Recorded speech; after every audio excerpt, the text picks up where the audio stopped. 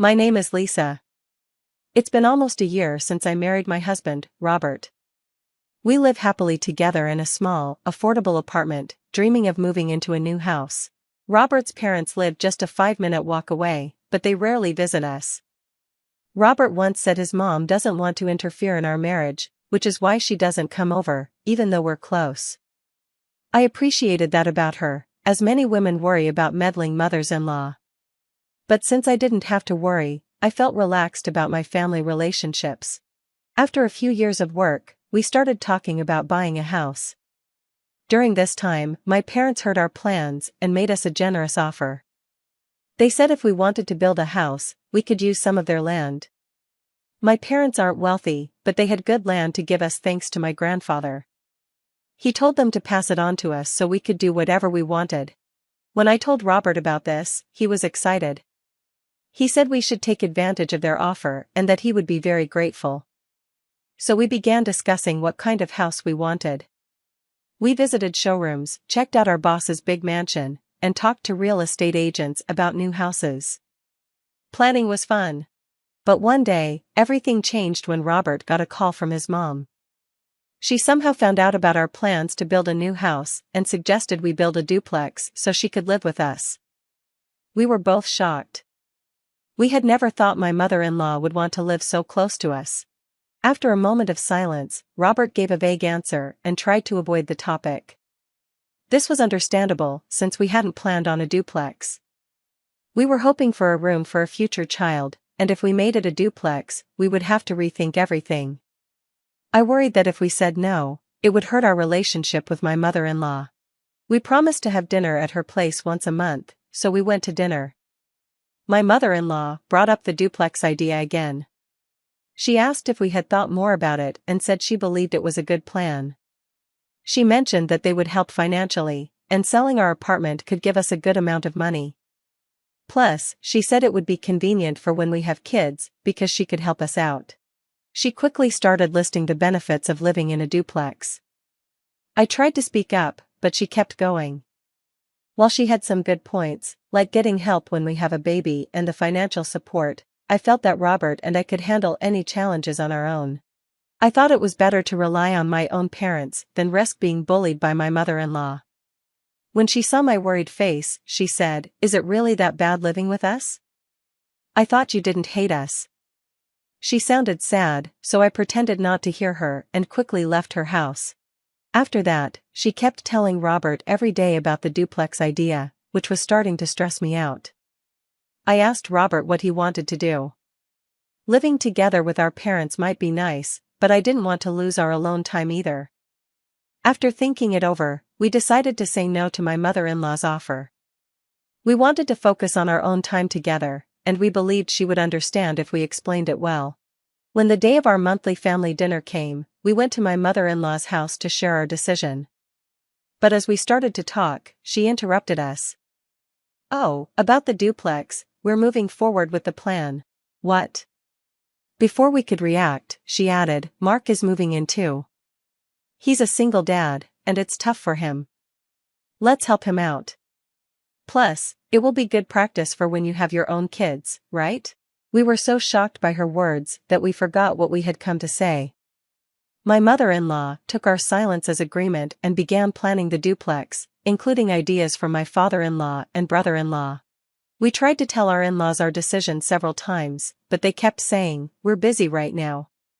Let's talk later." Meanwhile, the plans for the duplex moved ahead.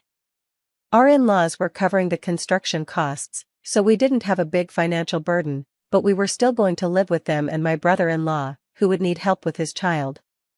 Just thinking about it made me feel sad. Robert was no help either. He had given up and said, "There's nothing we can do to stop it now. Let's just give up." I also felt it was pointless to fight against the situation. We finalized the blueprint for the duplex and started choosing things like tiles and flooring. At this point, we should have secured the funds for the house, but the money my in-laws promised was missing. Robert called his mother to ask about the money, but she said something had come up and needed money right away. She asked if we could cover it and promised to pay us back in a month. We felt frustrated because even though they couldn't pay now, Their project was already moving forward, and we couldn't cancel it. Robert and I could barely afford it ourselves, but we didn't think we should have to. We were angry at my in-laws for being so selfish. "You act like it's just a small amount," Robert yelled at his mother. "She promised to pay it back in a month." "Has she ever lied to you?" Suddenly, my brother-in-law interrupted. Hearing this made Robert agree to wait for the money and start waiting for his mother's transfer. I decided to talk to my parents about it. The next day, I went to my parents' house and explained what was happening. I wondered if we could put the plans on hold. They said, "We were going to give you that land anyway, so if they promise to pay later, we'll cover the costs." "Really? Are you sure?" I asked. "Of course, dear. Your happiness is what matters to us. Don't give up on your dream house for the sake of your future children. Don't let this multi-family plan happen," they said. I was so grateful I almost cried. My mom smiled and added, "Plus, if they're always around, it'll be hard for me to visit. I want all the grandkids to myself." With my parents' help, the construction went ahead as planned, and finally, our dream home was finished. But a month later, we still hadn't received any money from my mother-in-law. Meanwhile, she started moving her things in before we could. It was strange, a duplex with no room for us. Since they didn't send the money, we didn't build a separate room for her, but she began moving her stuff into the room we had planned for our future children. To make matters worse, she invited her friends over for a housewarming party and started showing them around the house. It's our dream duplex. It's a bit small, but we have a wonderful garden. We can even plant a vegetable garden, and once the veggies are ready, I'll share some with you, my mother-in-law said, as if they had built the house with their own money. Her friends, not knowing the situation, complimented the house before leaving. After they moved in and things settled down, 2 months passed, and we still hadn't received any money from my in-laws. Robert confronted them, but they kept saying, "Soon, very soon." However, 3 months and even half a year went by, and nothing changed. Then one day, my mother-in-law announced, "We decided not to sell our house. Instead, we'll have Mark and his kids live there," clearly stating she wouldn't pay us anything. I wasn't surprised, though. Robert and I often talked about how she probably never intended to pay. "Oh, I just noticed the house feels cramped when you both are living there. Can you move out? I have friends who sometimes want to stay over, and I want to be able to use the place freely. Doesn't that sound good?" she asked. Robert raised his voice slightly and said, "That's not the deal. Why should we leave our own house?" She replied, "Well, both of you are working and hardly ever at home, and since you don't have any kids, it shouldn't be a problem. Besides, Lisa's family is rich, right? You can afford to build a new house." I was shocked by her outrageous words, and Robert felt the same way. "First of all, you haven't paid any of the expenses like you promised. If you're not selling the house, then you never intended to pay from the start, right? What can I do? I decided to let Mark, who's a single father, live there. What's wrong with giving a house to my own son and his kids?" she snapped, getting more irritated. It seemed unlikely things would improve, so Robert and I decided to talk about it in our bedroom that night. "If this keeps going on, my mother and her family will definitely try to kick us out and take over the house," I said. "Yeah, I suppose so," Robert replied. From the next day on, my mother-in-law continued her attacks, making nasty comments and harassing me. "If you don't want to be bullied as a daughter-in-law, you better move out quickly." I thought I wouldn't have to deal with mother-in-law and daughter-in-law problems, but experiencing them firsthand turned out to be more troublesome than I imagined. When we were living in that small room, we barely interacted with my mother-in-law. Maybe it was foolish of me not to see how things would turn out. However, since I believe in giving back as good as I get, I decided to make a plan. A month later, my husband, his parents, his grandfather, and I came up with a plan. My husband told my mother-in-law, "We're moving out. You can invite your friends over whenever you want. You'll be happier that way." The moment she heard this, her face lit up with joy. We decided to move to a newly built apartment we had been looking at, which reminded us of our newlywed days. We returned to renting, and it felt peaceful, just like when we were first married. A week later, the phone rang. I overheard my husband say, "I see, that's great. Bye." I was sure our plan had worked. The day after we made our plan with my parents and grandfather, We put our house up for sale and found a buyer who wanted us to move out in 3 weeks. While my mother-in-law was away, we let acquaintances and colleagues come to see the house. Today's phone call was about the family who decided to buy it. We arranged for 2 large trucks and had the movers quickly load our belongings and furniture. We carefully timed everything for when my in-laws said they were going to a theme park in New York over the weekend with their grandsons. They mentioned they would stay overnight, which was our chance. Everything went smoothly. The professional movers packed for us, and it was done much faster than we expected. We waited in front of the house for my in-laws to return. When they arrived in the evening, they seemed tense, sensing something was off. My mother-in-law, looking anxious, entered the house and screamed, "What is this? What happened? Where are all our things?" My father-in-law was also making a fuss. Robert and I calmly watched them from outside, and when they came out, we revealed the truth. Robert said, "Everything is loaded on these trucks. The destination is noted on a piece of paper stuck to the trucks, so please go there. It might be a bit small, but it's enough for the 2 of you to live in. It might get cramped if you invite friends over. Also, this house has already been sold. It's someone else's property now. Take care." My in-laws were shocked. "What do you mean you put it up for sale? It was our house. You can't just sell our house." I responded, "The property is in Lisa's parents' name, but the house is in our name. We are the owners, so we have the right to sell it. You should be ashamed to call it your house when you haven't paid a single dollar for it." Robert's unexpected words made my in-laws fall silent. Before we left, he said, "We've taken care of things until now, but you'll have to unload everything yourselves. You can afford that, can't you?" They replied, "We don't have that kind of money." Robert continued, "I know you must have some money. You've been selling things you took from Lisa and depositing the money in your bank account." "How did you know that?" they asked. "Does it matter?" "Oh, and you don't have to pay us back. Consider it severance pay. Use it however you like. Now we'll be off. I doubt we'll meet again." With that, Robert declared severance to his parents, took my hand, and we hurried home. We called our parents and grandparents to share the news of our successful plan, and they were very happy for us.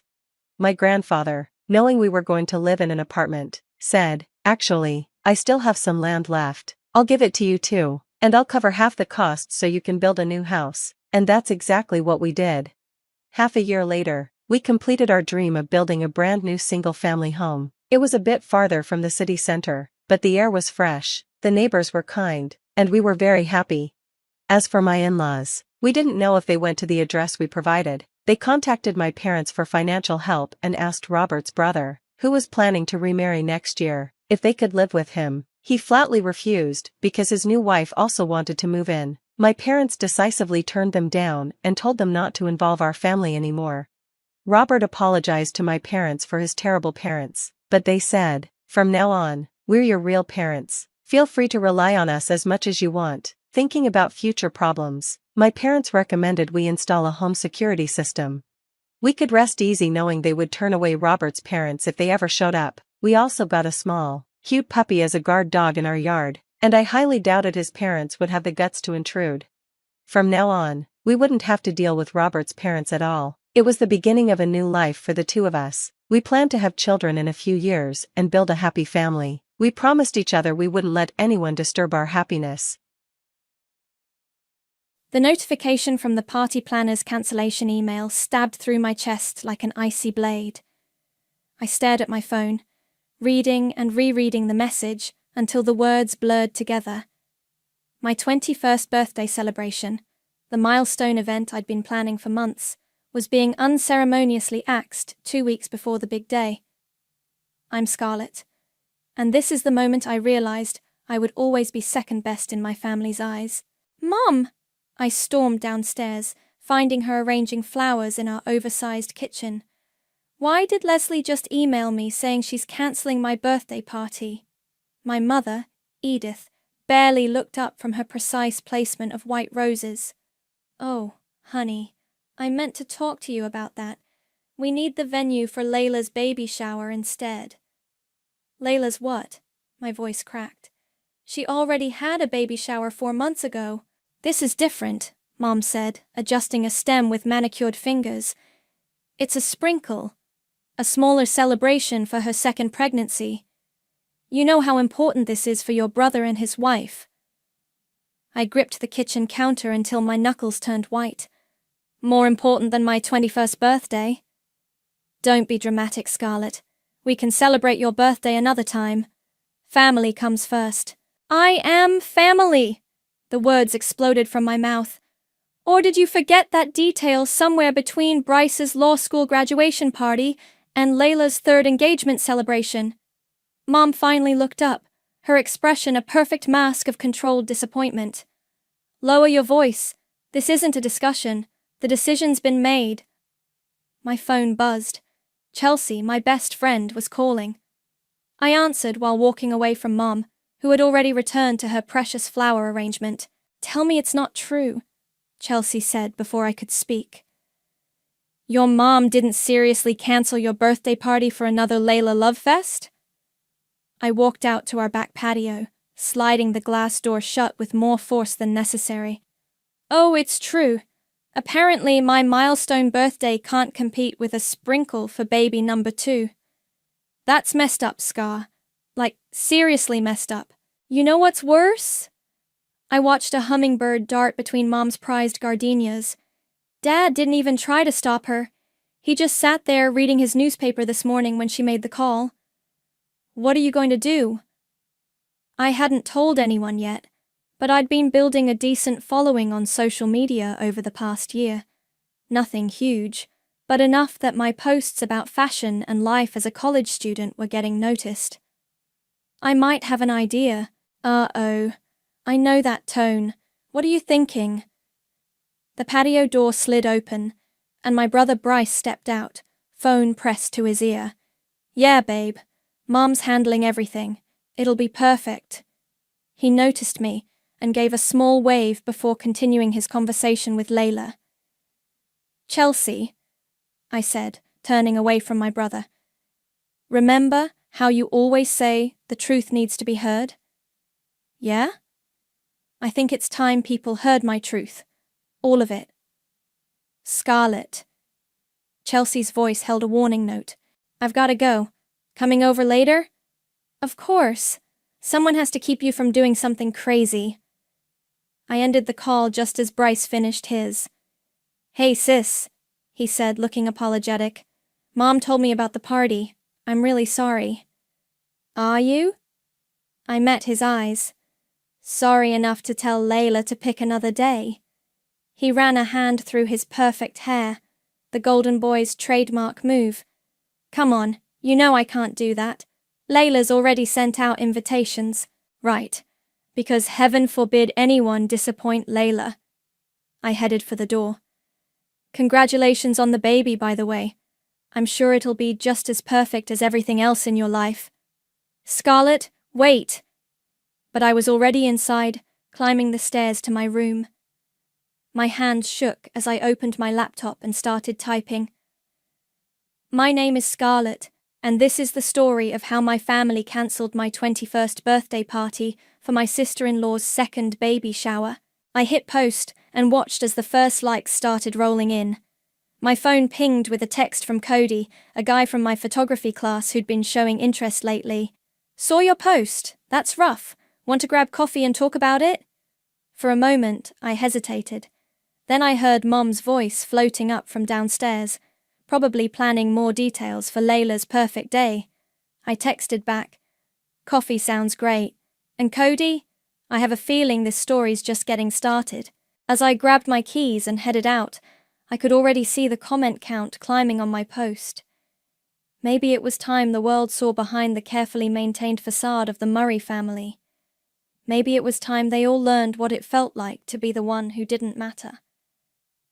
The coffee shop buzzed with afternoon energy as Cody slid a steaming latte across the table to me. My phone hadn't stopped vibrating since I'd made the post 2 hours ago.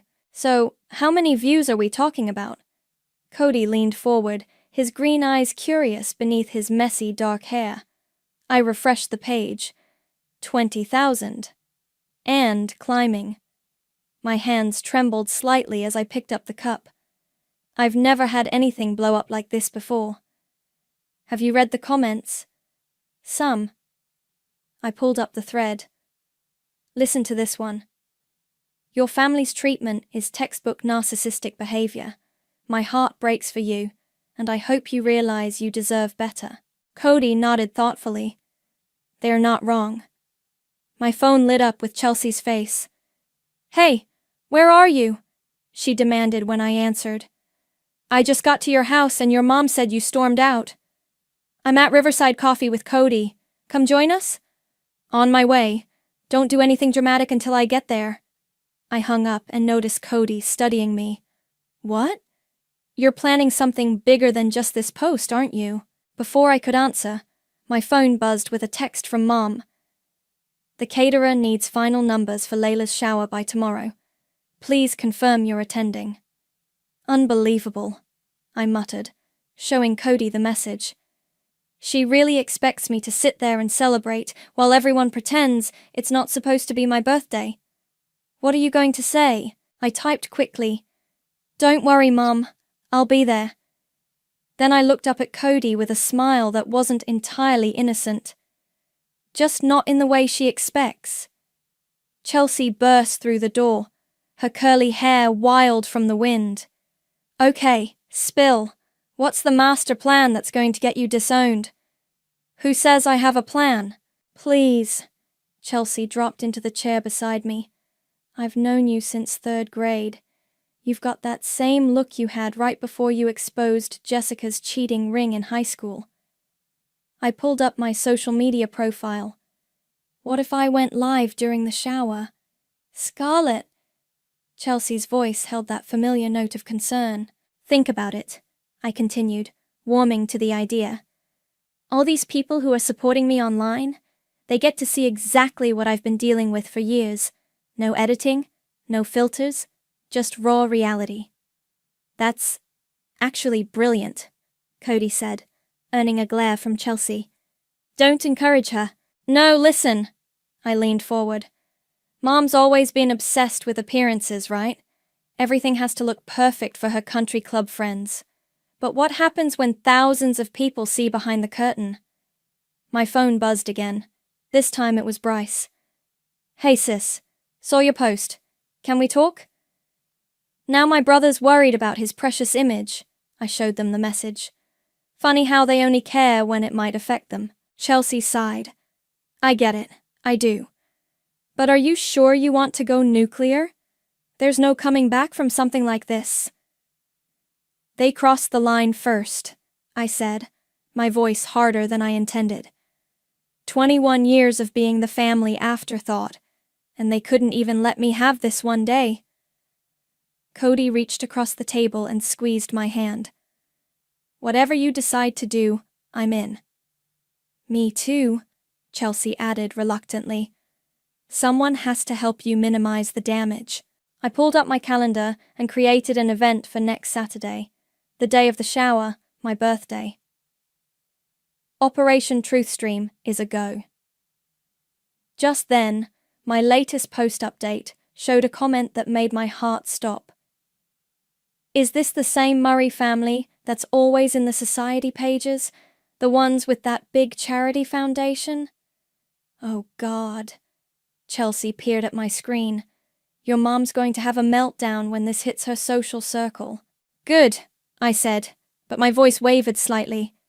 "Maybe she'll finally understand how it feels to be humiliated." Cody caught my eye. "You okay?" "Yeah," I nodded, straightening my shoulders, just realizing there's no turning back now. My phone lit up with another text from Mom. "Layla's asking about your cake preference for the shower. Chocolate or vanilla?" I showed the others. "She's really asking about cake preferences for a party that replaced my birthday." "That's it." Chelsea grabbed my phone and started typing. "I'm helping you set up the live stream right now. These people need a reality check." As Chelsea and Cody huddled around my phone, planning camera angles and timing, I watched my original post's numbers climb higher and higher. By Saturday, my family would learn that their perfect image wasn't as unshakable as they thought. And maybe, just maybe, they'd finally see me. Saturday morning arrived with the kind of perfect weather my mother always seemed to manifest for her events. I positioned my phone carefully in the decorative vase on the corner table, angling it for the best view of our living room. The screen showed Live viewers, 47. People were already waiting. Testing, testing, I whispered into my earpiece. Chelsea, can you hear me? Loud and clear, her voice crackled through. Cody's monitoring the comment feed from his place. You're good to go.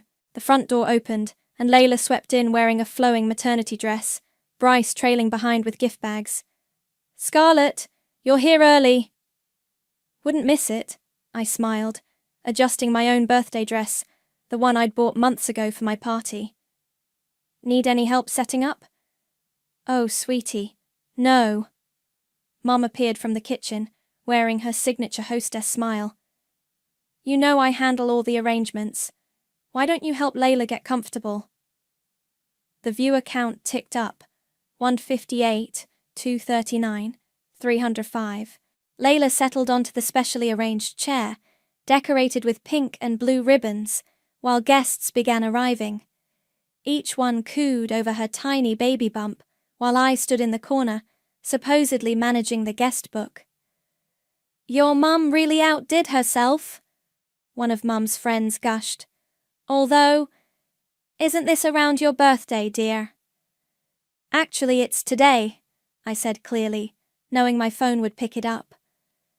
The live feed exploded with angry emoji reactions. Oh! The woman's face fell. I didn't realize. Don't worry about it, I smiled. Apparently, second baby showers take priority over 21st birthdays in this family. The viewer count hit 1,000. Mum appeared with champagne flutes, sparkling cider for Layla, of course. Everyone, gather round. We're about to start the games. I watched through my phone's view as Mum orchestrated her perfect party. The comments scrolled faster than I could read. This is painful to watch. That poor girl. Someone needs to call these people out. Scarlett?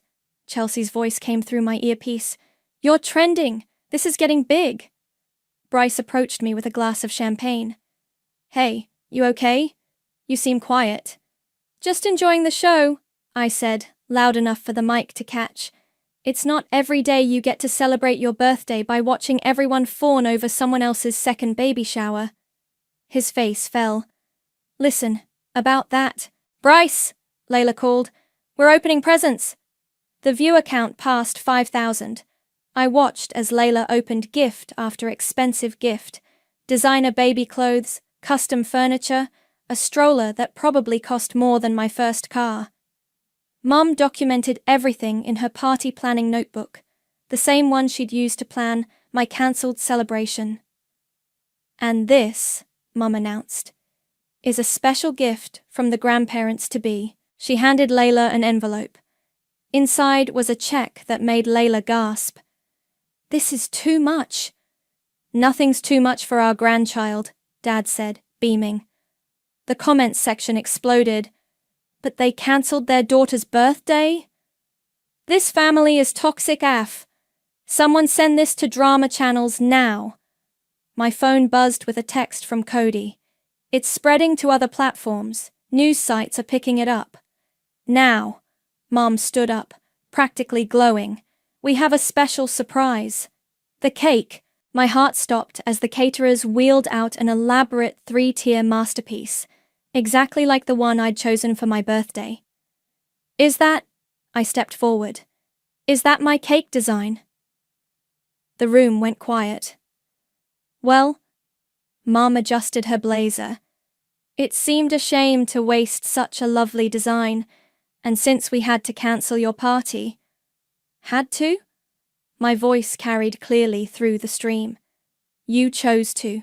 You chose to take my birthday celebration and turn it into this. Scarlett, Dad warned. Not now. Then when? I pulled out my phone, making sure they could all see the live stream. When is it my turn to matter in this family? The viewer count hit 10,000.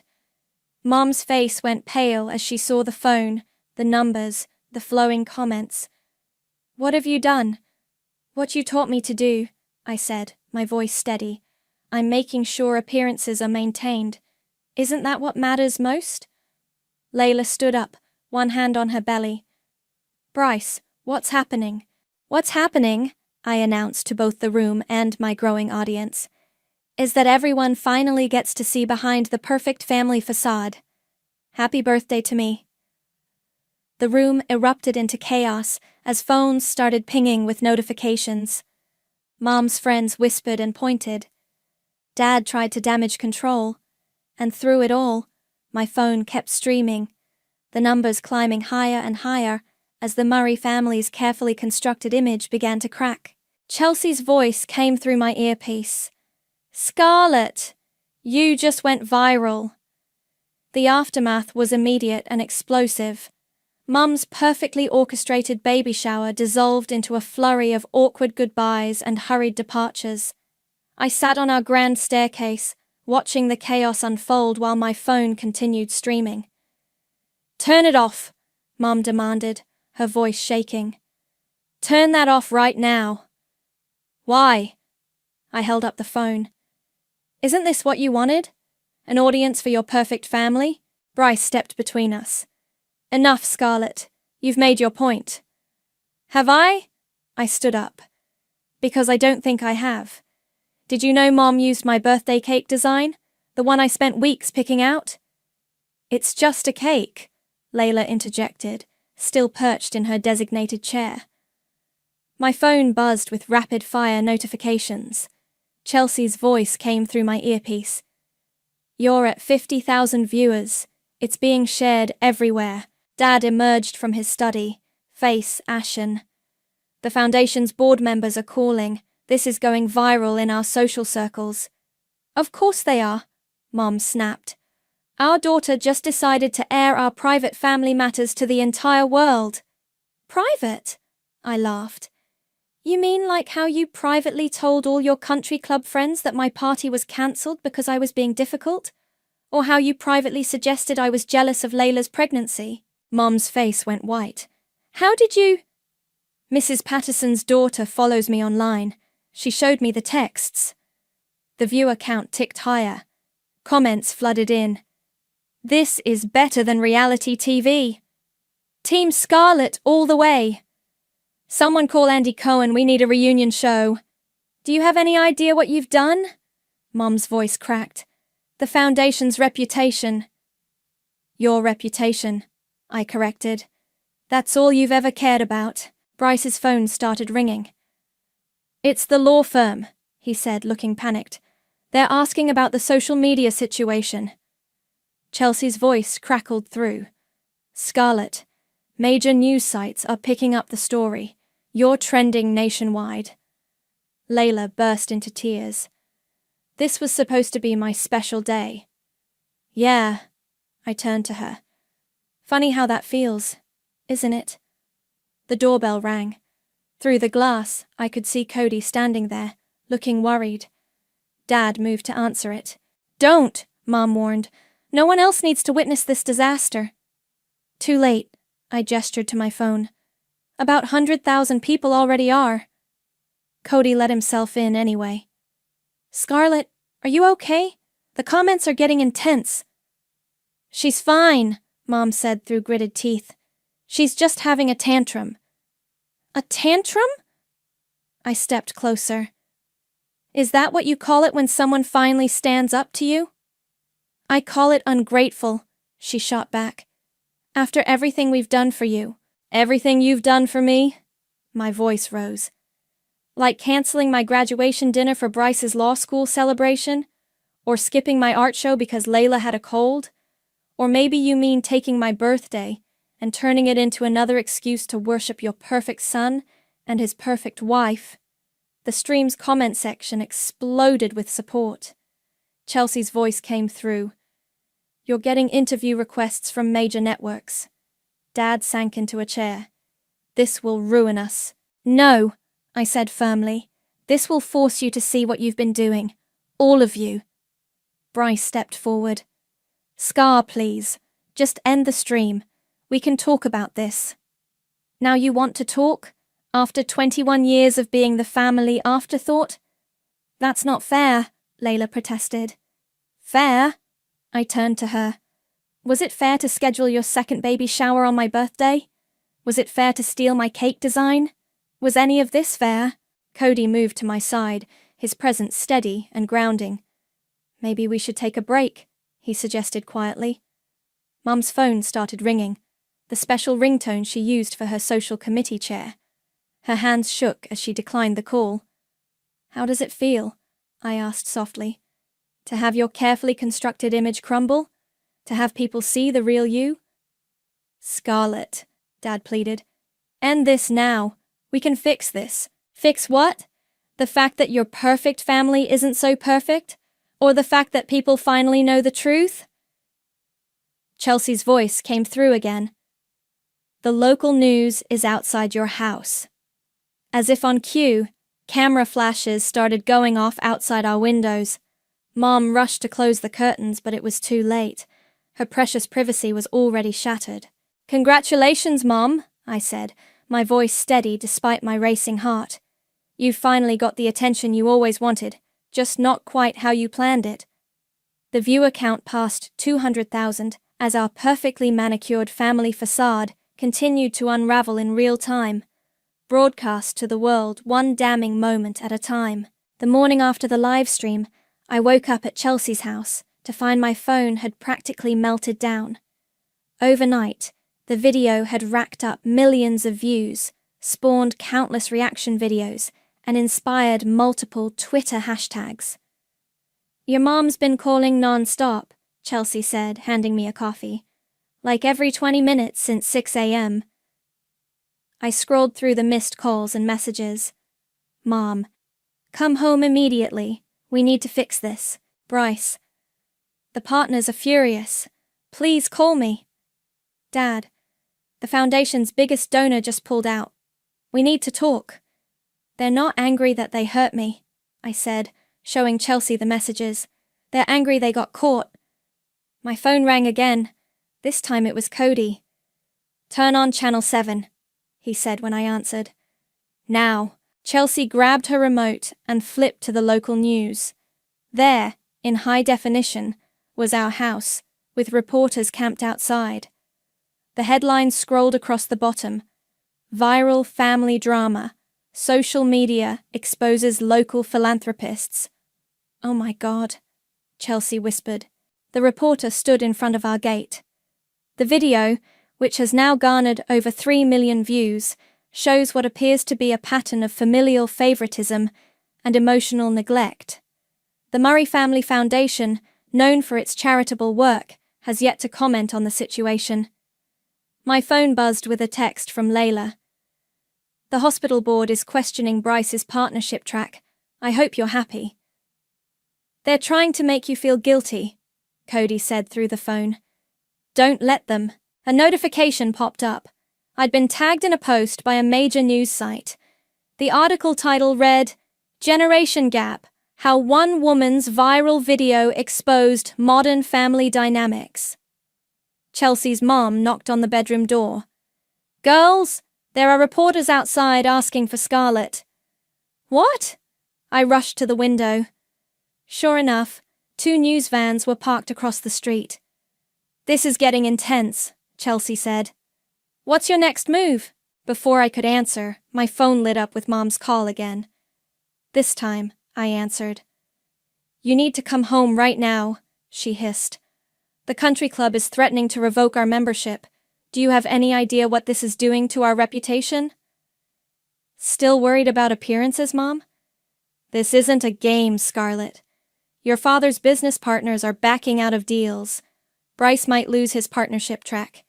Is that what you wanted? What I wanted was my family to care about my birthday. For heaven's sake, we can throw you another party. Was this temper tantrum really worth destroying our family? Chelsea grabbed my phone. Mrs. Murray? This is Chelsea. With all due respect, you're still not getting it. Scarlett didn't destroy your family. You did that all by yourself. I could hear Mom sputtering on the other end as Chelsea handed the phone back. The media wants your side of the story, Mom said, her voice tight. We need to present a united front. Come home and we'll figure out how to spin this. Spin this? I laughed. You still think this is about PR? A new notification popped up, a message from a major talk show wanting to book me as a guest. Then another from a publishing agent interested in my story. "Scarlett," Mom's voice turned pleading. "Please. We can fix this." "No, Mom. You can't fix this with your usual tricks. The world saw the real you. All of you." Through the phone, I heard Dad in the background. "The Foundation's board wants an emergency meeting. They're talking about removing us." "Are you happy now?" Mom snapped. "You've gotten your revenge." "This wasn't about revenge," I said quietly. "This was about being seen. Really seen. For once in my life." Chelsea's mom called up again. "There's someone here from Good Morning America." I ended the call with Mom and looked at Chelsea and Cody's face on my phone screen. "What do I do now?" "You tell your story," Cody said firmly. "All of it. No more hiding." My phone buzzed with another text from Bryce. "The managing partner wants to meet with me tomorrow. Thanks a lot, sis." "They're still trying to make this your fault," Chelsea observed, as if their actions had nothing to do with it. I walked to the window, watching more media vehicles pull up. My notification feed was endless. Messages of support, interview requests, people sharing similar stories of family dysfunction. "Maybe that's the real story here," I said slowly. "Not just about my family, but about all the others like it. The perfect facades hiding ugly truths." "So what are you saying?" Chelsea asked. I turned back to them, my decision made. "I'm saying it's time to do that interview, not to hurt my family more, but to help everyone else who's ever felt invisible in their own home." The morning sun streamed through the window as reporters gathered outside, waiting for the girl who dared to shatter her family's perfect image. For the first time in my life, I knew exactly what I needed to do. The television studio lights felt hot on my face as the interviewer, Sarah Matthews, leaned forward with practiced sympathy. "So, Scarlett, tell us what led to that moment, the decision to live stream your sister-in-law's baby shower." Cody squeezed my hand from his seat just off camera. We'd chosen this interview carefully, a respected morning show with a reputation for fair coverage. "It wasn't just about the shower," I said, keeping my voice steady.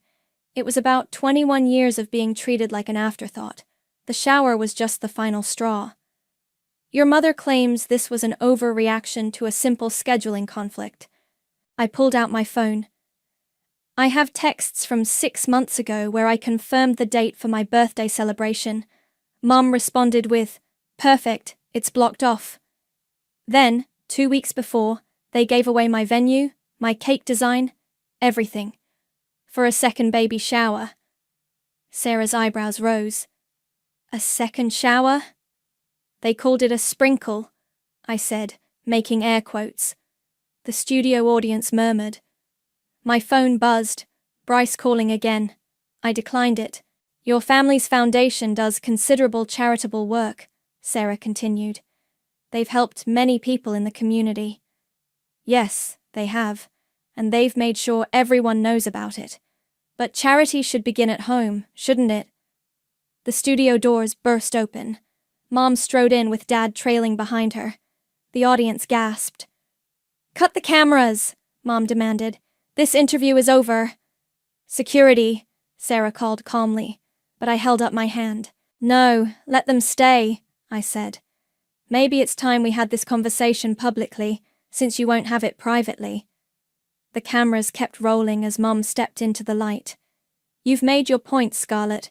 You've humiliated us enough." "Humiliated you?" I stood up. "Do you know what's humiliating? Having your mother schedule a cake tasting for your birthday party, then giving your exact cake design to someone else. Having your father forget to show up to your college orientation because your brother had a golf game. Being told your art scholarship wasn't worth celebrating because it wasn't law school." Dad stepped forward. "We've always supported you. Financially, sure, but what about emotionally?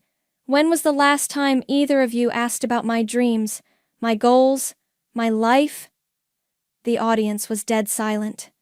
"We gave you everything," Mom's voice cracked. The best schools, the best opportunities. You gave me things, I corrected. But you never gave me what I really needed. Your attention, your pride, your love, Sarah interjected softly. Mrs. Murray, would you like to sit down? Share your side? Mom smoothed her designer blazer, ever conscious of appearances. This is a private family matter that's been blown out of proportion. Private? I laughed. Like the Facebook post you made last month about Layla's pregnancy? Or the Instagram story about Bryce's promotion? But when I got that photography award? Radio silence. The audience murmured again. Your brother and his wife are starting a family, Dad said. That's important. And I was turning 21. That's important too. My voice rose. Or it should have been. Cody stood up and moved to my side. I've watched Scarlett check her phone every day, hoping for some acknowledgement from you both. Do you know she still has the notification turned on for your social media, still hoping you'll post something about her achievements? Mom's perfect mask cracked slightly. We didn't realize. No, you didn't, I said quietly. You never realized. And that's the problem. Sarah turned to the cameras. We're witnessing a raw family moment here, folks. This is what happens when years of unspoken pain finally find a voice. The foundation board is meeting tomorrow, Dad said desperately. They're voting on our leadership. I know, I nodded. And I'm sorry that's happening. But maybe it's time for some accountability. Mom sank into an empty chair, her composure finally breaking. What do you want from us, Scarlett? I want you to see me, I said simply. Not as an accessory to Bryce's success story. Not as a supporting character in the perfect family narrative you've created. Just as me, your daughter. The studio was silent except for the soft whir of cameras. Years of unspoken words hung in the air between us. Sarah turned to the camera. We'll take a brief break and return with more of this powerful family discussion. As the on-air light dimmed, Mom looked at me with tears in her eyes. When did you become so strong? I've always been strong, Mom, I replied. You just never noticed. The makeup team rushed in for touch-ups, but all I could focus on was the way my parents were looking at me, really looking at me, for what felt like the first time in my life. The foundation's boardroom felt colder than I remembered. I sat between my parents, facing the stern faces of board members who'd known me since childhood. My viral story had forced this emergency meeting, and now we were all dealing with the fallout. The public response has been overwhelming, Board Chairman Richard stated, shuffling through papers. Our donors are concerned about the family's leadership. Mum straightened in her chair. We can handle this. Can you? Richard interrupted. Because right now, your family drama has overshadowed 15 years of charitable work. My phone buzzed. Another message from Bryce. The partners postponed my review. Thanks for nothing. However, Richard continued, we've also received an unprecedented amount of attention. Scarlett's story has resonated with people. Our social media engagement has increased by 800%. Dad leaned forward. What are you suggesting? I'm suggesting we adapt. Richard turned to me. Scarlett, your video didn't just expose family dysfunction. It highlighted a generational disconnect that many people relate to. We'd like you to join the Foundation's board. What? Mom's head snapped up. As our youth outreach director, Richard explained. Help us connect with younger donors. Create programs addressing family communication and mental health. Before Mom could object, the boardroom door opened. Bryce walked in, looking unusually disheveled. Sorry I'm late, he said, taking a seat. The partners wanted to discuss my social media presence. Did they fire you? Mom asked anxiously. No. Bryce ran a hand through his hair. They want me to lead a new initiative on family law and mediation. Said my personal experience would be valuable. I couldn't help but laugh. So both our careers are actually benefiting from this mess. It's not funny, Mom snapped, but Dad touched her arm. Maybe it is, a little, he said quietly. All our efforts to maintain the perfect image, and it's the truth that's opening doors. My phone lit up with a text from Layla. Can we talk? Alone? The foundation needs to evolve, Richard said. And frankly, so does your family. Scarlett's video showed us that. Mom's perfectly manicured nails drummed on the table. And if we refuse? Then we'll have to consider new leadership entirely. The room fell silent. Years of my parents' careful social climbing hung in the balance. I'll do it, I said finally. On one condition. Richard raised an eyebrow. Yes? The first program I want to create is about family healing, and my family has to participate, all of us. Absolutely not, Mum started, but Dad cut her off. Yes, he said firmly. We'll do it. Bryce nodded slowly. Count me in. My phone buzzed again. Cody this time. How's it going? Chelsea and I are stress-eating donuts waiting for updates. Richard smiled. Then we're agreed. Scarlett, welcome to the board. As we left the meeting, Layla was waiting in the hallway. Her baby bump was more prominent now, and she looked tired. Can we grab coffee? She asked. I've been doing some thinking.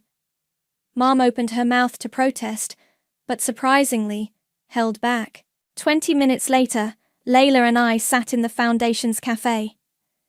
I never realized, she said, stirring her decaf latte, how much pressure there was to maintain this perfect image. How much it was hurting you. Really? Because you seemed to fit right in. I was trying to, she admitted. Your mom was so focused on appearances, and Bryce was so eager to please them. I just followed along. And my birthday party? Layla flushed. I should have said no to the shower. I'm sorry. My phone pinged with a notification. The morning show interview had gone viral, sparking a national conversation about family dynamics and mental health. Maybe, I said slowly, we can all do better now. The baby's a girl, Layla said suddenly. We found out yesterday, and I was thinking, would you want to help design her nursery? You have such a good eye for art and color. It was a small olive branch, but a genuine one.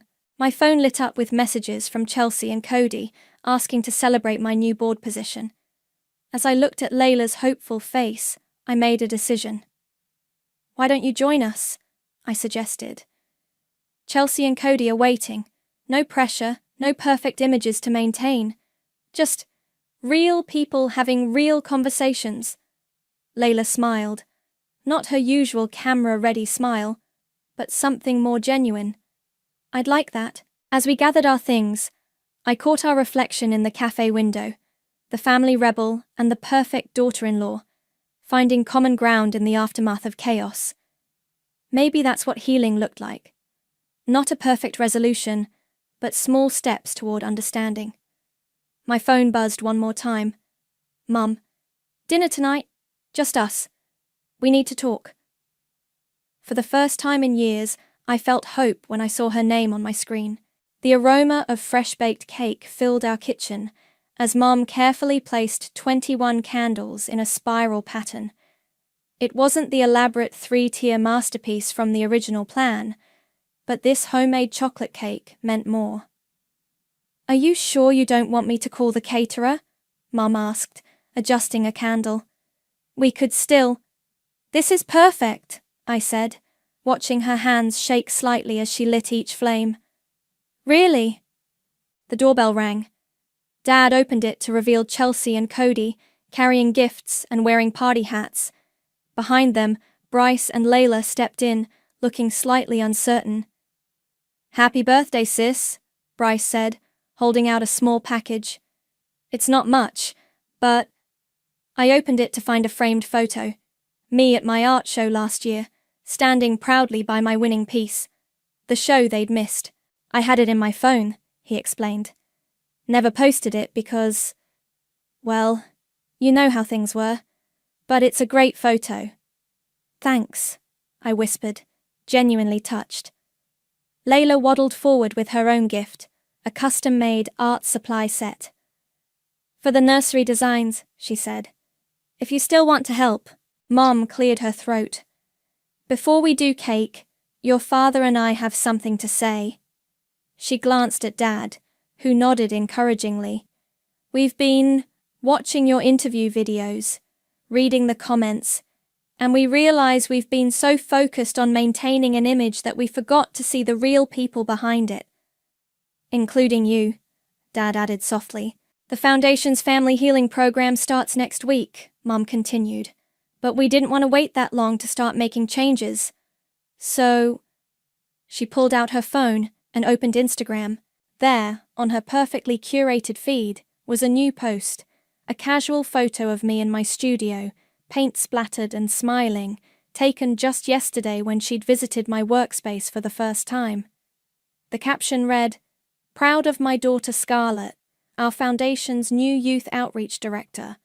Her courage to speak truth has taught our family the meaning of real strength. Proud mom, chart real life." You posted that? I stared at the phone. But it's not perfect. No. Mom smiled slightly. It's better. It's real. Chelsea wiped her eyes. Okay, this is getting too emotional. Can we do cake? As everyone gathered around the kitchen island, Cody slipped his hand into mine. You okay? Yeah, I squeezed his hand. I think I am. Mom lit the final candle. Make a wish, sweetheart. I looked around at my small gathering. No society photographers, no perfectly coordinated decorations, just people being genuine. I don't need to, I said. This is exactly what I wanted. Oh! Layla suddenly grabbed her belly. She's kicking! Scarlett, want to feel your niece? A month ago, this moment would have been staged for social media. Now, Layla simply shared her joy, no phones in sight. We're thinking of naming her Scarlett, Bryce said quietly. If that's okay with you? Mom dropped her lighter. But that's not a family name. Exactly, Bryce cut in. It's time for new traditions. As we ate cake, slightly lopsided but delicious, my phone buzzed with a notification. The Foundation's first family healing workshop was fully booked, with a waiting list growing by the minute. Your story really touched people, Dad said, reading over my shoulder. You've started something important. We all did, I corrected. By finally being honest with each other, Chelsea raised her glass. To honesty. And to imperfect families, Layla added, touching her sparkling water to Chelsea's glass. And to real celebrations, Mum said softly, meeting my eyes. No facades needed. As everyone chatted and laughed, I noticed Mum had left her phone in her purse. Dad was actually listening to Cody's photography stories, and Bryce was helping Layla get comfortable instead of networking. Small changes, but meaningful ones. The Foundation's chairman had been right. My viral moment hadn't just exposed family dysfunction, it had created an opportunity for genuine connection. Not just for us, but for all the other families struggling behind perfect social media feeds. Hey! Cody nudged me. What are you thinking about? I watched Mom laugh at one of Chelsea's jokes, a real laugh, not her society laugh, and smiled. I'm thinking sometimes the best gifts come wrapped in chaos. Speaking of gifts, he grinned, pulling out a small package. Open mine last? As I reached for the gift, surrounded by the warmth of real family love, I realized that my 21st birthday had turned out perfect after all, just not in the way anyone had planned. And maybe that was the best birthday lesson of all. I was halfway through meal prepping for the week, chopping bell peppers with my earbuds in, when my phone started vibrating across the counter like it was possessed. Georgia. I almost didn't pick up. She only called when she needed something, or when she wanted to brag about her latest brand collab. But something in me paused, and I answered, "June! Oh my God, June!" Her voice cracked, frantic. "It's Leo. He's really sick. We're at the hospital, and they're saying it's neurological, something rare. I don't even know how to pronounce it." I dropped the knife. What hospital?" "St. Francis in Glendale. They're transferring us to a specialist in Switzerland. They said it's urgent. He needs surgery, like, this week. I don't have time to explain everything. It's happening so fast. Wait, back up." "Switzerland?" "Yes," she sobbed. "They don't have the tech here, or the surgeon. Insurance won't cover it. I'm trying to get a loan, but it's too slow. I need $42,000. I know it's insane, I know." Her breath hitched. "But Leo could die, June. My name is June, and I've always been the one who cleaned up after my sister's disasters. I paid her rent when she got evicted. I picked her up at 2 a.m. when she got dumped on the side of the road. I even babysat Leo for 2 weeks straight when she accidentally booked overlapping influencer trips. But this was different." "Have they confirmed the diagnosis?" I asked, trying to keep my voice steady. "Yes, it's called—" "Hold on." I heard rustling, a beep. "Acute neurovascular degeneration. The doctor said it's super rare. He's in pain, June. He's 5. He doesn't understand what's happening." I pressed the speaker button and pulled up Google. Nothing came up. "Are you sure that's what it's called?" "I don't know, okay?" She snapped, then softened. "I'm just scared. Please, I know you've been saving for a house, but this is Leo, my baby." I stared at the wall. My savings account sat at exactly $42,000. I'd spent 6 years building it, skipped vacations, worked overtime, lived in a shoebox apartment with peeling paint and neighbors who screamed through the walls. But Leo had nothing to do with his mother's chaos. "How soon do you need it?" She sniffled. "Tonight. The flight's at 6 a.m. They need a deposit to admit him. I'll pay you back, I swear. I'll sell my car. I'll get a second job. I'll do anything." I hesitated. "Send me the hospital's wire info. I'll transfer it directly." "No, they only accept certified international wires from family," she said quickly. "Just send it to me, and I'll handle it. Please, June, you're all I have." I wired the money at 9:46 p.m. that night. My hands shook the whole time. I didn't sleep. I kept picturing Leo in a hospital bed, scared and hooked up to machines. I even packed a bag, thinking I might fly out if things got worse. 3 days passed. No updates. I texted Georgia twice. No answer. On the 4th day, I opened Instagram out of habit while waiting for my coffee to brew. And there she was, Georgia, in a bright pink bikini, lounging on a yacht. The location tag, Dubai Marina. The caption, "No worries. Cha best life. Healing vibes." I blinked, scrolled. Another post, her sipping champagne in a gold-tiled spa. One more, shopping at the Dubai Mall, holding a Dior bag with a smug smile. My stomach flipped. I clicked her story. "Manifestation is real," she said, twirling in front of a mirror. "When you trust the universe, it provides. Don't let anyone tell you you can't live your dreams." I dropped my phone on the counter. My knees gave out, and I slid to the floor. My heart pounded so hard I thought I might throw up. I called her, straight to voicemail. I called again. Voicemail. I opened my texts. Still nothing. I sat there on the cold tile floor, surrounded by chopped vegetables and betrayal, and I felt something inside me crack wide open. Not just anger, not just heartbreak, something sharper. I stood up, grabbed my phone, and started taking screenshots. Every post, every story, every timestamp. If Georgia thought she could scam me, scam anyone, and walk away with a tan and a designer purse, she had no idea who she was dealing with. She wasn't the only one who could play dirty. I hadn't eaten in 2 days. My mouth was dry, my eyes burned, and I couldn't stop refreshing Georgia's Instagram. She posted again. This time she was poolside, sipping something neon green with a caption that read, "Grateful for the glow-up.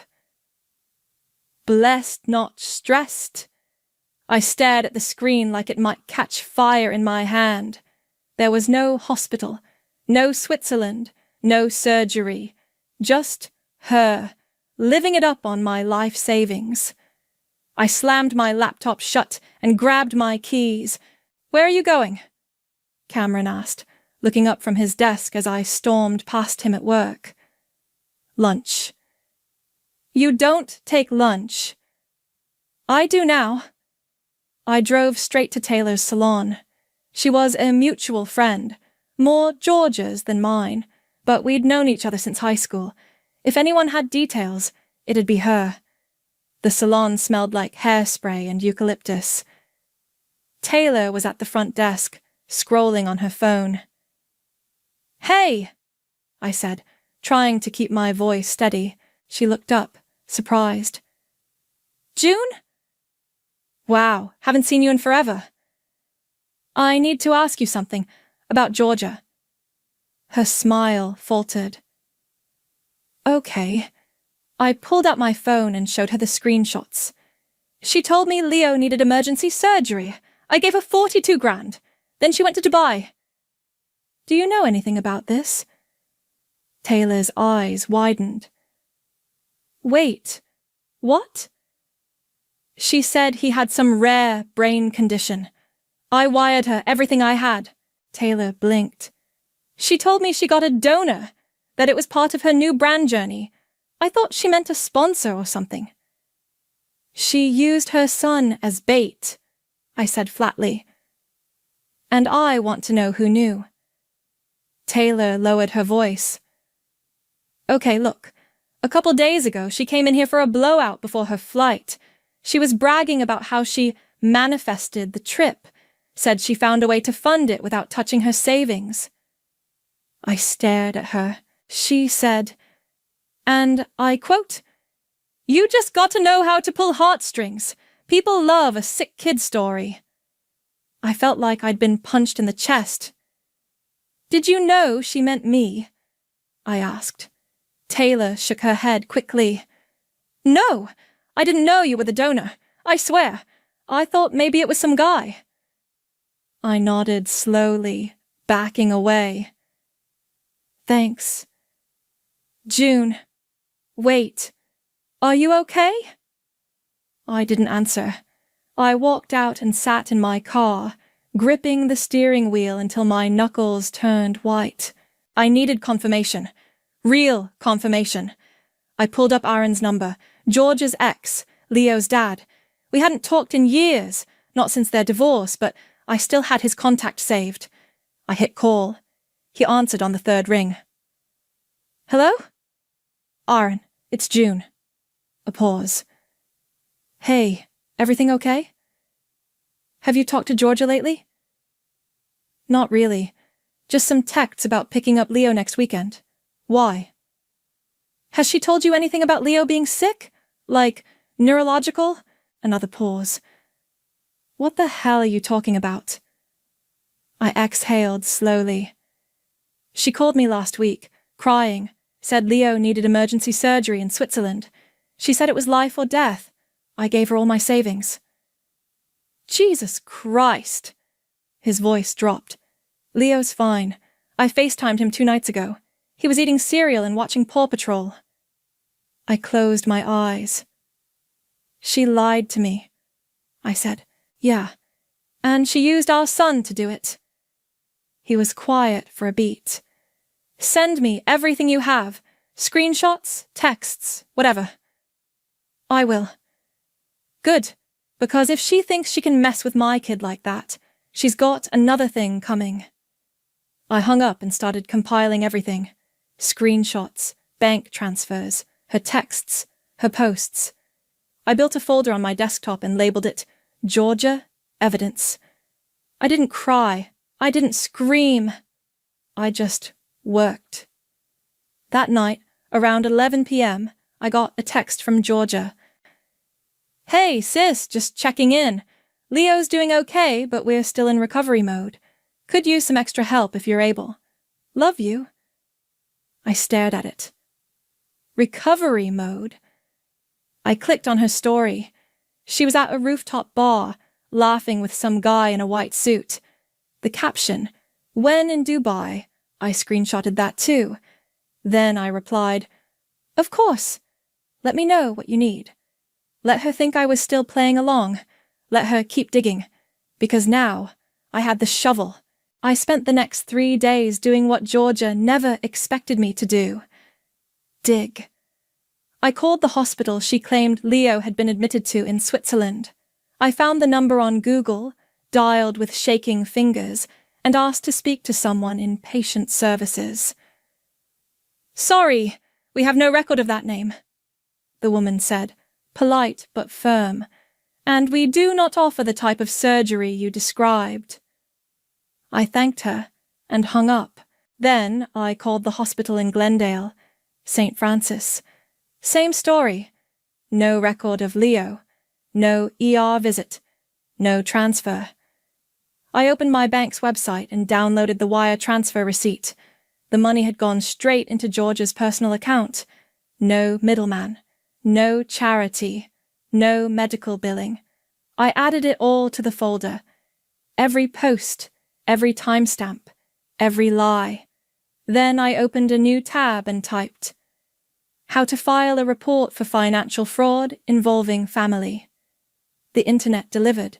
By the end of the night, I had submitted a detailed complaint to the local police department. I didn't expect them to jump on it. Family stuff gets messy. But it was a start. Next, I submitted an anonymous tip to Child Protective Services. I didn't lie. I told them Georgia had left Leo with various sitters while she traveled internationally, and that she used her child's name in a fake medical fundraiser. I didn't mention the money. Not yet.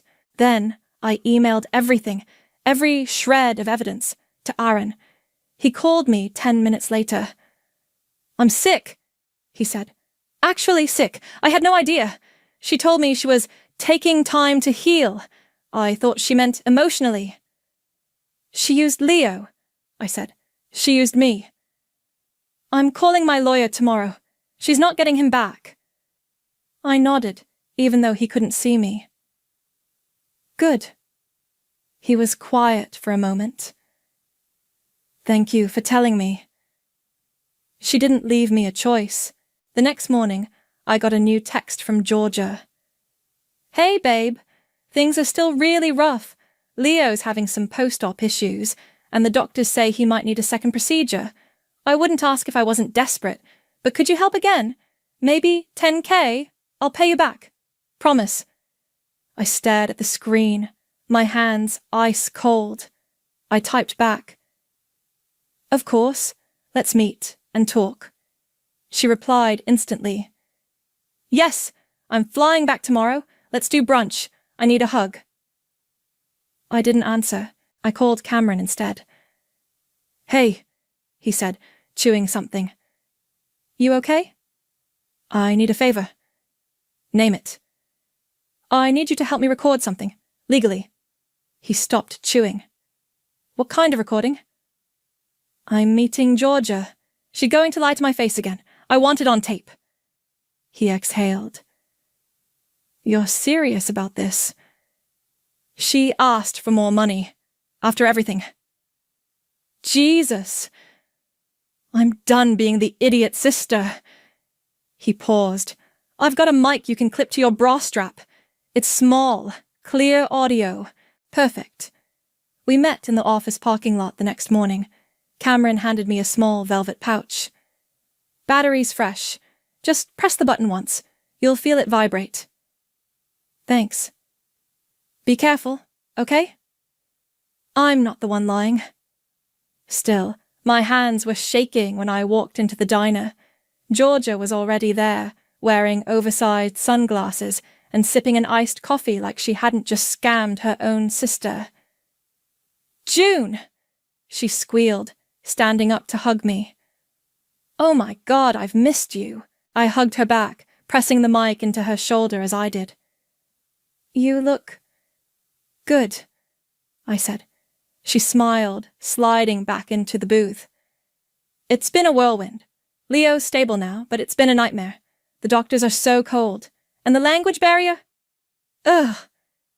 I nodded, pretending to listen. "So, what's the new issue?" She sighed dramatically. "They think there's fluid buildup. Maybe a clot. They're monitoring it, but if it gets worse, he'll need another procedure." I tilted my head. "In Switzerland?" "Yeah, or Germany. Depends on the specialist. I'm waiting to hear." I sipped my water. "And the cost?" 10,000, maybe 12. I know it's a lot, but I'm tapped. Flights, hotels, meds, it's all adding up." "You said you were staying in the hospital." She blinked. "I was, but then they moved him to outpatient care." I raised an eyebrow. "In Dubai?" Her face froze. "I saw your posts," I said softly. "The yacht, the spa, shopping." She laughed nervously. "Oh, those were old photos. I scheduled them to post, to keep up appearances. My followers expect content." "Right," I said. Her phone buzzed on the table. A comment popped up on her lock screen. "You're glowing, girl. That Dubai sun hits different." I didn't react. She didn't notice. I reached into my bag, pulled out an envelope, and slid it across the table. "What's this?" she asked. "Something to help." She opened it. Inside was a single sheet of paper, a printout of the wire transfer, with "fraud" written across it in red Sharpie. Her mouth dropped open. "What the hell is this?" "Proof," I said, "of what you did." She stood up, eyes wild. "You're insane." "Sit down," I said quietly, "or I'll play the recording." She sat, and I smiled. The trap was set. Georgia stared at the paper like it might bite her. "You think this is funny?" she hissed, crumpling the page in her hand. "You ambushed me with fake drama?" I didn't flinch. "You want to talk about fake drama? You lied about your son having brain surgery." "I never said brain surgery," she snapped. "You're twisting things." I leaned in. "I have the wire, the texts, the recording from just now. You said Leo had fluid buildup and needed another procedure. In Germany this time, right? Want to keep going?" She looked around the diner like someone might come save her. No one did. "You don't get it," she said, lowering her voice. "I'm building something. A platform. You think brands care about a single mom unless she's got a story?" I gave them one. "You gave them a lie." She rolled her eyes. "It's marketing, June. Everyone embellishes. You think those cancer GoFundMes are all real? People lie all the time." "You're not people. You're my sister." She paused, then softened her tone, like she always did when she wanted something. "I was desperate. You don't know what it's like, trying to raise a kid alone with no support. No one helping me." "You had me," I said. "Every time. Until now." She looked down, her voice quieter. "I didn't mean to hurt you." "Save it." Her phone buzzed again. Another Instagram notification. I glanced at the screen. A new comment under a photo of her on a beach. "Living your best life, Mama." I pulled up my phone and tapped open the voice memo app. "Just so you know," I said, tapping stop, "that entire conversation was recorded." Her eyes widened. "You're serious?" "You bet." "You can't do that. That's illegal." "Not in this state." She sat back, arms crossed. So what? You're gonna post it? Ruin me? I smiled. Not me. She didn't ask who. She didn't need to. I stood up and dropped a 20 on the table. Good luck with your platform. June, she called after me, her voice shaking now. You're not this person. I stopped at the door and looked back. Neither were you. I walked out into the sun, heart pounding. I didn't feel good. I didn't feel bad. I just felt done. Back at my apartment, Cameron was waiting. Well, he asked, standing in the hallway with a Red Bull in one hand and his laptop in the other. She gave me everything I needed, I said, brushing past him. We sat at my kitchen table.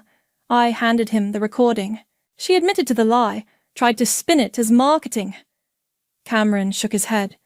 She's got no shame. I want it all backed up. Cloud, hard drive, everything. He nodded, already plugging in cables. What's the next move? I opened my laptop and pulled up her PR rep's contact. I'd found it last night in her tagged posts, a woman named Lacey who managed a few mid-level influencers. I'm going to pretend I'm a journalist, I said. Say I'm working on a piece about donation fraud. Ask for comment. Cameron grinned. You're really doing this.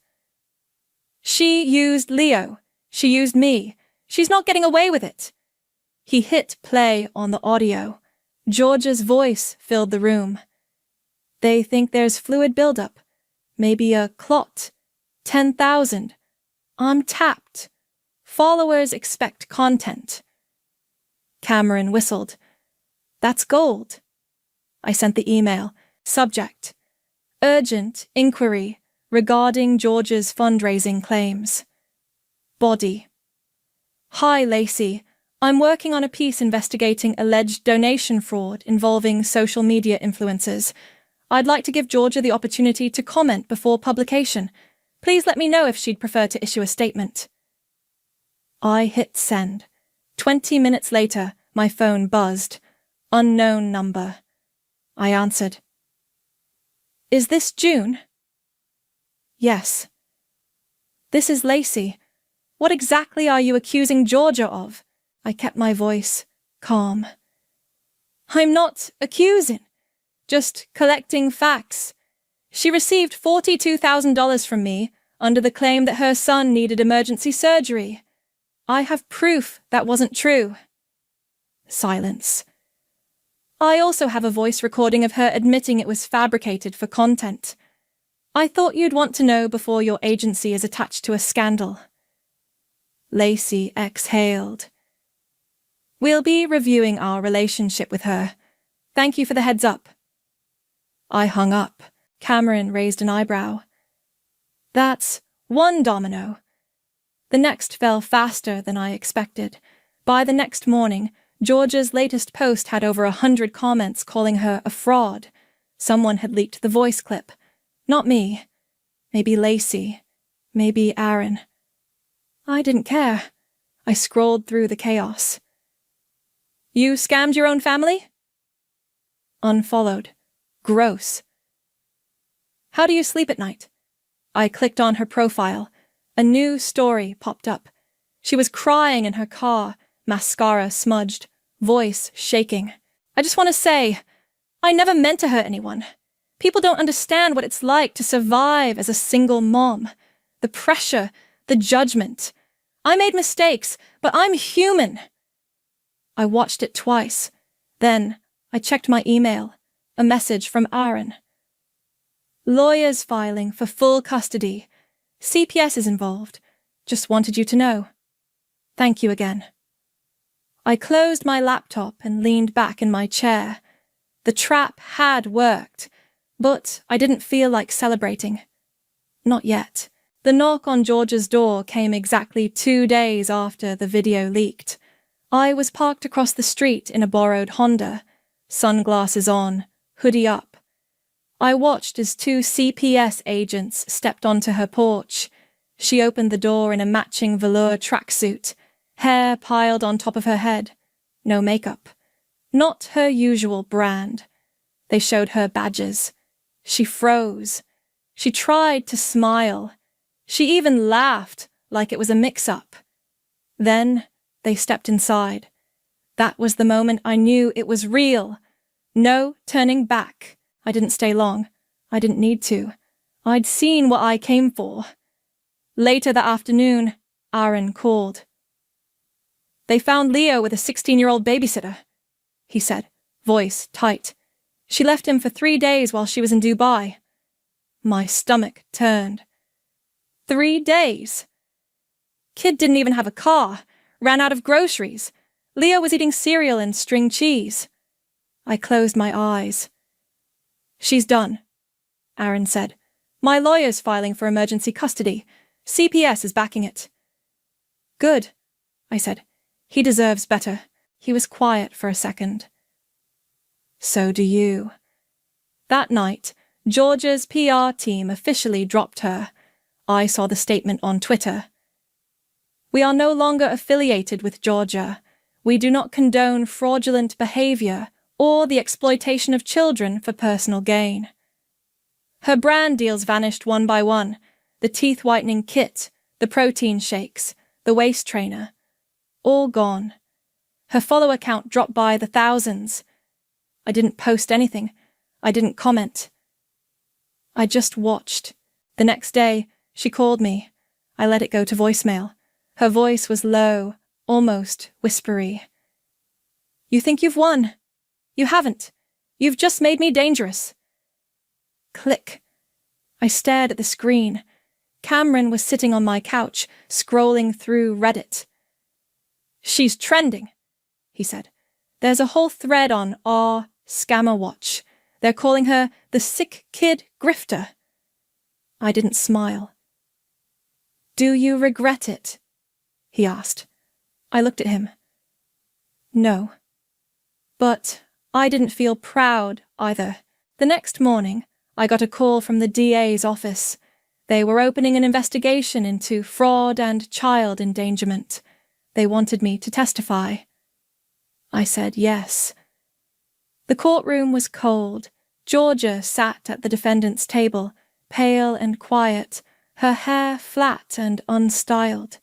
She didn't look at me as I walked past. Aaron sat behind me, Leo's stuffed dinosaur in his lap. He gave me a small nod. When they called my name, I stood. The bailiff swore me in. I took the stand. I told the truth. I told them about the phone call, the fake diagnosis, the money, the second ask, the recording, the trip, the babysitter, the cereal and string cheese. Georgia never looked up. When it was over, I stepped down and walked past her. She whispered, "You ruined my life." I stopped. "No," I said. "You did." Outside, reporters were waiting. I kept my head down and walked straight to my car. Cameron was waiting at my apartment with takeout. "You did it," he said, handing me a box of noodles. I nodded. He sat beside me, chopsticks in hand. "So, what now?" I looked out the window. "I don't know." The next day, the story hit the local news. They showed George's mugshot, then a photo of Leo smiling in a park with Aaron. I watched it once. Then I turned off the TV. A week passed. Then 2. Georgia was sentenced to probation and community service. No jail time, but CPS was still involved. Aaron got full custody. I didn't hear from her again. Until I did. A new voicemail. Her voice was calm this time. "I'm writing something, a book, about all of this, and you're in it. You're the villain, obviously, but don't worry, I'll make you interesting." I deleted it. Later that night, Cameron told me she'd started posting again. Low-key, a new handle, different vibe, pity posts and healing quotes. "She's trying to rebrand," he said. I shrugged. "Let her." He looked at me. "You okay?" I nodded. getting there, he smiled. You know, for what it's worth. I think you saved that kid's life. I didn't answer. I just looked out the window as the city lights flickered on, one by one. I was folding laundry when my phone buzzed with a number I hadn't seen in over a decade. I froze. Hello? I answered, cautious. June, it's your mother. I didn't speak. I heard about Georgia, she said. Thought maybe we should talk. I almost hung up. Instead, I said, Why now? Because what's happening isn't new, she replied. And if you're smart, you'll want to understand why. We met at a diner off the freeway, neutral ground. She looked older than I remembered, more tired, less sharp. Her lipstick was faded, hair pulled back in a loose bun. No drama, no performance. Still like tea? She asked, sliding into the booth. I'll stick with coffee. She nodded. Fair enough. We sat in awkward silence until the waitress came and left. Then she leaned in. Georgia's not just selfish, she's sick. I stared at her. Don't you dare use that as an excuse. It's not an excuse, she said. It's a diagnosis. I blinked. She was 15, she continued, caught shoplifting, but it wasn't about the makeup. She told the cops she was trying to build her image. She was obsessed with being seen, with being wanted. I frowned. That sounds like Georgia. They sent her for a psych eval. She was placed on a 72-hour hold. I didn't tell you. I thought I could fix it. Thought if I just kept things normal, it would pass. You hid a psychiatric hold from me? You were 17, applying to colleges. I didn't want to burden you. I laughed, bitter. You didn't want to deal with it. She didn't argue. They said she had narcissistic personality traits.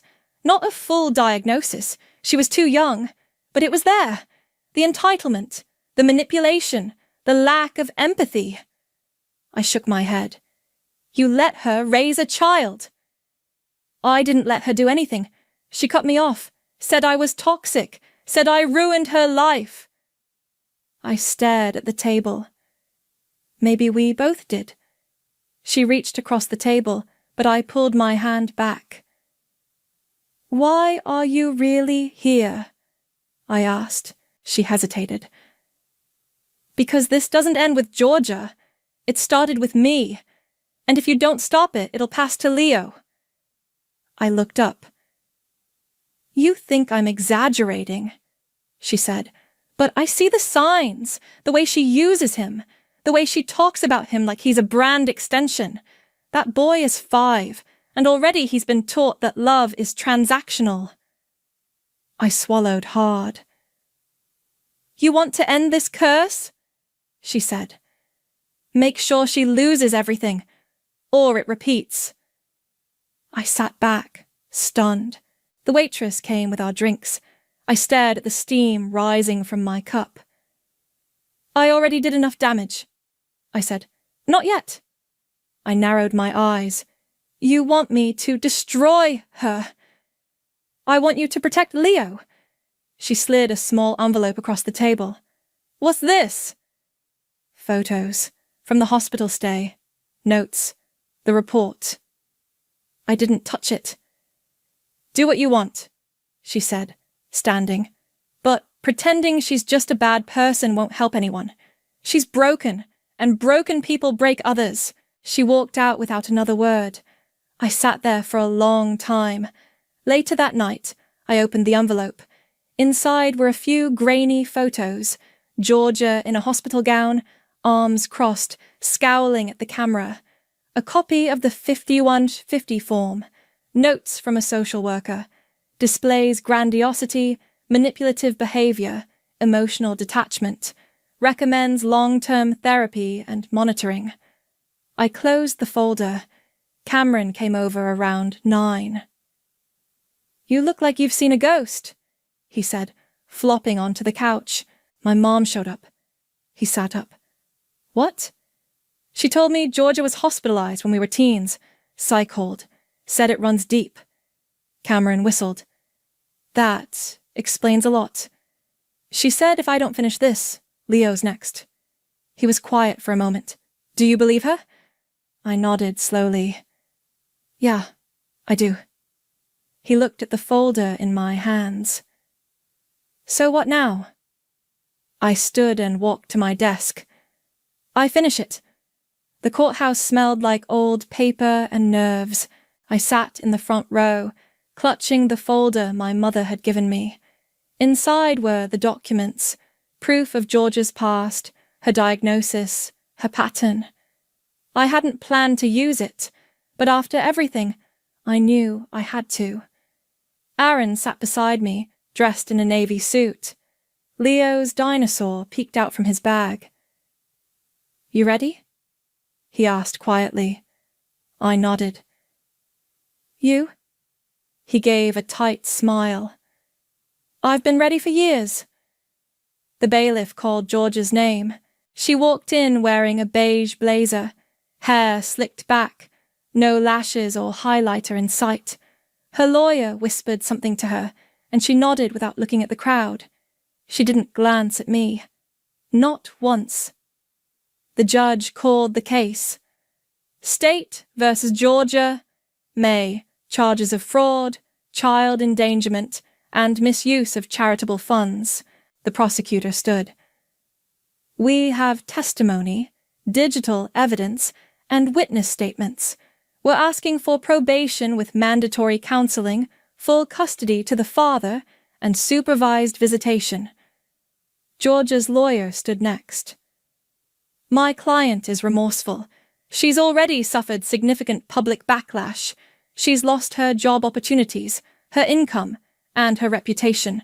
We request leniency. The judge turned to me. Ms. Foster, would you like to make a statement? I stood, heart pounding. I walked to the front, cleared my throat, and unfolded the paper. My name is June.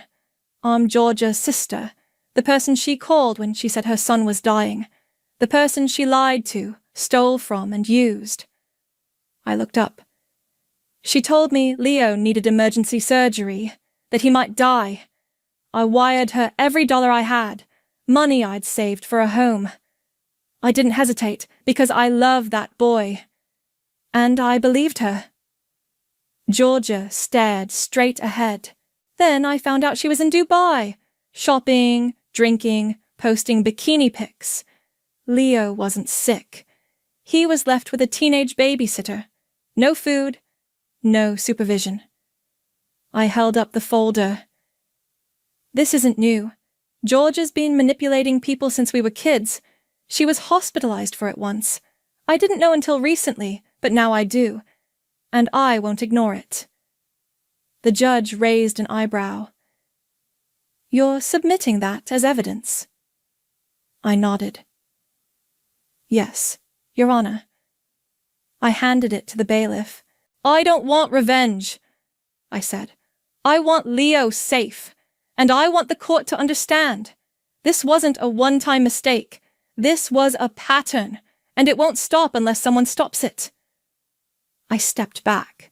The judge flipped through the folder, his expression unreadable. Georgia's lawyer stood again. Your Honor, that information is from a juvenile record. The judge held up a hand. It's relevant, and it's damning. He turned to Georgia. Ms. May, your actions were reckless, deceitful, and dangerous. You used your child as a prop. You exploited your sister's love, and you endangered a minor to fund a vacation. Georgia finally looked up. Her lips parted like she might speak, but nothing came out. I'm sentencing you to 2 years of probation, 500 hours of community service, and mandatory weekly therapy. You will have no unsupervised contact with your son. Custody is awarded to the father, effective immediately. She blinked. Once. Twice.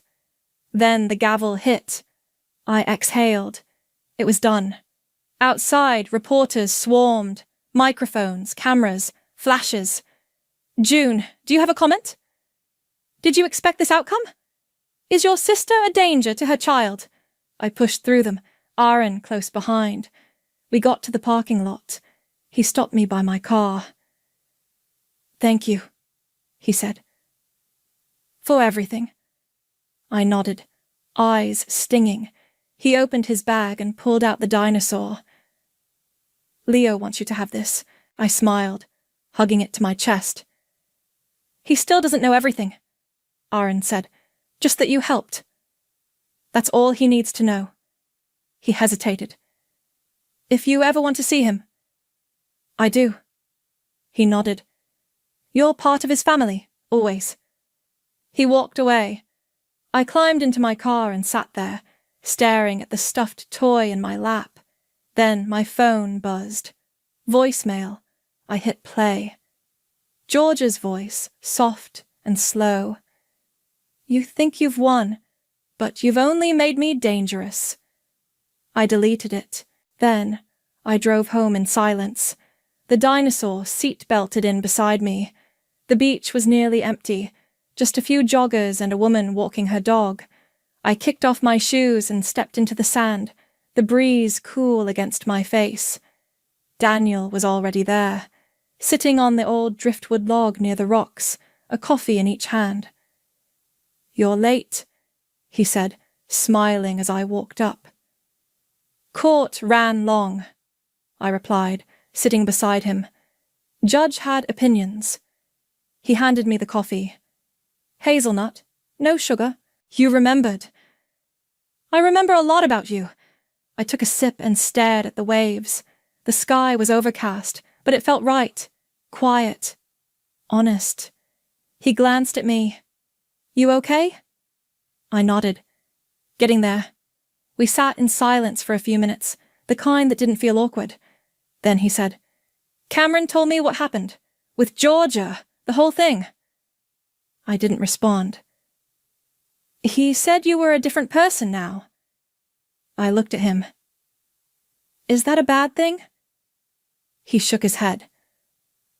No, just heavier. I laughed once. Yeah, that's about right. He leaned forward, elbows on his knees. You know, I used to think you were too good, too perfect.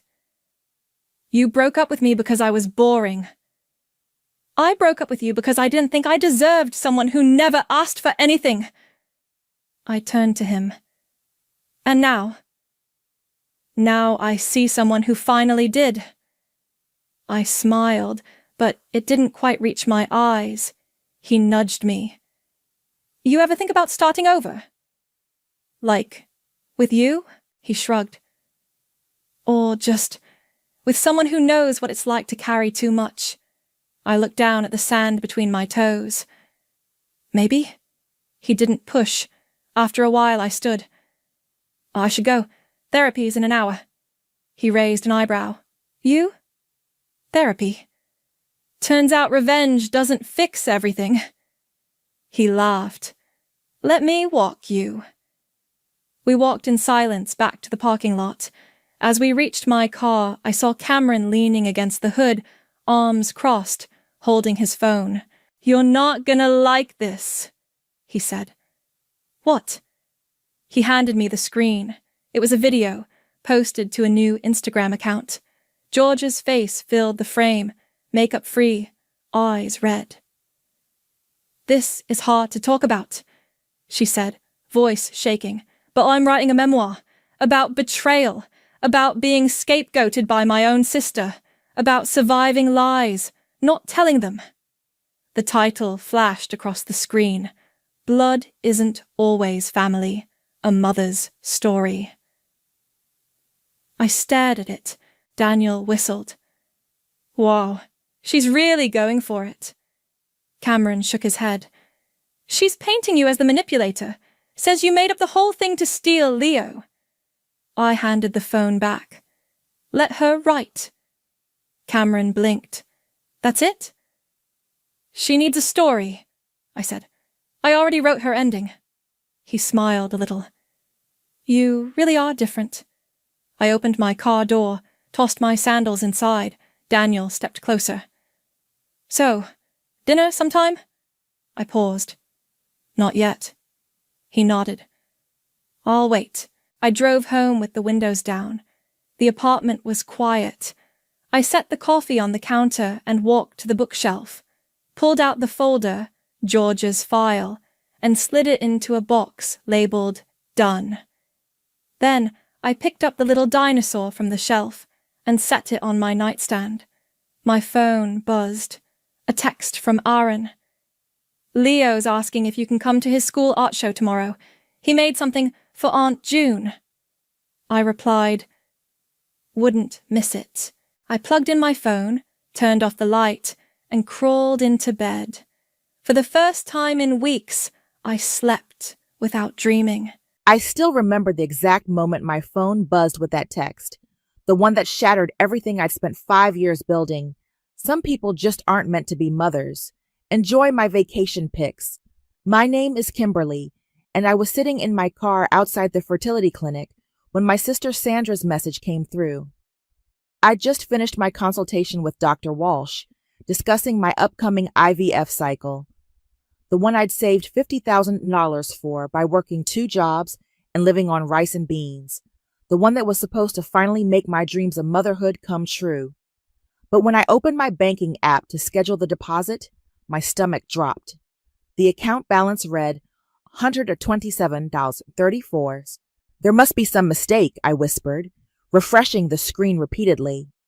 But the truth was right there in the transaction history. A transfer of $50,000 to Sandra Emerson Hicks, processed yesterday afternoon. My hands trembling, I called the bank. Yes, ma'am, the representative said. The transfer was authorized using your credentials. Your sister had access to your account as an emergency contact. I couldn't breathe.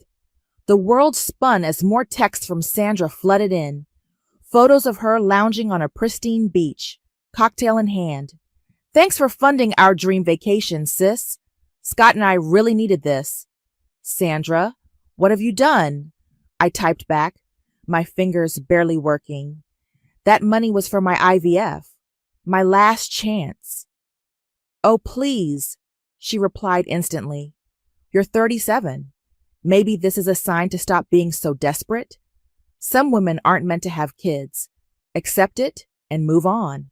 I sat there, reading and rereading her words until my vision blurred. The cruelty wasn't surprising. Sandra had always been this way. Mom's favorite, the princess who could do no wrong. My phone rang. It was Virginia, my best friend. Kim, are you okay? You're late for coffee. She took it, I whispered. Sandra stole my IVF money. She what? Virginia's voice rose sharply. I'm coming to get you. Where are you? The clinic parking lot. Don't move. 20 minutes later, Virginia was pulling me into her arms while I sobbed. We'll fix this, she kept saying. We'll press charges. She can't get away with it. But we both knew she would. Sandra always did. Remember when she borrowed my college fund? I wiped my eyes. Mom said I was being selfish for not helping my sister pursue her dreams. Said I could always take out loans. Virginia's jaw tightened. Your mother enabled this. All of it. My phone buzzed again. Sandra had posted an Instagram story, her perfectly manicured hand holding a champagne flute against a sunset backdrop. The caption read, Living my best life. Sometimes the universe gives you exactly what you need. I can't breathe, I whispered. 5 years of overtime shifts, tutoring, living in that tiny apartment. Gone. Just gone. We're calling the police, Virginia declared, pulling out her phone. No. Something cold and hard crystallized in my chest. She used my credentials. The bank won't help. And you know Mom and Dad will side with her. They always do. Then what? I stared at Sandra's latest Instagram post, something shifting inside me. The sister who'd always needed my help, my money, my sacrifice. She'd finally gone too far. Nothing, I said quietly. For now, nothing. Virginia looked concerned. Kim, I mean it. I'm done trying to fix things with her. Done being the responsible one, the understanding one. I took a deep breath. She just killed the last bit of sisterly love I had left. You're scaring me a little, Virginia admitted. I managed a hollow laugh. Good, because I'm scaring myself. Later that night, alone in my apartment, I scrolled through Sandra's social media. Her perfect life, funded by my broken dreams. That's when I noticed something odd in her recent posts. Subtle hints about a special secret and big news coming soon. There was even a cryptic photo of baby shoes with the caption, "Window shopping." My phone buzzed with a text from our mother. Sandra's planning to share some exciting news this weekend. Family dinner on Sunday. You'll be there, right? She specifically asked for you to come. I typed back, wouldn't miss it, with trembling fingers, even as bile rose in my throat. Because if my suspicions were correct, Karma was about to serve up something far more interesting than Sandra's stolen beach vacation. And this time, I wouldn't be the understanding sister. This time, I'd be ready. I didn't make it to that family dinner. Instead, Sandra showed up at my door 3 weeks later, mascara streaking down her face, designer handbag clutched to her chest like a shield. "I need your help," she choked out. I stood in the doorway, not moving. That's rich, considering the last time you needed help, you cleaned out my bank account. "Please, Kim," her voice cracked. "I'm pregnant." There it was, the confirmation I'd been waiting for. I studied her face, noting the slight swell beneath her expensive blouse. "Congratulations. I'm sure Mom and Dad are thrilled." Can I come in?" I stepped aside, watching as she settled onto my worn couch, the same one she'd mocked as shabby last Christmas. Her perfect makeup couldn't hide the dark circles under her eyes or the tremor in her hands. "There are complications," she whispered. "The baby. They found issues during the screening. I need specialized care, but Scott's company just laid him off. We lost our insurance." I walked to my kitchen, filling a glass with water. Not for her, for me. I needed something to do with my hands before I gave in to the urge to throw something. "How much?" I asked flatly. "The specialist alone is $15,000. Then there's the monitoring, the potential hospital stays." She swallowed hard. "We're looking at maybe $40,000. More if what? If I need emergency care. The doctor says I'm high risk." I let out a laugh that sounded more like a sob. $40,000. That's convenient. Almost exactly what you stole from me. "I know," she whispered. "I know what I did was awful. But this is different. This is a baby's life. And what was my IVF fund? A joke?" I set the glass down so hard water sloshed over the rim. What were my dreams of having a child? When you texted me that some people aren't meant to be mothers, what exactly did you mean? She flinched. "I was drunk. I was stupid. I'm sorry." "No, you're not sorry. You're desperate." I moved closer, watching her shrink back. "You're only here because you've run out of options. Have you blown through all that vacation money already?" Sandra's face crumpled. We had to use it for the down payment on the house, the one near Mom and Dad. They said it was perfect for a growing family." "Of course they did." I smiled, but there was no warmth in it. "So you stole my money, bought a house, and now you need me to bail you out again." "Please," she whispered. "I'll pay you back. I promise." "Like you promised to pay back my college fund?" I shook my head. "Or the money you borrowed for your wedding. Or—" "I get it!" she snapped, a flash of the old Sandra breaking through. Then she caught herself, shoulders slumping. "I get it. I've been terrible, but this isn't about me anymore." I walked to my window, staring out at the parking lot of my apartment complex, the one I'd planned to leave once I had my baby. You know what the worst part was? Not the money. Not even that cruel text. It was realizing that my own sister could look at my deepest dream and decide it wasn't worth respecting. Silence stretched between us. Finally, Sandra spoke. "What do you want me to do?" I turned back to her. "What makes you think I want anything?" "Because I know that look." She wrapped her arms around herself. "You're going to help me, aren't you? But there are going to be conditions." "Smart girl." I sat down across from her. "Yes, I might help you. But first, you need to understand something. This isn't forgiveness. This isn't sisterly love. This is a transaction." "What kind of transaction?" "The kind where you learn exactly what it feels like to have someone else control your dreams." I leaned forward. "Are you ready to hear my terms?" Sandra's hand drifted to her stomach, protective. "I don't have a choice, do I?" "Oh, but you do." I smiled again, feeling that cold certainty settle in my chest. "You can walk out that door right now. Go back to Mom and Dad. I'm sure they'll figure something out. They always do for you." She stayed put, tears sliding down her cheeks. "Tell me your terms." "Not yet." I stood up. "First, I want you to text Mom. Tell her you came to see me. Tell her what you did with my money. All of it. Kim, do it now.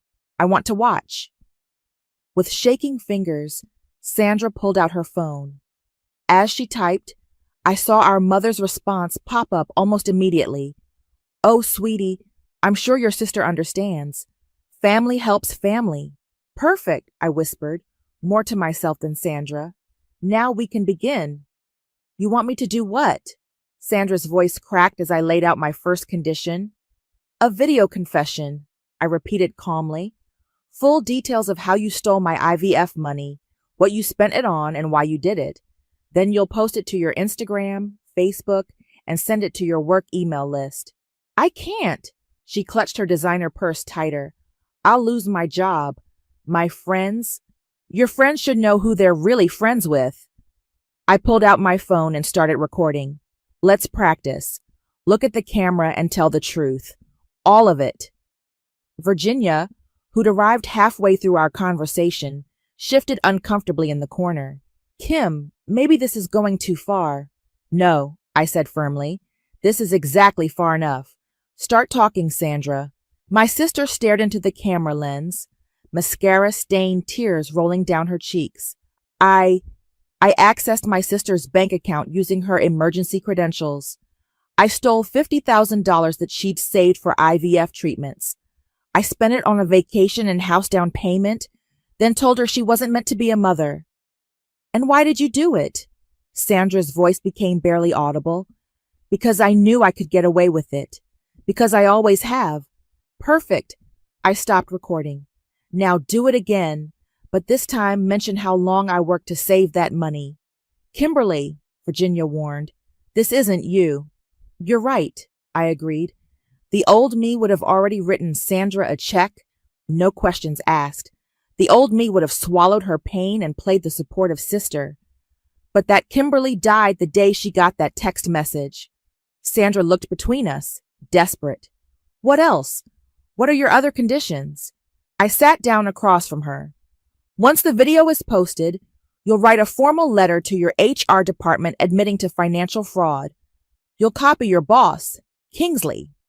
"That's career suicide." "Should have thought about that before committing actual fraud." I shrugged. "But here's the thing. You do this, and I'll cover your first specialist appointment. That's $15,000. "And the rest?" she whispered. "We'll discuss that after you follow through with part 1. I forwarded the practice video to her phone. "You have 24 hours. Sandra left shortly after, clutching the paper where I'd written my demands. Virginia stayed behind, concern etched on her face. "This isn't healing you," she said softly. "It's not supposed to." I started washing the dishes Sandra had left untouched. It's supposed to teach her consequences. My phone buzzed. It was Scott, Sandra's husband. "You're being cruel. She's pregnant and scared." I typed back, and I was childless and betrayed. Funny how that works. The next morning, Sandra's confession video appeared on her social media. She'd done it in one take, tears streaming down her face as she detailed her actions. The comments started rolling in immediately. OMG, how could you do that to your own sister? This is disgusting. I always knew your perfect life was fake. By afternoon, her boss Kingsley had received the HR letter. Sandra texted me a screenshot of his response. We need to discuss this immediately. My office, 9 a.m. tomorrow. Proof of the meeting, I texted back, and I'll transfer the specialist payment. You're destroying my life, she responded. No, I'm showing you what it feels like to lose everything you worked for. The difference is, you're getting something in return. I got nothing but a mocking text. Virginia called later that evening. Sandra's husband is talking about legal action. Says you're causing emotional distress to a pregnant woman. I laughed. Let him try. I have copies of everything. The bank transfers, her confession, that text message. Does he really want this to get messier? What's your end game here, Kim? I stared at my reflection in the window, barely recognizing the woman I'd become.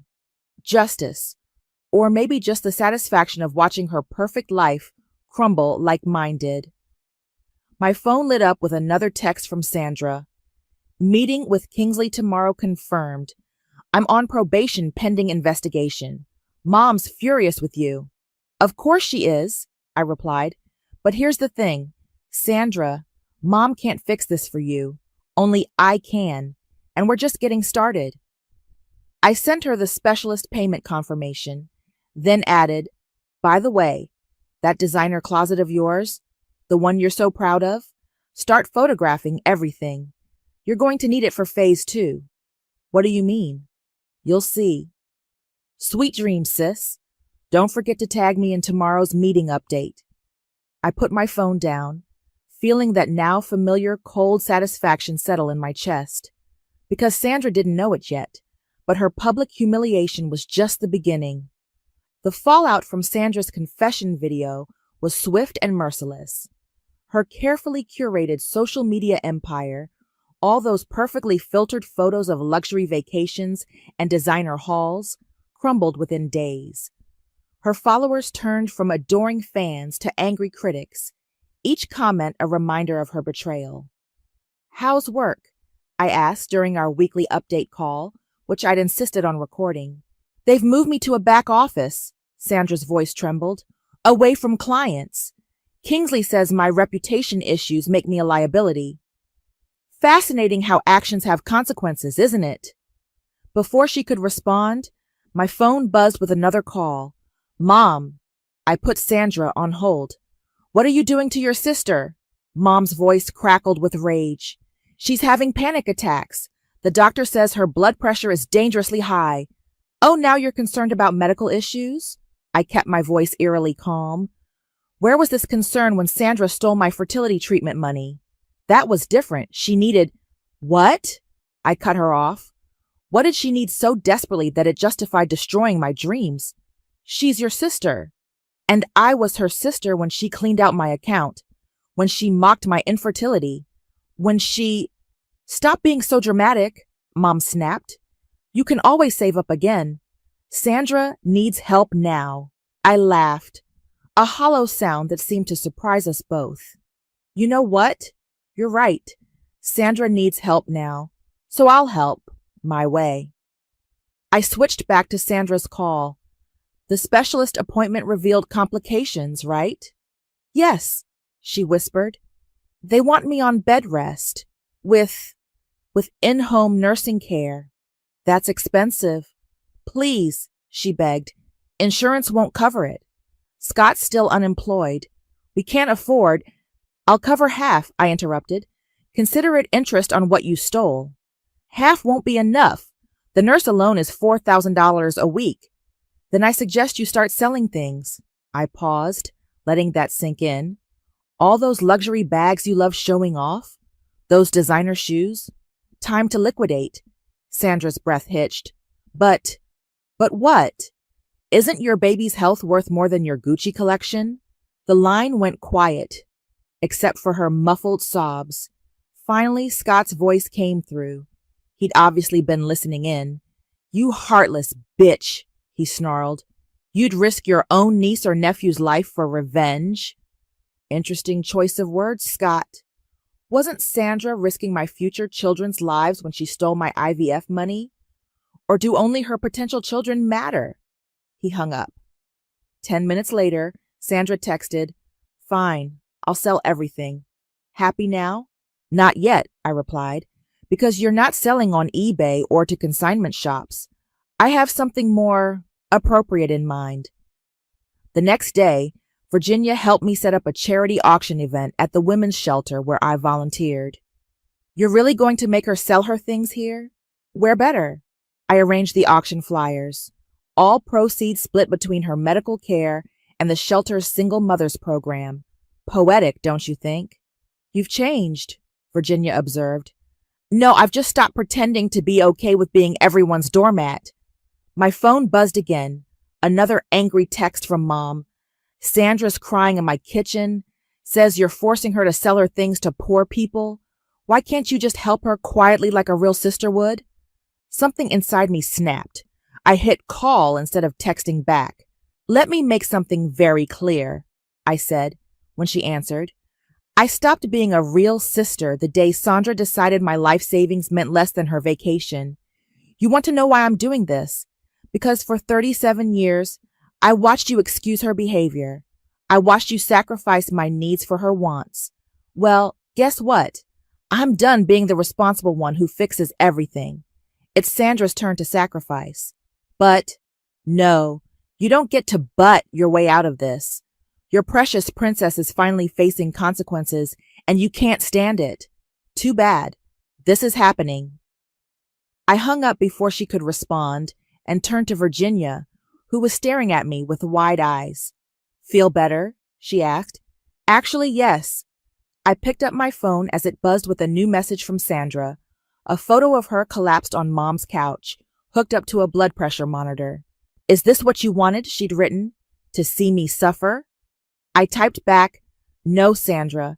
This is what I needed. For you to finally understand what it feels like to have someone else control your future. The auction is Saturday at 2 p.m. Don't be late." Then I added, "Oh, and wear something nice. You'll be modeling each piece before it's sold. Every single thing you bought while I was eating ramen to save for IVF. Your audience deserves to see exactly what my dreams were worth to you." The women's shelter's community room was packed. Sandra stood at the front, pale and shaking, as I took the microphone. "Ladies, welcome to our special charity auction," I announced. "Today's items come from a very privileged donor who's learning valuable lessons about karma and consequences. Sandra, show us the first piece." With trembling hands, she held up a red-bottomed Christian Louboutin heel. "Size 37, she whispered. "Retail $940. "Purchased," I added cheerfully, "the same week I was working overtime at the tutoring center to save for IVF. Starting bid is $200. The room buzzed with excitement as hands went up. Sandra flinched with each bid, watching her carefully curated collection sell for fractions of what she'd paid. "Next up," I called out, "a Chanel classic flat bag. Purchased? When was it, Sandra?" "Oh, right, the day after you drained my account." "Please stop," she whispered. "What's that? Speak up for our bidders, sis." A young woman in the back raised her hand. "Question. Why is she selling all this?" I smiled. "An excellent question. Sandra, would you like to explain?" She gripped the podium, tears threatening to spill. I stole my sister's IVF savings. Now I'm pregnant with complications and need the money for medical care." The room went silent. Then another woman spoke up. "Wait, you stole money that was meant to help your sister have a baby?" Sandra nodded miserably. "And now you need help with your own baby?" Another nod. The woman whistled low. "That's some serious karma right there." The auction continued. Each item came with a story. What Sandra had been doing while I saved, what she'd said when she took my money. By the third hour, she could barely stand. Getting tired? I asked during a break. Imagine how tired I was working 2 jobs for 5 years. I need to sit down, she mumbled. The baby. Fine, 10-minute break. But that her mess collection isn't going to sell itself. Virginia appeared at my elbow. She doesn't look good, Kim. She'll survive, unlike my dreams of motherhood. The auction resumed. Near the end, I picked up the last Chanel bag, the newest one still with tags. This one's special, I announced, because instead of selling it, I'm giving it away. Sandra's head snapped up. What? I gestured to a teenage girl in the back row. Maria, come up here, please. A young woman, barely 18, made her way forward, cradling her infant. Maria's starting college next month, I explained. Full scholarship. She's been saving for textbooks while working nights at a diner. Today, she gets something nice for herself. I handed her the bag. Sandra made a choked sound as Maria hugged me, tears in her eyes. That bag was worth $7,000, Sandra hissed when the crowd dispersed. Funny how money means something different when you've earned it yourself. Scott burst through the door then, face red with anger. This ends now. You've humiliated her enough. Actually, I checked my notes. We still have her jewelry collection to go through. I'm taking her home, he growled, supporting Sandra's trembling form. And we're calling our lawyer. I held up my phone. Great. I'll send them the video confession Sandra made, along with bank records showing her fraud. Should make for an interesting case. You're enjoying this, Sandra whispered, watching me suffer. No more than you enjoyed sending me those vacation photos after stealing my money. I started packing up the auction records. By the way, we raised $32,000 today. Half goes to your medical care, half to the shelter's programs. Seems fair, don't you think? Scott helped Sandra toward the door, but I wasn't finished. Oh, and Sandra, the nursing care you need, it's going to cost more than what we raised today. A lot more. She turned back, face pale. What are you saying? I'm saying there's more to come, because that specialist you need, the one who handles high-risk pregnancies, he won't take partial payments. Haven't you done enough? Scott demanded. That depends, I replied coolly. Has Sandra learned enough? Because I have one final condition for covering the rest of her medical care. And trust me, she's not going to like it. What condition? Sandra asked, voice barely audible. I smiled, thinking of the guardianship papers my lawyer had drawn up. Let's discuss it tomorrow. For now, go home and rest. Think about everything you've lost today. As they left, Virginia touched my arm. The guardianship thing, are you sure? Absolutely. I watched Sandra's retreating form, because sometimes the best revenge isn't just taking something from someone, it's making them live with the consequences forever. The last of the auction attendees filed out, leaving me alone with the remnants of Sandra's perfect life scattered around the room. It felt like poetry, her carefully constructed facade stripped away, piece by expensive piece, just like she'd stripped away my dreams. You want what? Sandra's voice cracked as she stared at the legal documents spread across my kitchen table. Guardianship rights, I repeated calmly. If something happens to you during this high-risk pregnancy, I become the baby's legal guardian. Not Mom, not Scott, me. Scott slammed his hand on the table. This is insane. You can't just... Actually, I can. I slid forward a folder containing copies of Sandra's bank fraud, her confession video, and the HR complaints. Unless you prefer to handle these medical bills on your own. It's blackmail, he sputtered. No, it's insurance. I turned to Sandra. The specialist you need, Dr. Benson. His fee is $85,000 for the duration of your pregnancy. That's not counting hospital stays or emergency procedures. Still want to talk about blackmail? Sandra's hands trembled as she touched her growing belly. You want my baby?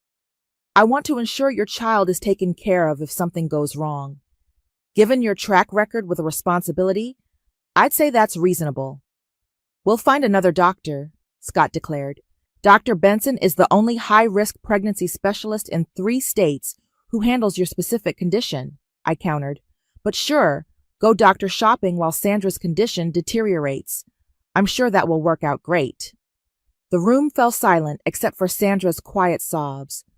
Finally, she whispered, "You're trying to steal my baby like I stole your chance to have one. No, Sandra. I'm ensuring that if anything happens to you, your child won't be raised by someone who thinks it's okay to destroy other people's dreams for a vacation." My phone buzzed. Mom calling again. I declined it. "She's been crying for days," Sandra said, "begging Dad to help with the medical bills. And they remortgaged their house. But it's not enough." I laughed softly. "Of course they did. They'd rather go into debt than see their precious princess face consequences." Scott pulled out his phone. "I'm calling our lawyer." "Perfect. Ask them how they feel about fraud charges while you're at it." I gathered the papers. "You have 24 hours to decide. Dr. Benson needs an answer by Friday." "You've changed," Sandra whispered. "You've become cruel." "No, I've become like you. Isn't it interesting how much you hate seeing your own tactics used against you?" Later that evening, my doorbell rang. It was Sandra alone, looking exhausted. "Where's Scott?" I asked, letting her in. "At Mom's. He's not handling this well." She sank onto my couch. "The lawyer said we don't have a case, not with the evidence you have." "Smart lawyer." "Kim?" She looked up at me, eyes red-rimmed. "What happens if I sign? If I give you guardianship rights?" "Then I transfer the full payment to Dr. Benson tomorrow. You get the care you need. Your baby gets a chance. And if something happens to me, then I raise your child with the same dedication I would have raised my own." I sat across from her. "The child I'll probably never have now, thanks to you." She flinched. "I never thought—" "That's the problem, Sandra. You never think about anyone but yourself." She pulled out a pen with shaking hands. "I'll sign. Not because of the blackmail, but because—" She swallowed hard. "Because you're right. I don't trust Scott to raise a baby alone, or Mom and Dad to do better with my child than they did with us." I watched as she signed each page, her tears falling onto the documents. "One more thing," I said when she finished. "The baby's middle name. I get to choose it." "Why?" "Because every time you say your child's full name, I want you to remember what you did, what it cost you." She stood up, pressing one hand to her lower back. "When did you become so cold?" "The day I read your text message about not being meant to be a mother." I gathered the signed papers. "The payment will be sent to Dr. Benson in the morning. His office will call you to schedule your first appointment." As Sandra reached the door, she turned back. "The baby. It's a girl." I felt something crack in my carefully constructed wall of ice. A girl? The daughter I dreamed of having. "Good to know," I said quietly. "Take care of her, while you can." After she left, I called Virginia. "She signed," I told her. "And how does victory taste?" I stared at the guardianship papers, at Sandra's trembling signature. Like ashes, but at least they're her ashes this time, not mine. My phone lit up with a text from Sandra. "I'm sorry for everything. I know it's too late, but I'm sorry." I didn't reply. Some wounds run too deep for apologies, and some victories feel hollow, even when you win. But at least now Sandra understood. Every dream has a price, and sometimes karma makes you pay it in full. The call came at 3:47 a.m. Sandra was in labor, 2 months early. "Where's Scott?" I demanded as I rushed into the hospital. "Business trip," the nurse replied. "We can't reach him. She's asking for you." I found Sandra in the delivery room, her face contorted in pain. The monitors beeped frantically, showing dangerous spikes in her blood pressure. "Kim," she gasped, reaching for my hand. "I'm scared." For a moment, I almost pulled away. Then I saw the terror in her eyes and remembered we were once sisters who shared everything, before money and jealousy poisoned us. I'm here, I said, gripping her hand. What does Dr. Benson say? Emergency C-section, she whispered. The baby. She's in distress. They need consent forms signed. A nurse appeared with a stack of papers. Are you family? I'm her sister, and I have medical power of attorney. I pulled out the guardianship documents I'd taken to carrying everywhere. Sign here, the nurse pointed. Quickly. As I signed, I noticed the blank space for the baby's name. Sandra saw where I was looking. Grace, she said softly. I want to name her Grace. I remembered our agreement about the middle name. Grace Catherine, I replied. Catherine, my middle name. Sandra nodded weakly. Okay, Mrs. Hicks. Dr. Benson appeared, fully scrubbed. We need to move now. Kim, Sandra clutched my arm. If something happens, don't. No, listen. If something happens, tell her I'm sorry. Tell her I was selfish and cruel, but I loved her, and... She swallowed hard. Tell her about you, about how her aunt was the strong one, the good one. Nothing's going to happen, I said firmly, but my voice shook. Promise me. I promise. Now fight, Sandra. Fight for her. They wheeled her away, leaving me alone in the hallway. I called Virginia, then our parents. Scott's phone still went straight to voicemail. Hours passed in the waiting room. Mom arrived, makeup perfect despite the early hour, and immediately started criticizing my handling of the situation. If you hadn't put her through all that stress with your revenge schemes, don't, I cut her off. Don't you dare make this my fault. Where's Dad? Too upset to come. This is all too much for him. Of course it is, I muttered. He's never handled anything difficult in his life. Dr. Benson appeared then, still in surgical scrubs. His expression made my heart stop. The baby's stable, he said quickly. 4 pounds, 3 ounces. She's in NICU, but her vitals are strong. And Sandra? He hesitated. There were complications. She lost a lot of blood. We had to perform an emergency hysterectomy. She's in critical condition. Mom collapsed into a chair, wailing. I stayed standing. What are her chances? The next 24 hours are crucial. She's young, that's in her favor, but... He paused. You should prepare yourselves. I walked to the NICU viewing window while Mom called Dad. Through the glass, I could see a tiny bundle in an incubator. Grace Catherine, my niece, possibly my ward. She's beautiful, Virginia said softly, appearing beside me. Even with all the tubes. She looks like Sandra did as a baby, I whispered. I remember the day they brought her home from the hospital. I was so excited to be a big sister.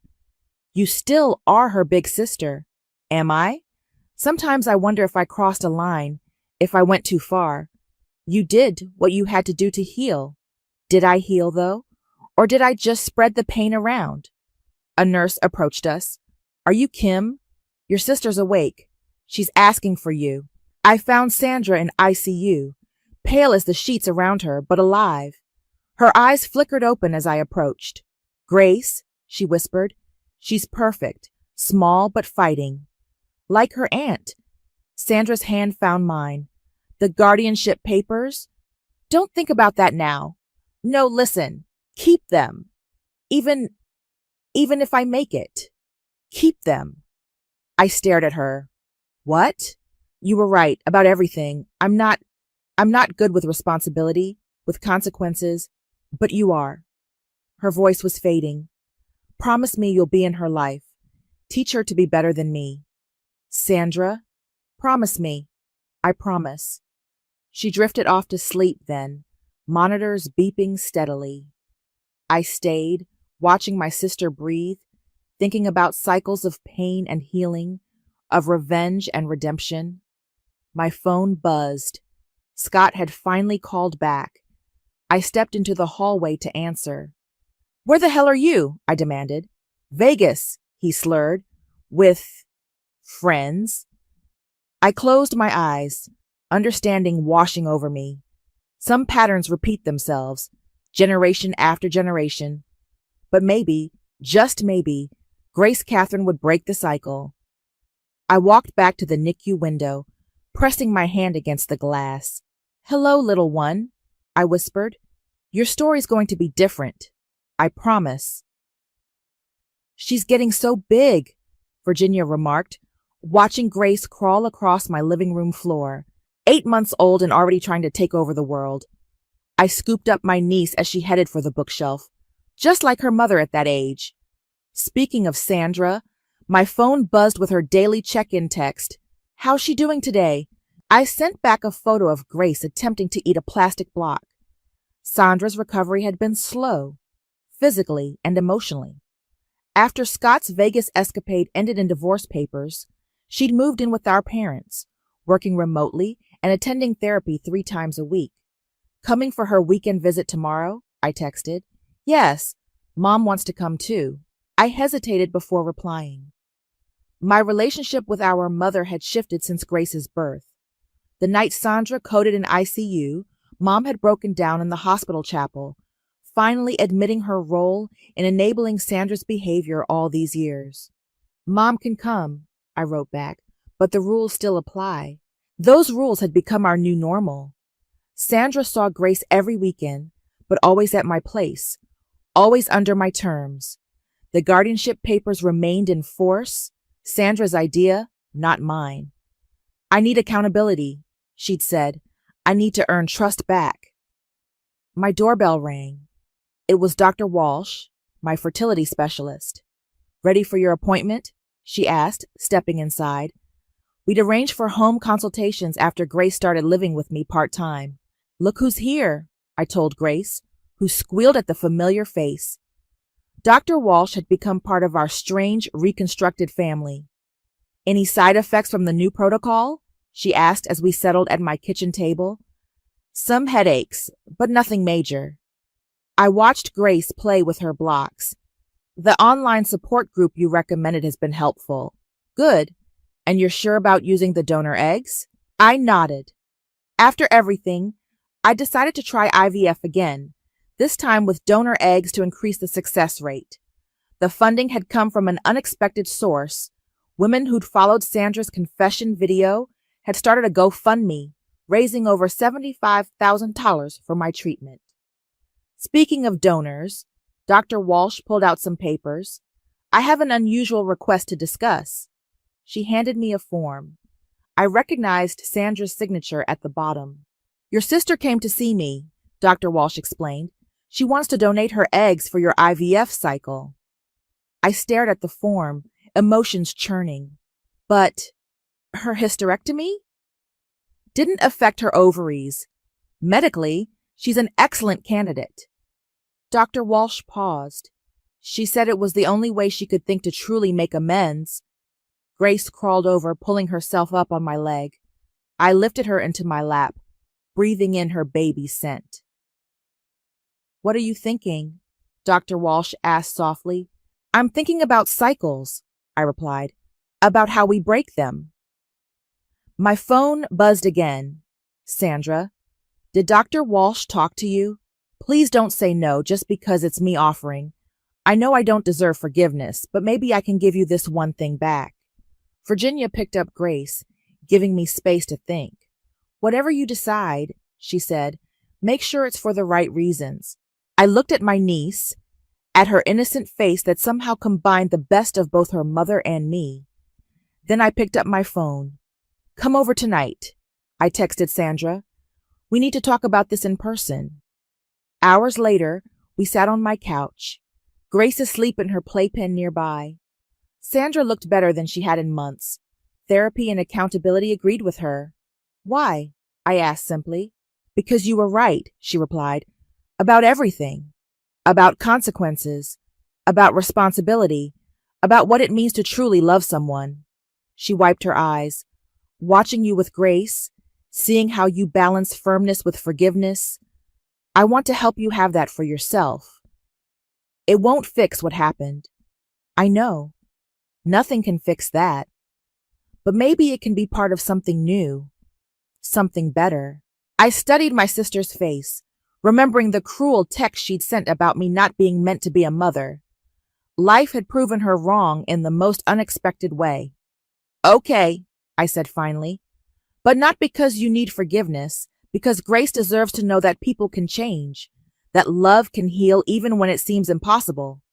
Sandra nodded, tears flowing freely now. Thank you. Don't thank me yet, I warned. There's one condition. Anything. If it works, if I have a baby, you have to be in their life. As an aunt, as family. But you have to keep doing the work. Keep earning trust. I promise, she whispered. For Grace. For your baby. For us. Grace stirred in her sleep, making those tiny baby sounds that had somehow healed parts of me I thought were broken forever. I reached for Sandra's hand. Some people are meant to be mothers, I said softly. Sometimes they just need help remembering who they really are. I stared at myself in the bathroom mirror, wedding makeup still perfect, while my marriage crumbled somewhere between the cake cutting and the last dance. The reception continued without me, without us, 100 guests drinking champagne and wondering where the bride and groom had disappeared to. I gripped the marble countertop, my diamond ring catching the light, mocking me. 30 minutes ago, I was Milena Newman, blissful newlywed. Now I was just Milena, abandoned on my wedding night. He has to be somewhere, I whispered to my reflection. My voice sounded foreign, too high and brittle. I smoothed down the front of my dress, the intricate beadwork scratching my palms. The bathroom door swung open. Sophie's concerned face appeared, her bridesmaid dress slightly wrinkled after hours of celebration. Any sign of him? I asked, already knowing the answer from her expression. Nothing. She hesitated. Your sister's missing too. My stomach dropped. Laurel's probably just helping look for Ian. Sophie's eyes flickered away from mine. Maybe. I pushed past her into the hotel corridor, the music from the ballroom a distant thrum. My heels clicked against marble as I made my way to the elevator, Sophie trailing behind me. I'm sure there's an explanation, she said, but doubt laced her words. The elevator doors opened to our floor. I moved down the hallway toward the honeymoon suite, keycard clutched so tightly it left indentations in my palm. My hand trembled as I slid it into the slot. The room was untouched. The champagne we'd ordered sat unopened. Rose petals scattered across the king-sized bed remained undisturbed. Ian's suitcase stood by the closet, but when I unzipped it, I found it empty. This doesn't make sense, I said, my voice hollow. We were supposed to leave for Bali tomorrow. I checked my phone again. No messages, no missed calls. I'd already tried calling Ian 6 times, straight to voicemail. Try Laurel again, Sophie suggested, perching on the edge of the bed. I dialed my sister's number. Voicemail, just like the previous 4 attempts. I'm going to check her room, I said. Laurel's room was 3 doors down. I knocked first, then used the spare key card she'd given me earlier. Laurel? The room was empty, bed still made. Her suitcase was gone. On the desk lay a folded piece of hotel stationery. My name was written on it in Ian's handwriting. My fingers felt numb as I picked it up. I unfolded it slowly, as if delaying the moment might somehow change what was written inside. Laurel. I can't do this anymore. Meet me downstairs when you can slip away. Everything's ready. Ian. The note slipped from my fingers. Sophie caught it, read it, then looked up at me, horror dawning on her face. This has to be a mistake, she said, but I knew it wasn't. 1,000 tiny moments suddenly clicked into place. Laurel and Ian disappearing at the same times during wedding planning. Their inside jokes I wasn't part of. The way they'd sometimes fall silent when I entered a room. My sister, I said, the words burning my throat.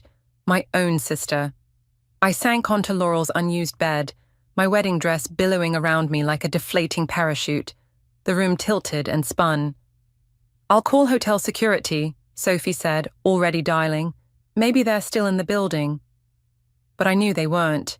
This wasn't impulsive. This was planned. I stood up suddenly, adrenaline coursing through me. The joint account. What? Our joint account. We set it up last week for wedding gifts. I grabbed my phone and pulled up the banking app. The balance that had been over $30,000 this morning now read £212.47. They took it, I whispered. They took everything. Sophie wrapped her arm around me. We need to call the police. I shook my head, unable to process the suggestion. And tell them what? That my husband and sister ran off together on my wedding night? That they... My voice broke. The room blurred as tears finally came. I'd spent 14 hours today with a smile plastered on my face. 14 hours pretending this was the happiest day of my life. And all along, they'd been planning this. I don't understand, I said, my voice small. Why go through with the wedding? Why not just leave? Sophie's face hardened. The gifts, the cash, they wanted one last payday. I thought of Ian's face as we exchanged vows that morning. How sincere he'd seemed. How he'd kissed me like he meant it. How Laurel had helped me into my dress, had whispered, "I'm so happy for you," as she fastened the buttons. My phone buzzed with a text.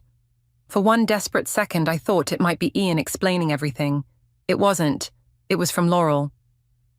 "I'm sorry, Mill. I never meant for this to happen, but we're in love. Please try to understand." I stared at those words until they blurred, feeling something inside me harden and crystallize. In that moment, I knew two things with absolute certainty. First, that my sister and husband had been planning this betrayal for months, and second, that I would make them regret it for the rest of their lives. The police station smelled like burnt coffee and desperation. I sat on a hard plastic chair, still in my wedding dress, while an officer named Davis typed my statement into his computer. The gentle click of keys was the only sound in the room. "And you're certain they left together?" he asked, not looking up from his screen. "Yes." My voice was flat. I'd been answering the same questions for hours. My husband and sister emptied our joint account and disappeared during our wedding reception. Officer Davis nodded, his expression carefully neutral.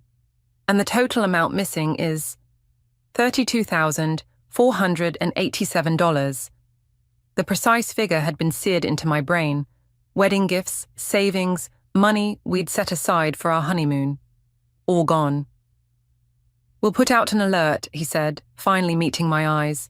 "But Ms. Newman, I should be clear. This isn't technically theft. Your husband had legal access to those funds." I stared at him. "He stole our wedding money and ran off with my sister on our wedding night." "I understand how upsetting this is," he said, his tone suggesting he didn't understand at all. "But leaving a marriage, while morally questionable, isn't a crime." Sophie, who'd been silent beside me, leaned forward. "What about fraud?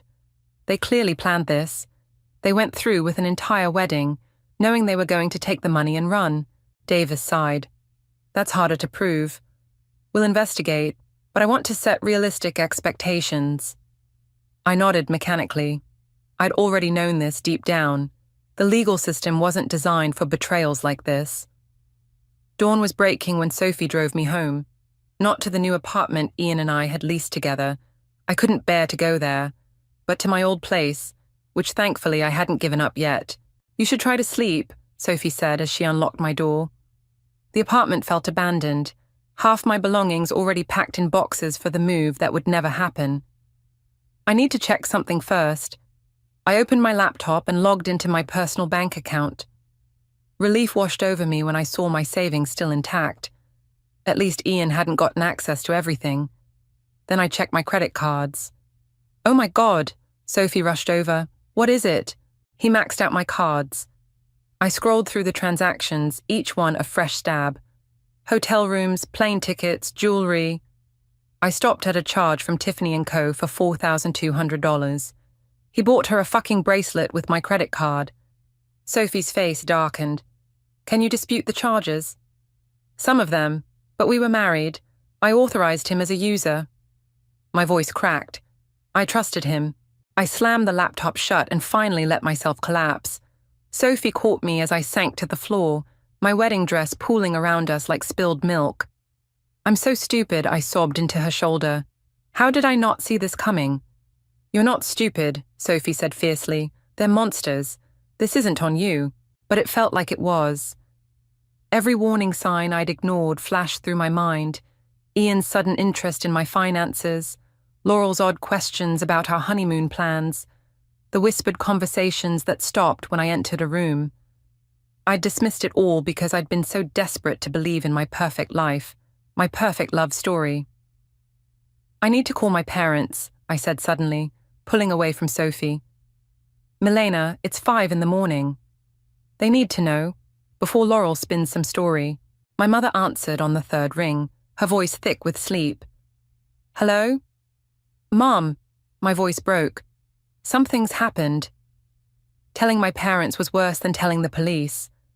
My mother's gasps, my father's stunned silence, the dawning horror as they realized one daughter had betrayed the other. We're coming over, my father said, his voice strained. No, don't. I need to be alone right now.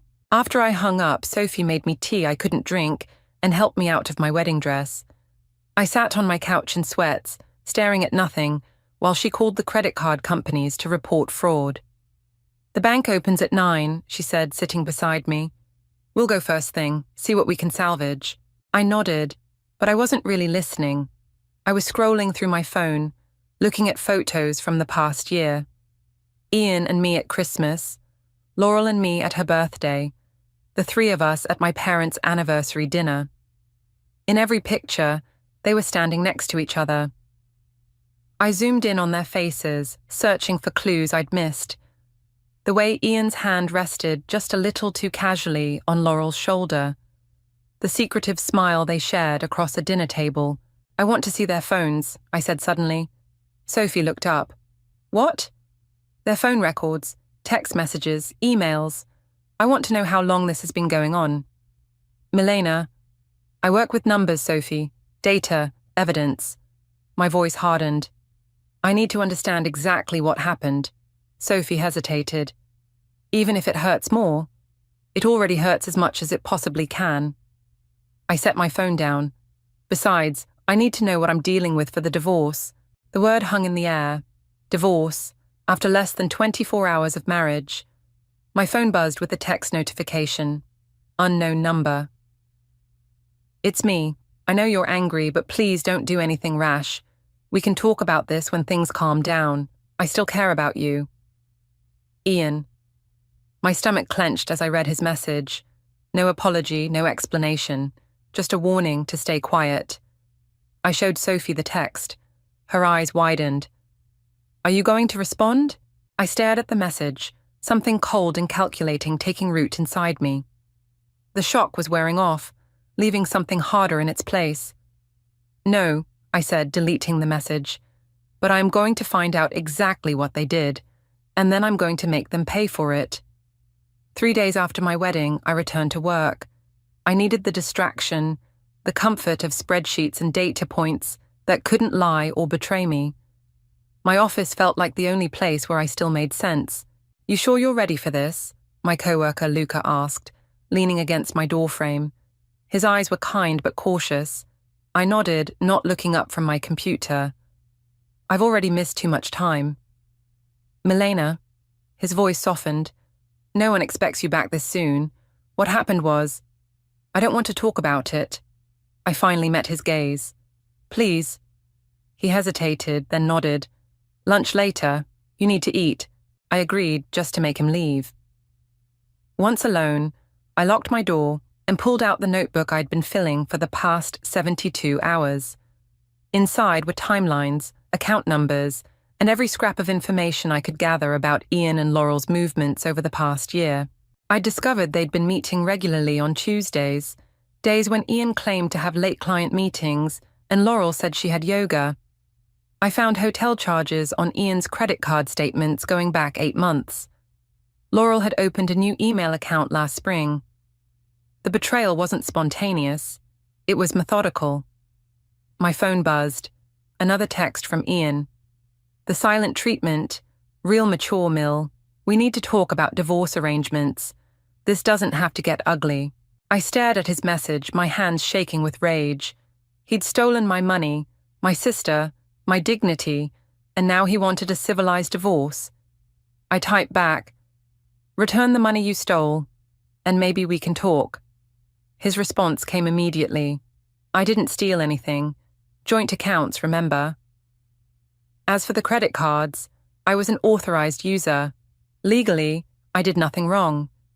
Legally, as if that was the only measure that mattered.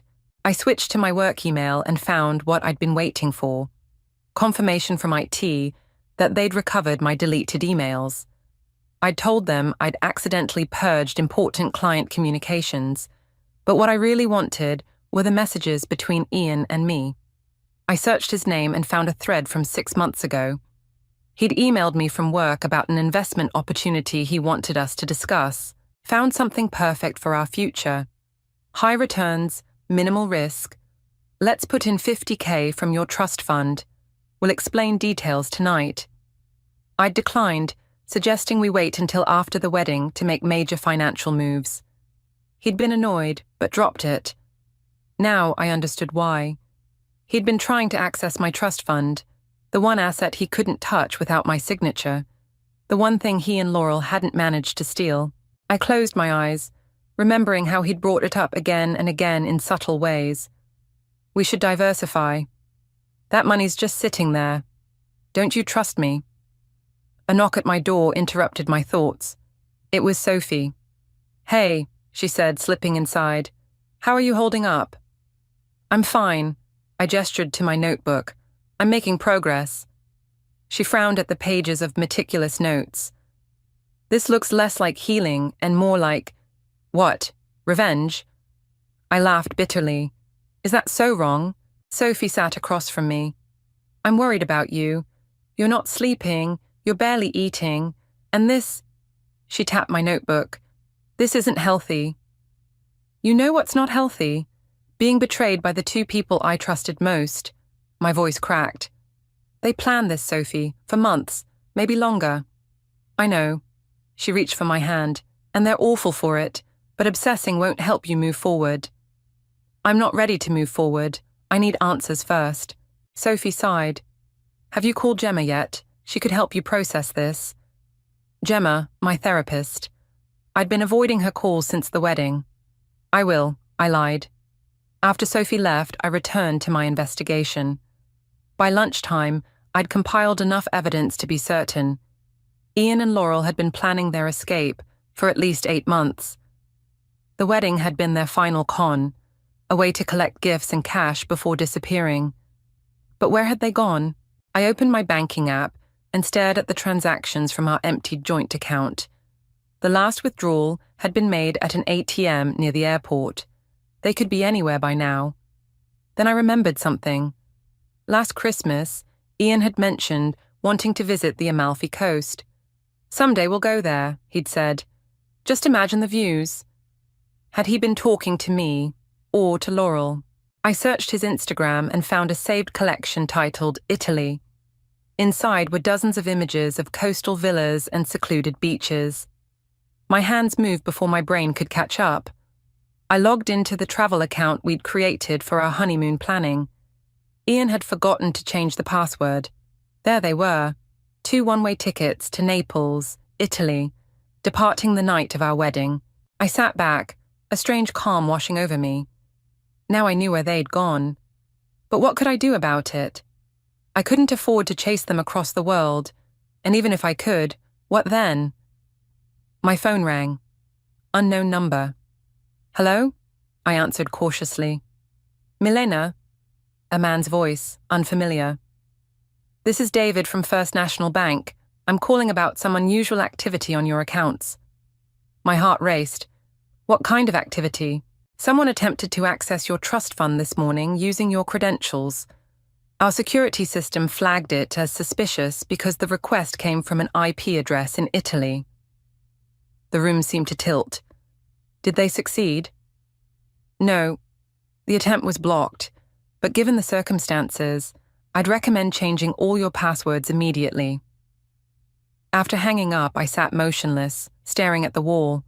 They weren't done with me. They still wanted more. Something shifted inside me then. The last remnants of the woman who'd walked down the aisle 4 days ago crumbling away. In her place stood someone colder, sharper. I opened my laptop and began typing an email to my company's legal department. If Ian and Laurel wanted a war, I would give them one. And unlike them, I wouldn't have to hide or run.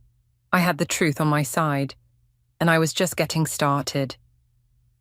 You want to do what? Luca's coffee cup froze halfway to his lips. We sat in the corner of a cafe 2 blocks from our office. I'd chosen it specifically because none of our co-workers came here. I need to track their financial movements, I repeated, keeping my voice low. Every transaction, every account they touch. I need to know what they're doing with my money. Luca set his cup down carefully. Milena, I sympathize with your situation, but what you're describing is illegal? I finished for him. Maybe. Probably. I don't care. His eyes widened slightly. I couldn't blame him. 2 weeks ago, I was the cautious one, the by-the-book financial analyst who triple-checked compliance regulations.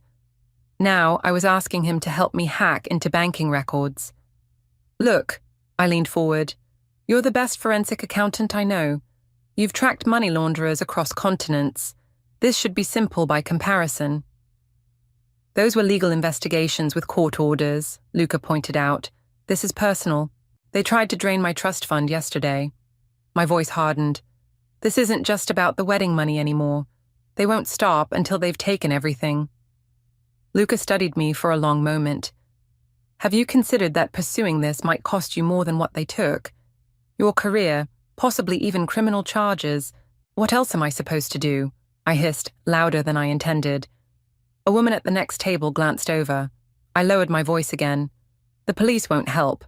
The banks say Ian had legal access. My lawyer says the divorce could take months, during which they'll be living it up in Italy with my money. Luca sighed, running a hand through his dark hair. I understand your frustration, but there are legal channels, which they're counting on me to follow while they stay one step ahead. I pulled out my notebook and slid it across the table. Look at this. They've been planning this for nearly a year. They're not amateurs. He flipped through my meticulous notes, his expression growing more troubled with each page. When he reached the timeline of their meetings, he paused. You've been busy, he said quietly. I haven't been sleeping much. Luca closed the notebook. I can't help you hack anything, but, he hesitated, I might be able to help you monitor their activity legally. My heart jumped. How? We have software that tracks financial patterns across multiple platforms. It's designed for fraud detection. If you have legitimate access to any of their accounts, joint accounts, shared credit cards, we could set up alerts for certain types of transactions. It wasn't everything I wanted, but it was a start. I'll take it.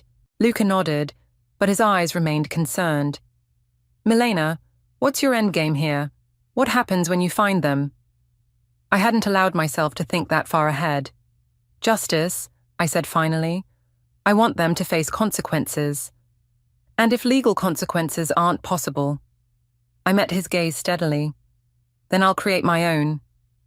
That evening, I finally returned Gemma's calls. We met at her office after hours, the space feeling both familiar and strange. I'd been seeing her for anxiety management for 2 years, but this was different. This wasn't about coping techniques or breathing exercises. I've been worried about you, she said, settling into her chair across from me. How are you holding up? I'm functioning, I replied, avoiding the cushions on her couch that seemed designed to make clients sink in and get comfortable. I perched on the edge instead, spine rigid. That's not what I asked. I stared at the abstract painting on her wall, blue swirls that used to calm me. I don't know how I'm supposed to be. Everyone keeps asking if I'm okay, and it's such a stupid question. Why is it stupid? Because of course I'm not okay. The words burst out of me. My husband and sister stole my money and ran off together on my wedding night. They humiliated me in front of everyone I know. They're in Italy right now, spending my money, laughing at how stupid I was. So, no, I'm not okay. I'm fucking furious. Gemma nodded, unfazed by my outburst. Anger is a natural response to betrayal. It's more than anger. I leaned forward. I want to destroy them like they destroyed me. And how would that work? The question caught me off guard. What? Destroying them? What would that look like? What would it accomplish? I opened my mouth, then closed it again. The fantasy had been so clear in my mind, Ian and Laurel suffering, regretting what they'd done, but the mechanics of it were fuzzy. I want them to lose everything, I said finally. Their money, their happiness, their sense of security.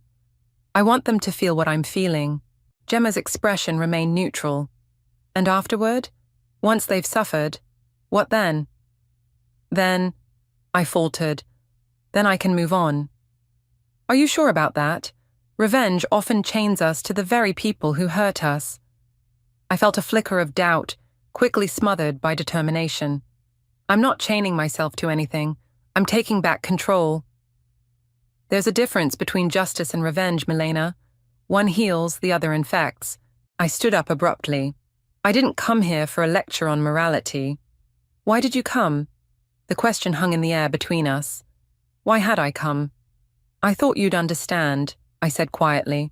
I do understand. Gemma's voice softened. Better than you might think, but understanding your pain doesn't mean I won't challenge your response to it. I sank back onto the couch, suddenly exhausted. I don't know how to let this go. I'm not asking you to let it go. I'm asking you to consider what healing actually looks like for you. I had no answer for that. Healing seemed impossible, a distant shore I couldn't even see, let alone reach. My phone buzzed. A notification from the monitoring software Luca had set up. A credit card transaction in Positano, a luxury hotel booking for 2 weeks. I showed Gemma the screen. They're settling in for a nice long stay with my money. She studied my face. What will you do now? I stood up, a new resolve hardening inside me. I'm going to Italy. This is insane, Sophie said, watching me pack. You can't just fly to Italy on a revenge mission. I folded another blouse and placed it in my suitcase. It's not revenge, it's recovery. Recovery of what? The money's gone, Milena. Not all of it. I held up my phone, showing her the latest alert from Luca's monitoring software. They're making purchases with my credit cards. If I can prove it's fraud in person, and if you run into them, what then? Sophie grabbed my arm, forcing me to look at her. Have you thought this through? I pulled away. For 3 weeks, that's all I've done. Think it through, plan, calculate. The bedroom walls seemed to close in around us. I hadn't slept more than 4 hours a night since the wedding. My apartment had become a war room. Maps of Positano on the walls, printouts of transactions, timelines, and legal statutes covering every surface. This isn't you, Sophie said quietly. The old me is gone. I zipped the suitcase shut with a decisive tug. She died on her wedding night. Sophie's eyes filled with tears. I'm scared for you. Don't be. I know exactly what I'm doing. But as I turned away, I caught my reflection in the mirror. Hollow eyes, sharp cheekbones, hair pulled back so severely it looked painful. I barely recognized myself. My phone rang. Luca. I found something, he said without preamble. Can you talk? I put him on speaker. Go ahead. I've been analyzing their spending patterns. They're burning through cash faster than expected. The hotel is expensive, I said. It's not just that. There are large cash withdrawals every few days. They're spending money like they're afraid it's going to disappear. Sophie frowned. What does that mean? It means, Luca said, they might be in trouble. Good, I replied coldly. No, Milena. Listen, I dug deeper into Ian's financial history. Before your wedding, he took out 3 high-interest loans totaling nearly $50,000. I sat down hard on the edge of the bed. What? He was already in debt when he married you. Significant debt. The implications hit me like a physical blow. So the wedding, stealing my money. It wasn't just opportunistic, Luca finished. It was desperate. Sophie sat beside me. Why would he be so desperate for cash? I don't know yet, Luca admitted, but desperate people make mistakes, and mistakes leave evidence. After we hung up, Sophie studied my face. Does this change your plans? I stared at the suitcase, my mind racing. No, it makes it more important that I go. If Ian was in debt before our wedding, this wasn't just about him and Laurel running away together. There's something bigger happening. All the more reason to let the authorities handle it. The authorities don't care, I snapped. They've made that perfectly clear. This is on me. Sophie stood up, her expression hardening. Fine, but I'm coming with you. What? No. It's not a request. You're not doing this alone. The flight to Naples was 9 hours of restless half-sleep and anxious planning. Sophie dozed beside me while I stared out the window at the darkness, wondering what I'd find at our destination. We landed at dawn, the Italian sun painting the Bay of Naples gold and rose. Under different circumstances, I might have found it beautiful. What's our first move? Sophie asked as we collected our luggage. Hotel first, then we visit the local police to file a report about the credit card fraud. And if that doesn't work? I didn't answer. Our hotel was a modest place in Naples, nothing like the luxury resort where Ian and Laurel were staying in Positano. We checked in, showered, and prepared to visit the police station. That's when my phone buzzed with a new alert.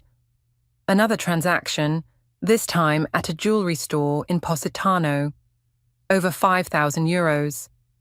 A watch. Sophie peered over my shoulder at the notification. Who spends that much on a watch when they're on the run?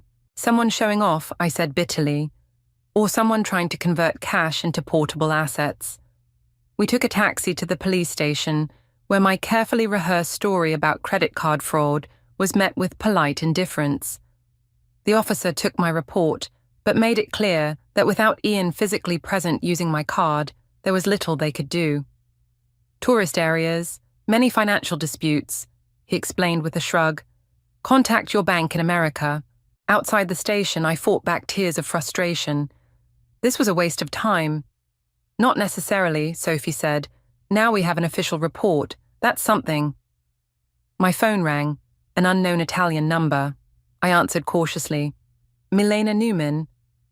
A woman's voice, professional and crisp. Yes? This is Alessandra from Hotel Poseidon in Positano. I'm calling because we have a situation with your credit card. My heart raced. What kind of situation? A man and woman have been staying here on your account for 2 weeks. Today your card was declined. They attempted to use another card, also in your name, which our system flagged as potentially fraudulent. I gripped the phone tighter. Are they still there? Yes, they're quite insistent that there's been a mistake with the bank. I covered the phone and whispered to Sophie. They're still at the hotel. Their cards just got declined. Sophie's eyes widened. The monitoring software. Luca must have triggered a fraud alert. I uncovered the phone. I'll be there this afternoon to sort everything out. Please don't tell them I called. After hanging up, I turned to Sophie, a surge of dark triumph washing over me. They're trapped, I said. No money, no escape plan. What are you going to do? I hailed a taxi, a cold smile spreading across my face. I'm going to pay my dear husband and sister a visit. Sophie grabbed my arm. Milena, wait, think about this. If Ian was desperate enough to steal from you, who knows what he might do when cornered? The warning gave me pause, but only briefly. I'm done hiding. I'm done being their victim. As our taxi pulled away, my phone buzzed with a text from Luca. Be careful. Found something else. Ian owes money to dangerous people. This might be bigger than you thought.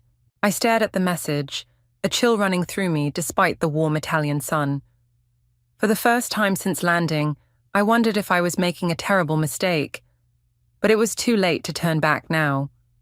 Hotel Poseidon perched on the cliffside like a white jewel box, overlooking the azure waters of the Amalfi coast.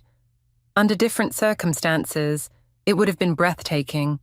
Now, it just looked like the scene of a crime. Are you sure about this? Sophie asked as our taxi pulled up to the entrance. I checked my appearance in my compact mirror. Sunglasses, hair pulled back, lips painted a determined red. Absolutely. The hotel lobby was airy and elegant, with marble floors and sweeping views of the sea. I approached the front desk, heart hammering against my ribs. "Buongiorno," I said to the receptionist. "I called earlier about a credit card issue. I'm Milena Newman." Recognition flashed in her eyes. "Ah, yes, Alessandra is expecting you. One moment, please." While we waited, I scanned the lobby, half expecting to see Ian and Laurel lounging on one of the plush sofas. The space was mostly empty, just a few tourists reading guidebooks and sipping espresso. A slim woman in a tailored suit approached us. "Ms. Newman, I'm Alessandra. Thank you for coming so quickly." She led us to a private office off the main lobby, closing the door behind us. "The situation is unusual," she said, her English precise and formal. "The couple has been staying in our premium suite for 2 weeks. Until yesterday, there were no issues with payment." "May I see the charges?" I asked. Alessandra handed me a printout. My stomach clenched as I scanned the list. Room service, spa treatments, excursions, wine. Thousands of euros, all on my credit card. "They're still in the hotel?" Sophie asked. "Yes. They left for breakfast about an hour ago, but said they would return to resolve the payment issue."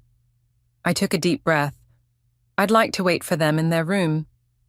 Alessandra hesitated. "That would be highly irregular." "These people stole my identity," I said, removing my sunglasses to meet her gaze. "The man is my husband.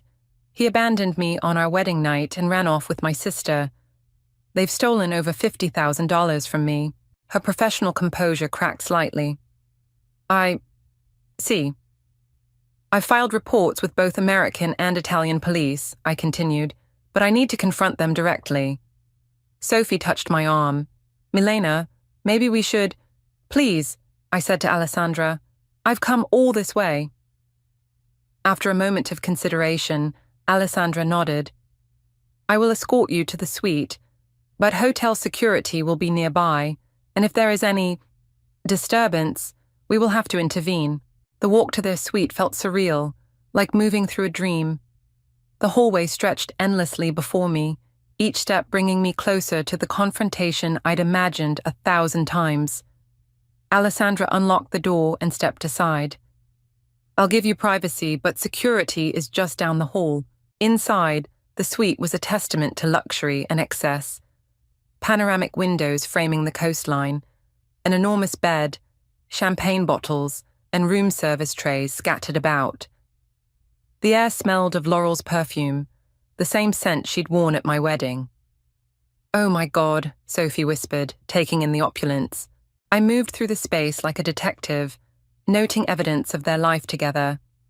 Ian's watch on the nightstand, Laurel's silk robe draped over a chair, shopping bags from designer boutiques, a half-written postcard.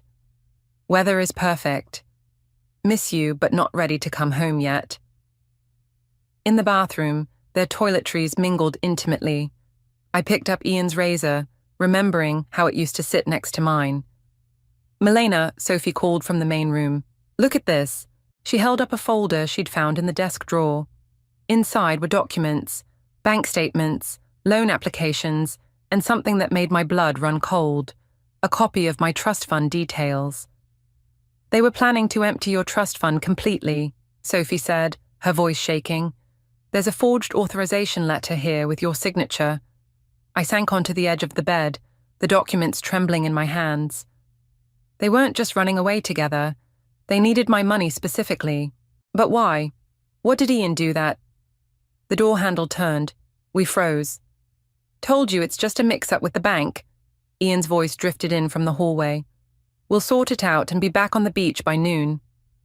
Laurel laughed, the sound so familiar it made my chest ache. "You always know how to fix things."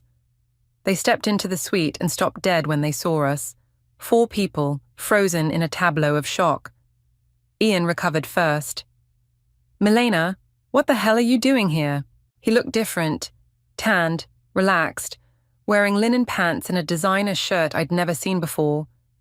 Beside him, Laurel's face had drained of color, her hand clutching his arm. "Surprise," I said, my voice steadier than I felt. "Honeymoon's over." Ian's expression shifted from shock to calculation.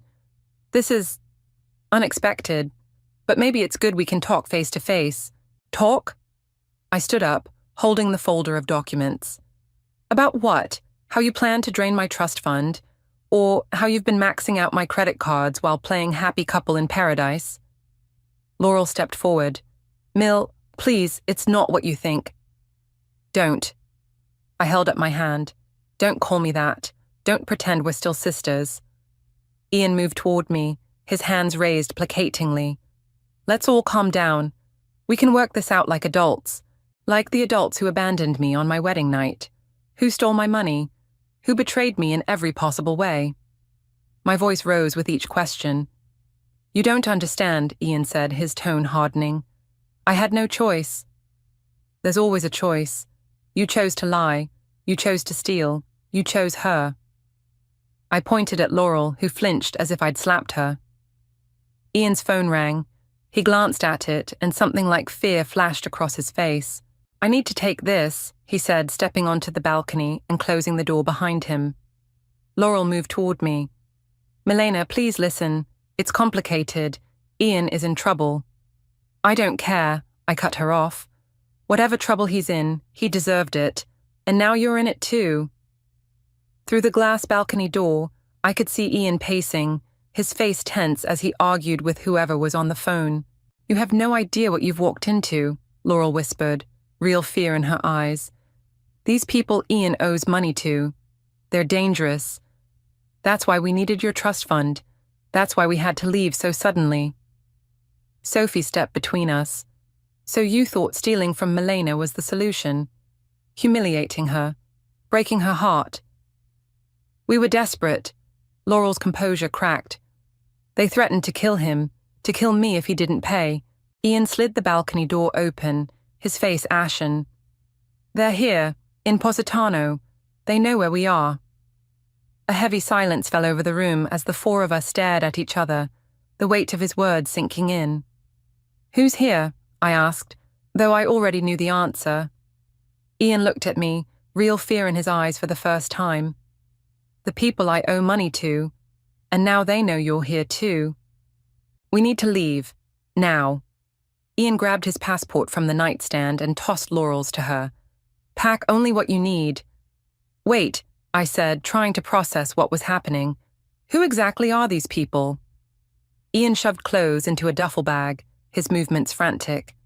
Investors, private lenders, the kind who don't use contracts or courts when deals go bad. Loan sharks, Sophie translated flatly. I had a business opportunity that went wrong, Ian said, not meeting my eyes. I borrowed money, a lot of money. Laurel zipped up her own bag, her hands trembling. They gave him 3 months to pay it back with interest. When he couldn't, they doubled the amount. So you decided to marry me, steal my money, and run? My voice cracked with disbelief.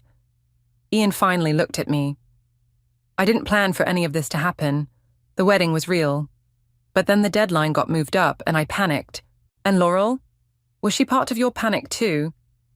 They exchanged a glance that told me everything. How long? I asked, the question barely audible. Milena, does it matter now? Laurel pleaded. We need to go. How? Long? Ian sighed. A year, maybe more. The timeline crystallized in my mind. All those late meetings, yoga classes, business trips. A year of lies while I planned our wedding.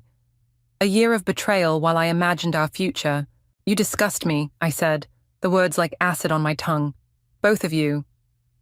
A sharp knock at the door silenced us. We all froze. Hotel security, a male voice called. Is everything all right in there? Ian motioned for us to stay quiet, but I'd had enough of his control.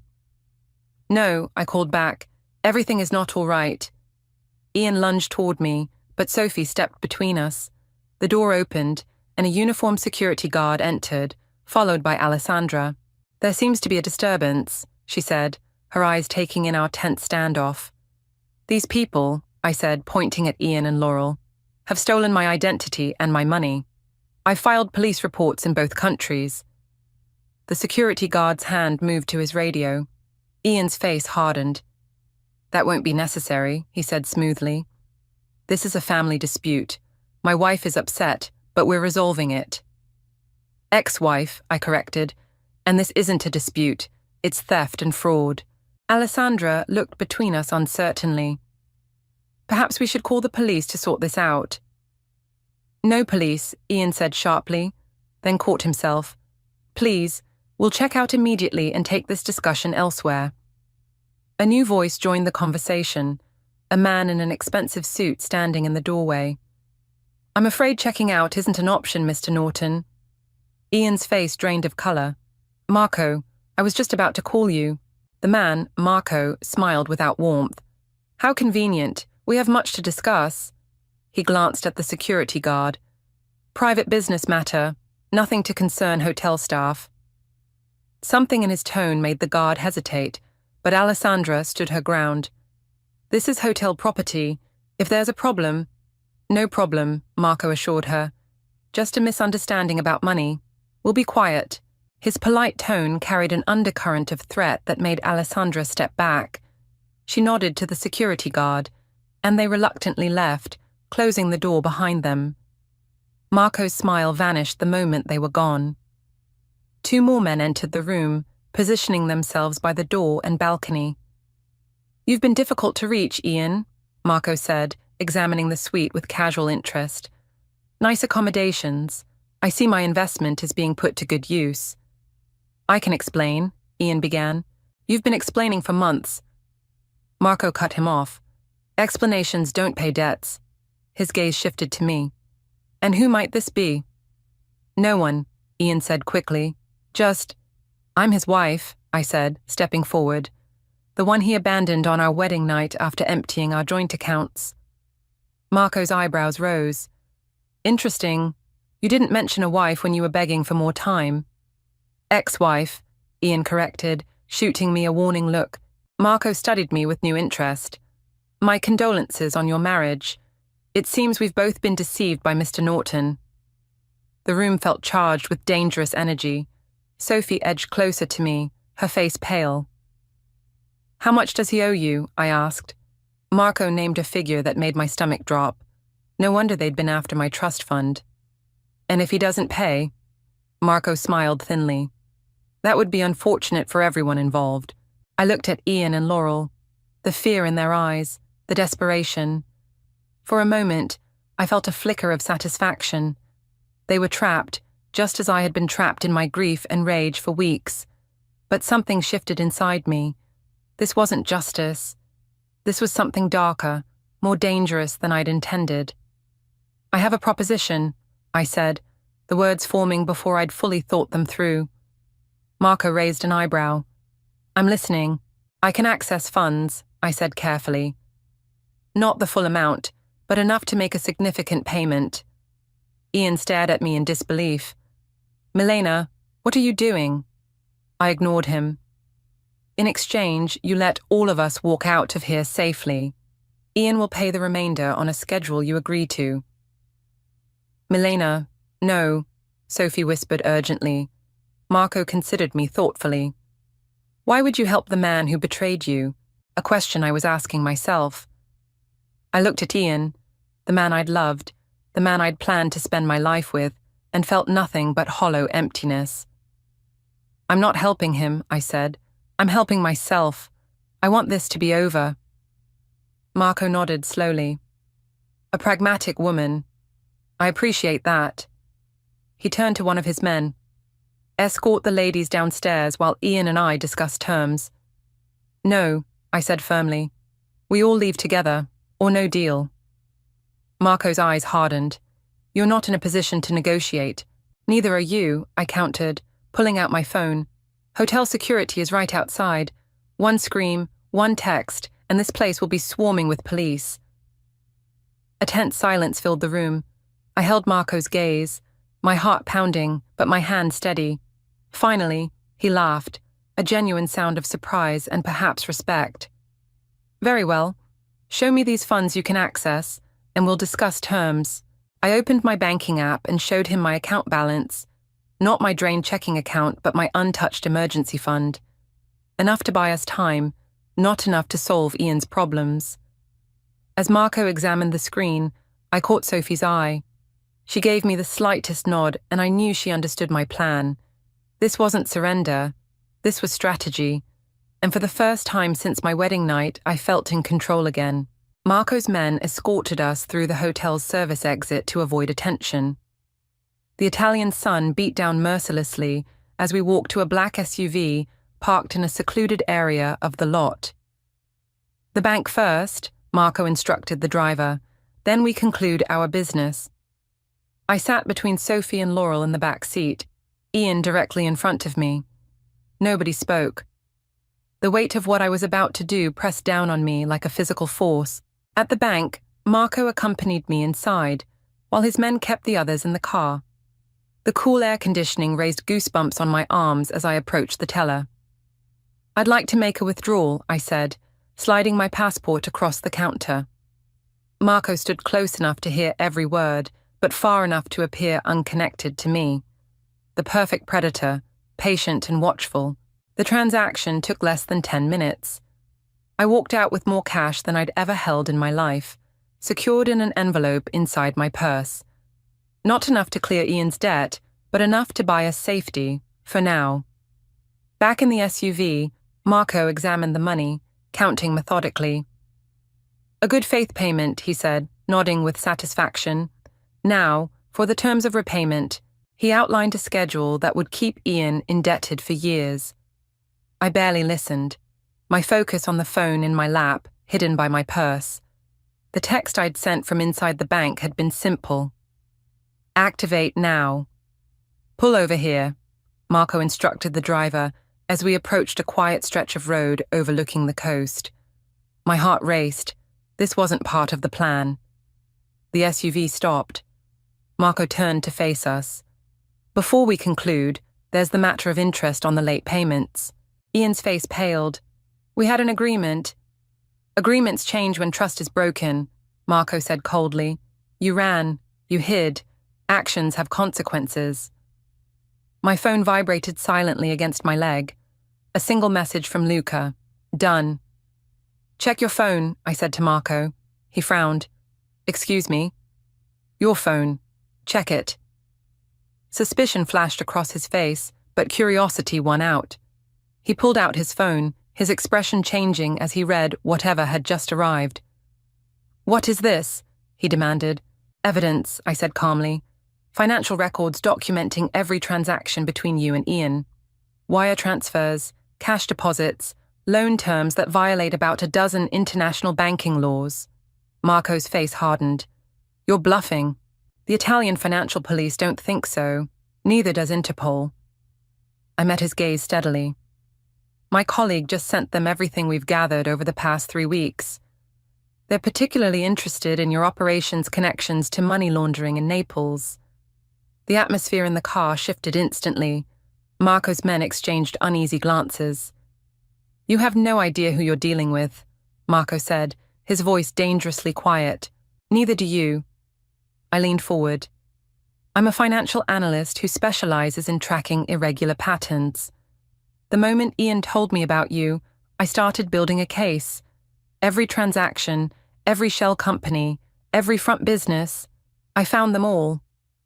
It wasn't entirely true. Luca had done much of the work, but the bluff hit its mark. Marco's confident facade cracked. "The money I just withdrew," I continued. "It's been photographed, documented, and reported to authorities as extortion payment. The bank's cameras have clear images of you accompanying me." Sophie stared at me in amazement. Ian looked stunned. Laurel's eyes were wide with disbelief. "Here's what happens next," I said, my voice steady despite my pounding heart. "You let us go. You forget Ian's debt. In exchange, I don't personally make sure that every law enforcement agency in Europe knows exactly where to find you." Marco's laugh held no humor. "You think it's that simple? I think you're smart enough to recognize when the risk outweighs the reward." I held up my phone. "One call and everything goes to the prosecutors. Or you can walk away, find easier targets, and stay in business." The silence that followed seemed endless. I could hear my own heartbeat, feel Sophie's tension beside me. Finally, Marco nodded to the driver. "Stop the car." The SUV pulled over on a busy street corner. Marco turned to Ian. "Consider your debt cleared, not out of mercy, but because you're not worth the complications." His gaze shifted to me. "You, however, are someone I won't forget." "I'm counting on it," I replied. "That way you'll remember what happens if you come near any of us again." The door opened. Marco gestured for us to get out. Our business is concluded. We stepped onto the sidewalk, the SUV pulling away almost before the door closed behind us. For a moment, we all stood frozen, processing what had just happened. Ian was the first to speak. "Milena, I don't know what to say. You saved our lives." "I didn't do it for you." I turned to face him and Laurel. "I did it because I refused to let your mistakes define the rest of my life." "What happens now?" Laurel asked, her voice small. "Now?" I looked at her, my sister, my betrayer, and felt the anger that had driven me for weeks finally begin to dissolve. Not into forgiveness, but into something like indifference. "Now you get to live with what you've done, and I get to walk away." "Just like that?" Ian asked.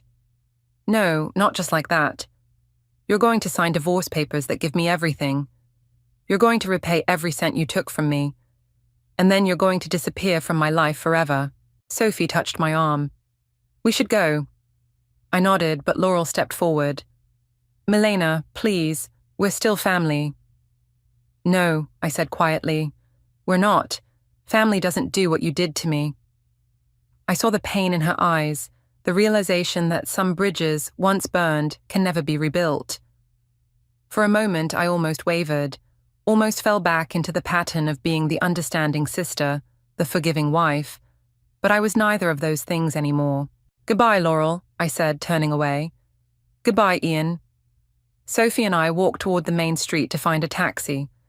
Behind us, I could feel them watching, perhaps waiting for me to look back. I didn't. "That was incredible," Sophie said as we rounded the corner. "Terrifying, but incredible. Did Luca really send everything to Interpol?" I smiled for what felt like the first time in months. "No, but Marco doesn't know that." "So the whole thing was a bluff?" "Not entirely. We do have the evidence. And if Marco comes after us, Luca will send it. But right now it's more valuable as leverage than as a police report." Sophie shook her head in amazement. "When did you become so calculating, strategic, ruthless?" I supplied. "When I had to be." We reached the main square, bustling with tourists and locals enjoying the beautiful day. I stopped, taking in the scene, the blue sky, the colorful buildings, the laughter and life all around us. "What now?" Sophie asked. "Back to Naples? Back to the States?" I considered the question, feeling the weight of the past few weeks lifting from my shoulders. The revenge that had consumed me no longer seemed important. I'd faced my betrayers and walked away on my own terms. "Now," I said, slipping my arm through hers, "we enjoy Italy. We eat amazing food, drink excellent wine, and remember what it feels like to be happy." Sophie squeezed my arm. "Sounds perfect." As we walked through the square, I realized something profound had shifted inside me.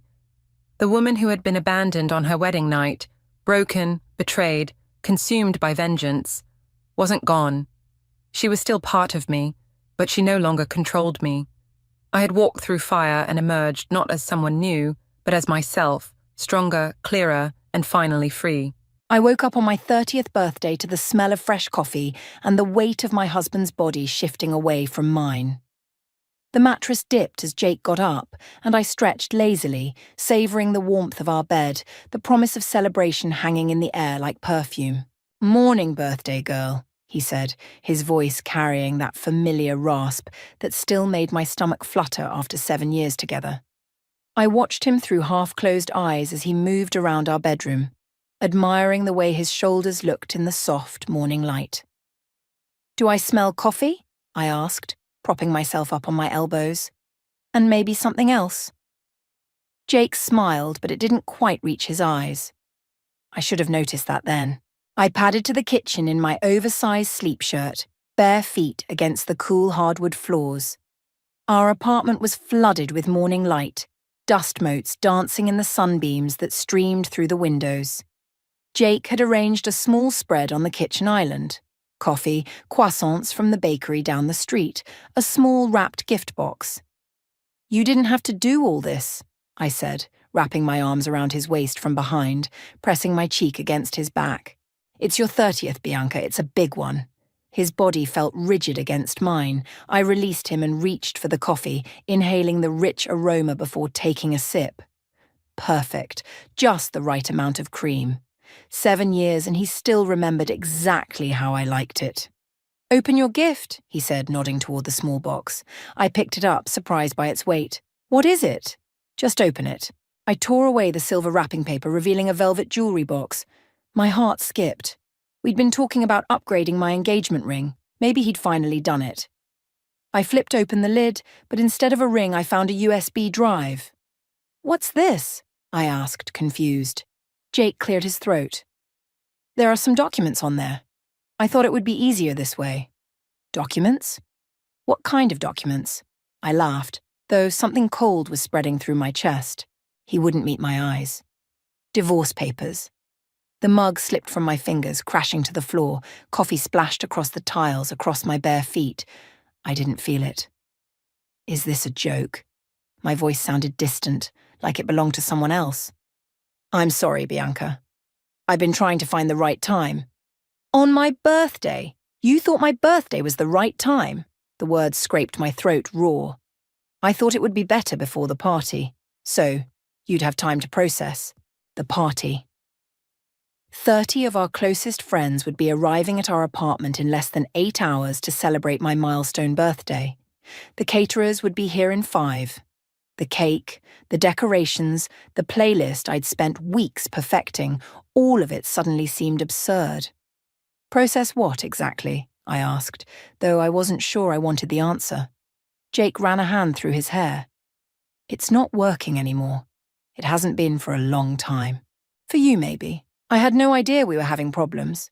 My voice cracked. 7 years, Jake. 7 years, and you couldn't give me any warning. "I tried. You never wanted to hear it." I searched my memory frantically. Had there been signs? Late nights at work, weekend trips with the guys, the gradual cooling of our physical relationship. I'd attributed it all to normal marriage evolution, to stress, to anything but this. "Who is she?" The question escaped before I could stop it. His silence was answer enough. "How long?" I pressed. "Bianca, how long?" He sighed. 8 months. 8 months. While I'd been planning our future, he'd been dismantling it. While I'd been faithful, he'd been... "Do I know her?" Jake looked away. "It doesn't matter."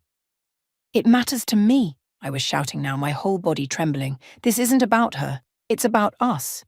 We want different things. We want..." I stopped, the realization hitting me like a physical blow. "You've already discussed this with her." "What we want." He didn't deny it. I looked down at the USB drive in my hand, this tiny object that contained the end of everything I thought I knew. "You expect me to sign these today?" "Take your time. My lawyer said..." "Your lawyer?" I laughed, a hollow sound. "Of course you already have a lawyer." The doorbell rang, making us both jump. Jake checked his watch. "That's probably the caterers." "Are you kidding me right now? You want me to deal with caterers?" "I'll handle it," he said, moving toward the door. I grabbed his arm. "What am I supposed to tell everyone tonight?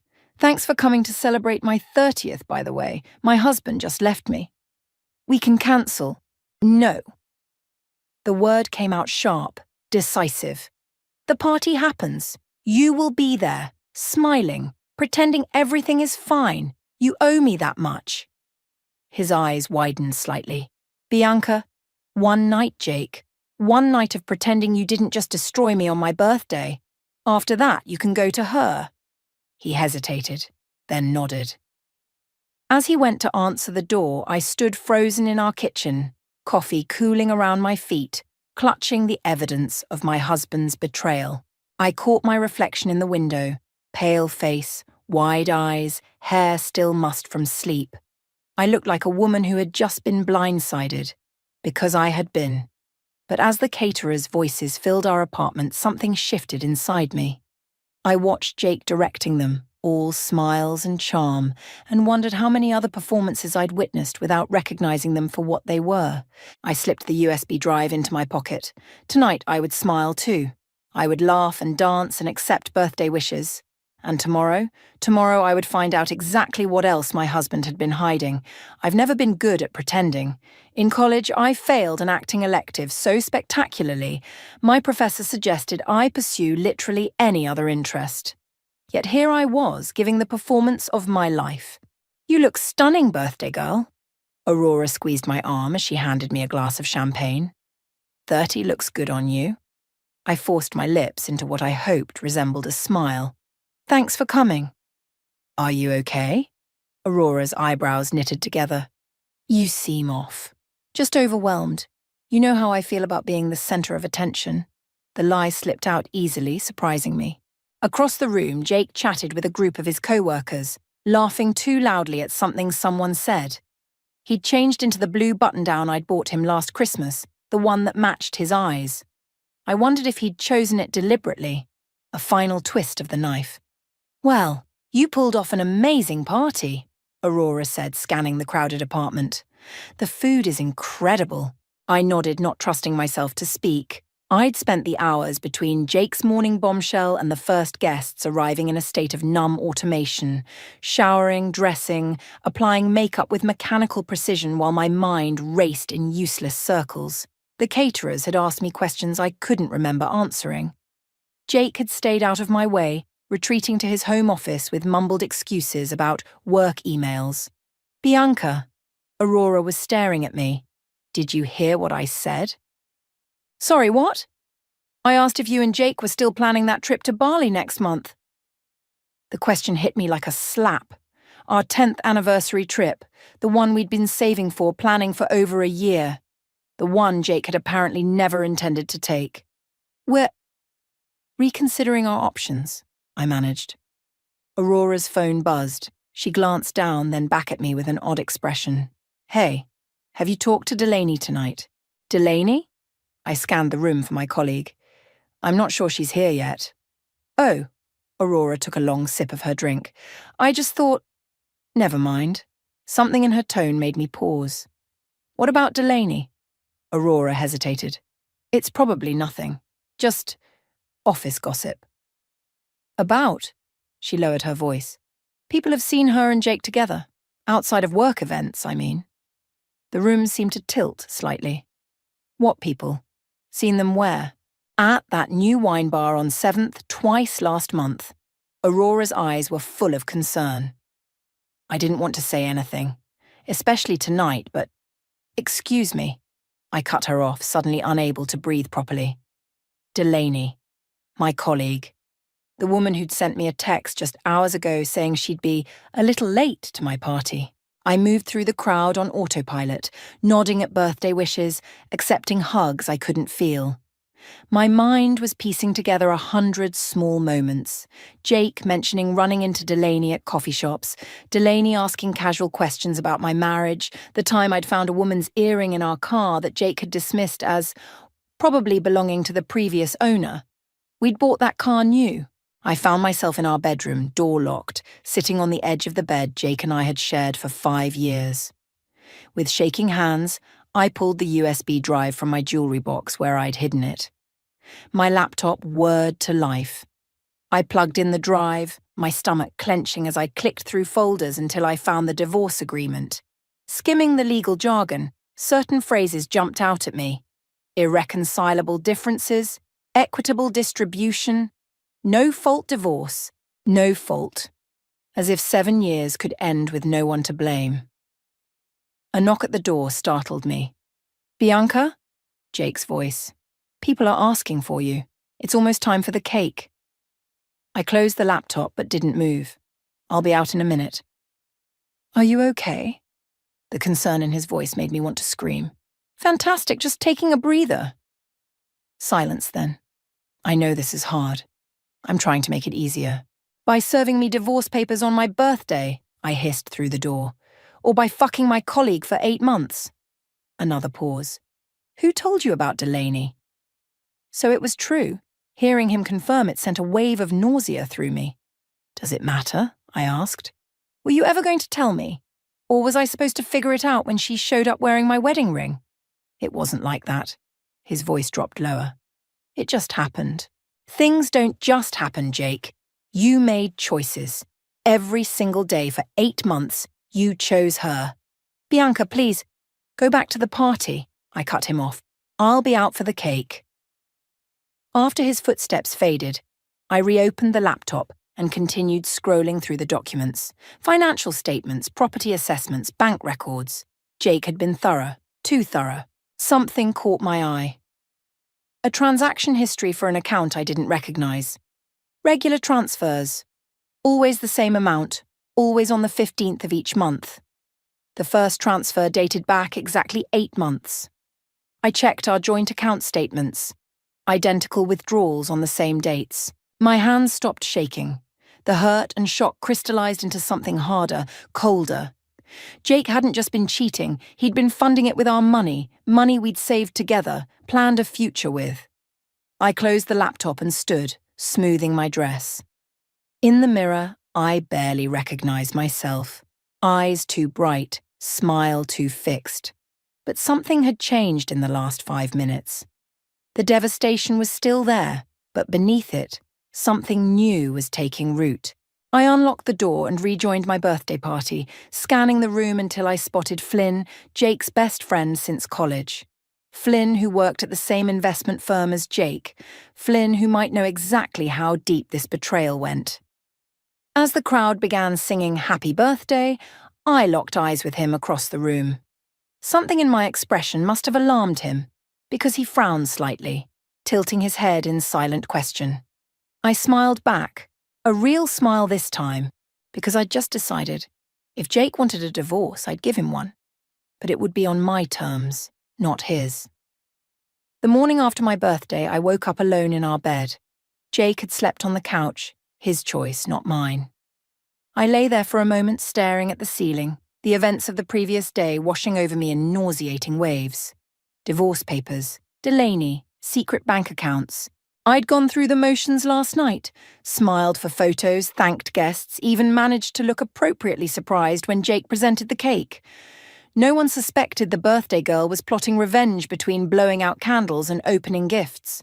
No one except Flynn, perhaps. I reached for my phone and scrolled to his text from late last night. Whatever's going on with you and Jake, I'm here if you need to talk. I typed back, coffee? Today? His response came almost immediately. Name the place.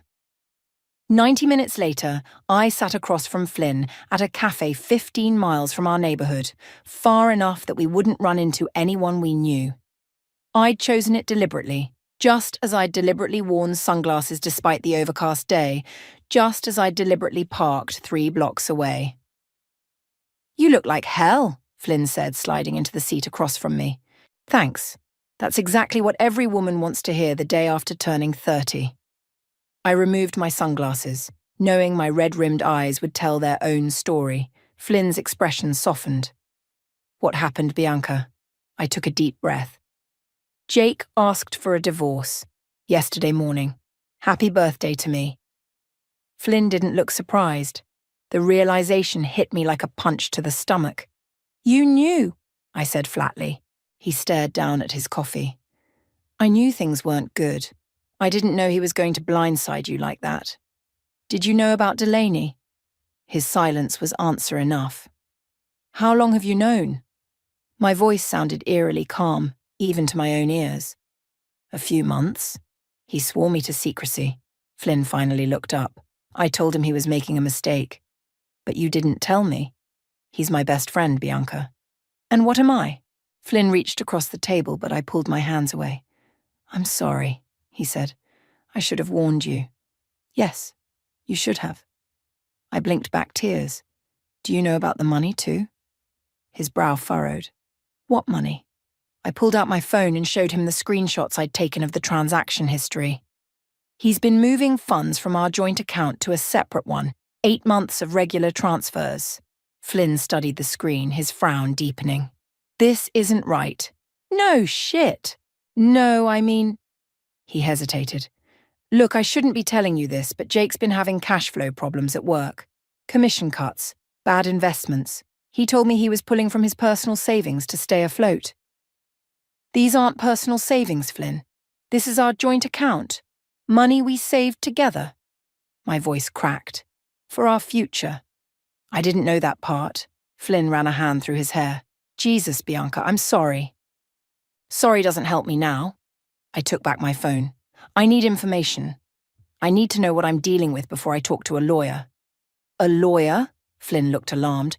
Are you sure that's necessary? Maybe you two could... He's been sleeping with my colleague and draining our accounts for 8 months. What exactly do you think we could work out? Flynn fell silent. I need your help, I said, leaning forward. You work with him. You have access to things I don't. You're asking me to spy on my best friend. I'm asking you to help me protect myself from someone who's already betrayed me in the worst possible way. I held his gaze. Would you do any less if you were me? Flynn stared at me for a long moment. What do you need? Information on his finances, client lists, anything that might tell me where the money's really going. That's confidential information, Bianca. I could lose my job, and I could lose everything. The tears I'd been holding back finally spilled over. He's had months to prepare for this. I got one day. Flynn's expression softened. He reached out again, and this time, I let him take my hand. I'll see what I can do, but Bianca, be careful. Jake isn't stupid. If he realizes what you're doing, he won't. I wiped my eyes. As far as Jake knows, I'm still in shock. The devastated wife who never saw it coming. Weren't you? In shock? I pulled my hand away. That was yesterday. Today I'm angry. When I got home, Jake was packing a suitcase. He looked up when I entered the bedroom, his expression unreadable. Where were you? He asked. Out. I leaned against the doorframe, watching him fold a shirt I'd bought him for his last birthday. Where are you going? I thought it would be easier if I stayed somewhere else for a while. With Delaney? He winced. A hotel. How considerate. I moved to my dresser, pretending to search for something. Have you looked at the divorce papers yet? Not yet. Jake zipped the suitcase. Have you? I glanced at them. I turned to face him. I'll need time to review everything with a lawyer. Something flickered in his eyes. Concern. Fear. I was hoping we could keep lawyers out of it. Keep things amicable. Amicable, I repeated. Like how you amicably fucked my colleague for 8 months, or how you amicably drained our joint account. It's not what you think, Bianca. Then explain it to me. I crossed my arms. Explain why you've been moving money every month since your affair started. Jake's face paled slightly. You've been checking my transactions? Our transactions, from our joint account. I stepped closer. What did you think would happen, Jake? That I'd just sign whatever you put in front of me without looking at it? He picked up his suitcase. We can discuss this later, when things are calmer. When I'm calmer, you mean? When we're both calmer. He moved toward the door, then paused. I never meant to hurt you, Bianca. I laughed, a harsh sound that surprised even me. That might be the biggest lie you've told yet. After he left, I sat on the edge of the bed, trembling with rage and something else, determination. I pulled out my phone and called Aurora. I need a lawyer, I said when she answered. A really good one. Bianca, what's happening? Jake's leaving me. The words still felt strange in my mouth, and I think he's been stealing from me. Aurora's sharp intake of breath was audible. I'm coming over. Don't do anything until I get there. I hung up and walked to Jake's closet. The safe was hidden behind his winter coats, a small fireproof box where we kept our important documents. I knew the combination. The day we met, the day he proposed, the day we married. Inside were our passports, birth certificates, marriage license, and a small black notebook I'd never seen before. I flipped it open, my heart pounding as I scanned the pages filled with Jake's handwriting. Names, dates, amounts, and at the top of the first page, a single word that made my blood run cold. Investments. It's a Ponzi scheme, Aurora said, flipping through Jake's notebook, or something close to it. We sat at my kitchen table, empty wine glasses between us, take-out containers pushed aside. Aurora had arrived an hour after my call, armed with a bottle of red and fierce loyalty. Now, 3 hours later, the picture emerging was worse than I'd imagined. How can you tell? I asked. My ex handled fraud cases, remember? Aurora tapped the page. These columns show money coming in from new investors to pay returns to earlier ones. Classic pyramid structure. My stomach churned. So he's not just cheating on me, he's committing fraud. Looks that way. Aurora closed the notebook. Bianca, this is serious. If Jake's running an investment scam, you could be implicated. But I didn't know anything about it. You're his wife. You share accounts, property, tax returns. She squeezed my hand. The lawyer I'm connecting you with specializes in both divorce and financial fraud. You need protection. I stared at the notebook, my mind racing. What if I could prove he did this without my knowledge? That would help, but what if I could prove he did it and turn over evidence? Aurora's eyes widened. You mean report him? Why not? He betrayed me in every possible way. My voice hardened. Why should I protect him? Because this isn't just about divorce anymore. We're talking potential criminal charges. Aurora leaned forward. Are you sure you want to go there? Was I? The Jake I thought I knew, the man I'd built a life with, was already gone, replaced by a stranger who lied, cheated, and apparently stole. What loyalty did I owe that stranger? I need to think, I said finally. After Aurora left, I couldn't sleep. I paced our apartment, no, my apartment now, trying to process everything. Around 3 a.m., I found myself in Jake's home office, staring at his desk. I'd never invaded his privacy before, even when suspicions occasionally flared over the years, late nights, unexplained absences, I'd trusted him. What a fool I'd been. His computer was gone, taken with him, but the filing cabinet remained. I tried the drawer. Locked. I searched the room, looking for where he might hide a key. Nothing in the desk drawers. Nothing on the bookshelves. I was about to give up when I noticed the framed photo of us on the wall. Our wedding day, both of us laughing as we fed each other cake. I lifted the frame. There, taped to the back, was a small key. The filing cabinet opened with a soft click. Inside were folders labelled with clients' names, some I recognised, others unfamiliar. I pulled out a random folder and found investment agreements, signed contracts, bank statements. My phone buzzed with a text. Flynn, you awake? I hesitated, then replied, yes. Jake called me. He's suspicious, says you found something. My heart raced. Did you tell him anything? Of course not, but be careful. He's not stupid. I stared at the message, then at the files in my hands. Flynn was right. Jake was smart. If he suspected I was investigating him, he might destroy evidence or move assets beyond my reach. I needed to act fast, but carefully. Thanks for the warning, I texted back. Meeting with a lawyer tomorrow. I spent the next hour photographing documents, careful to return each to its exact place. By dawn, I had hundreds of images, evidence of Jake's scheme, proof of his deception. I finally fell into an exhausted sleep on the couch, waking to my alarm at 7 a.m. I had to go to work, had to maintain normalcy while my world imploded.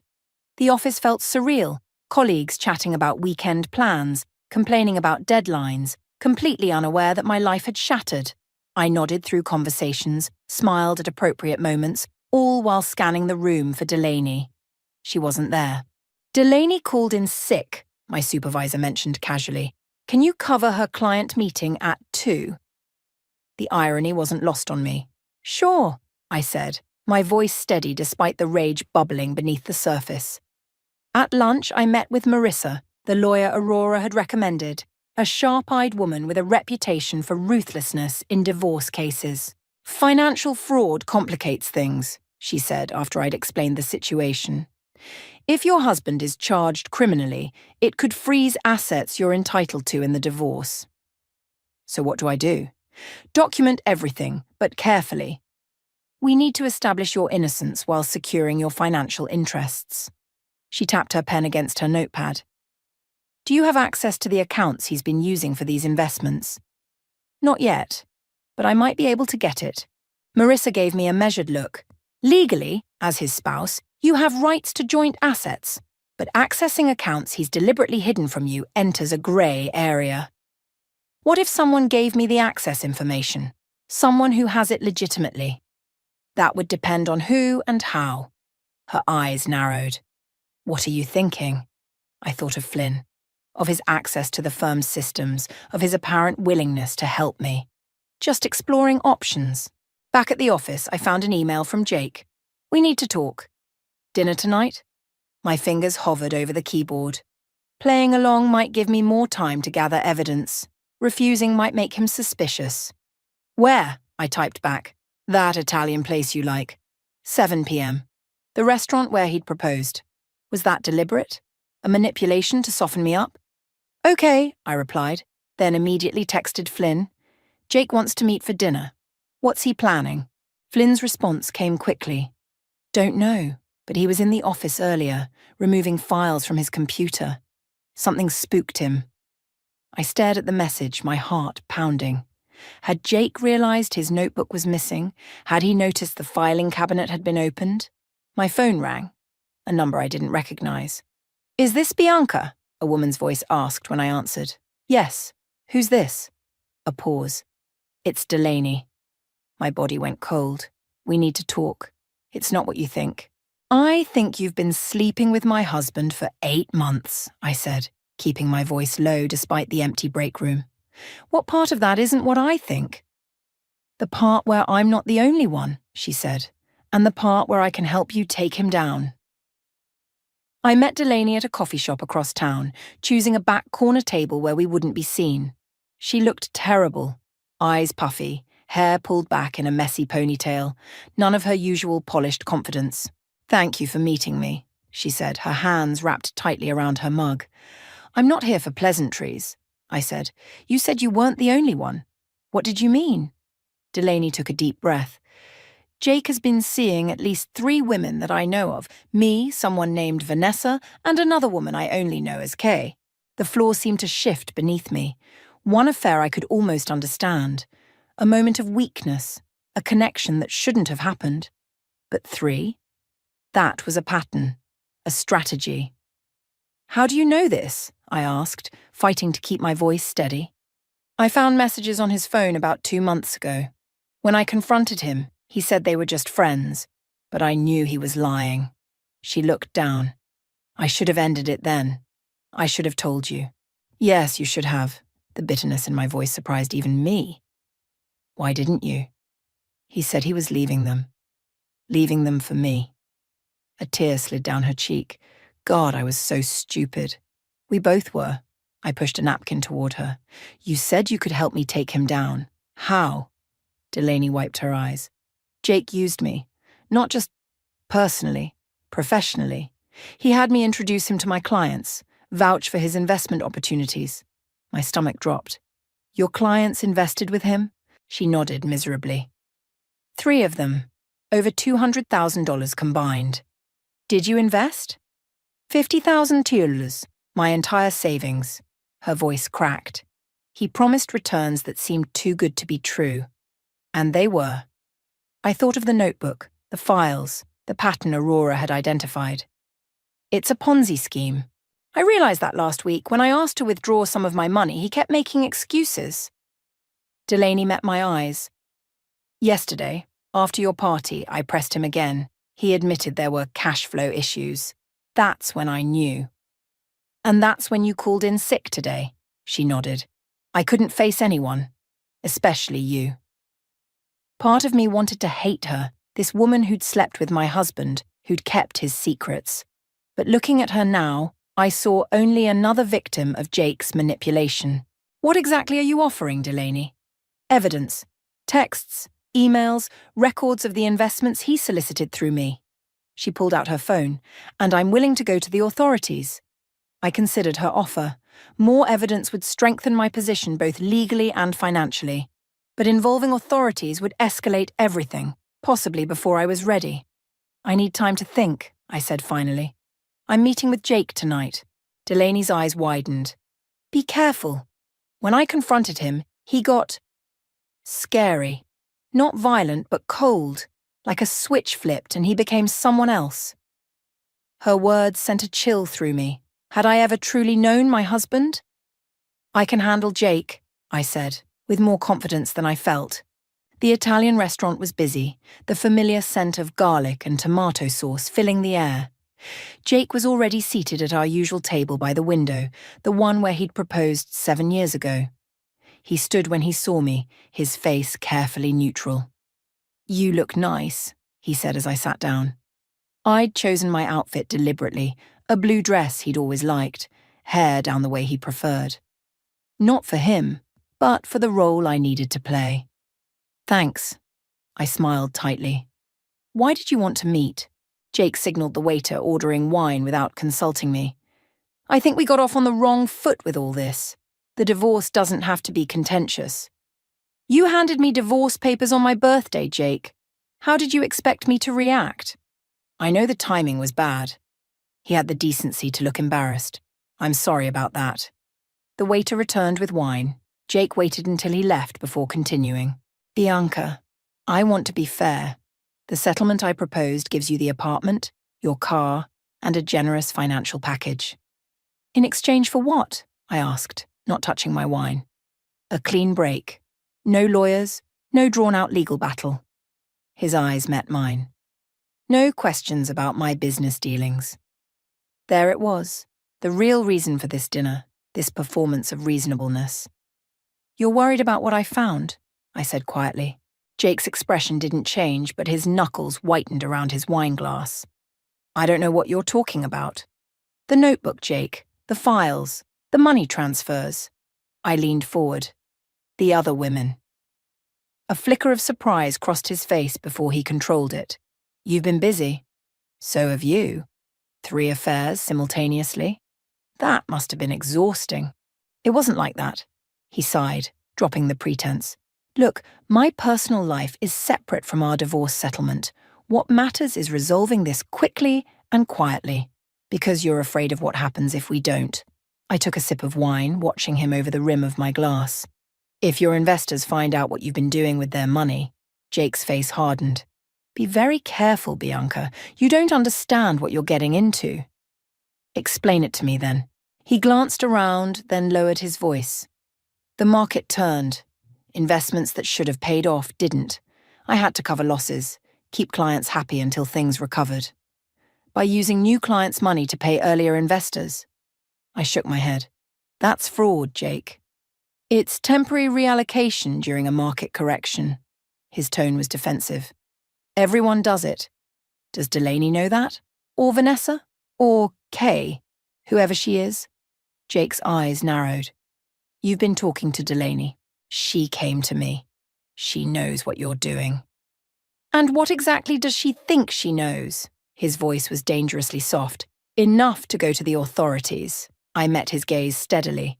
Unless what?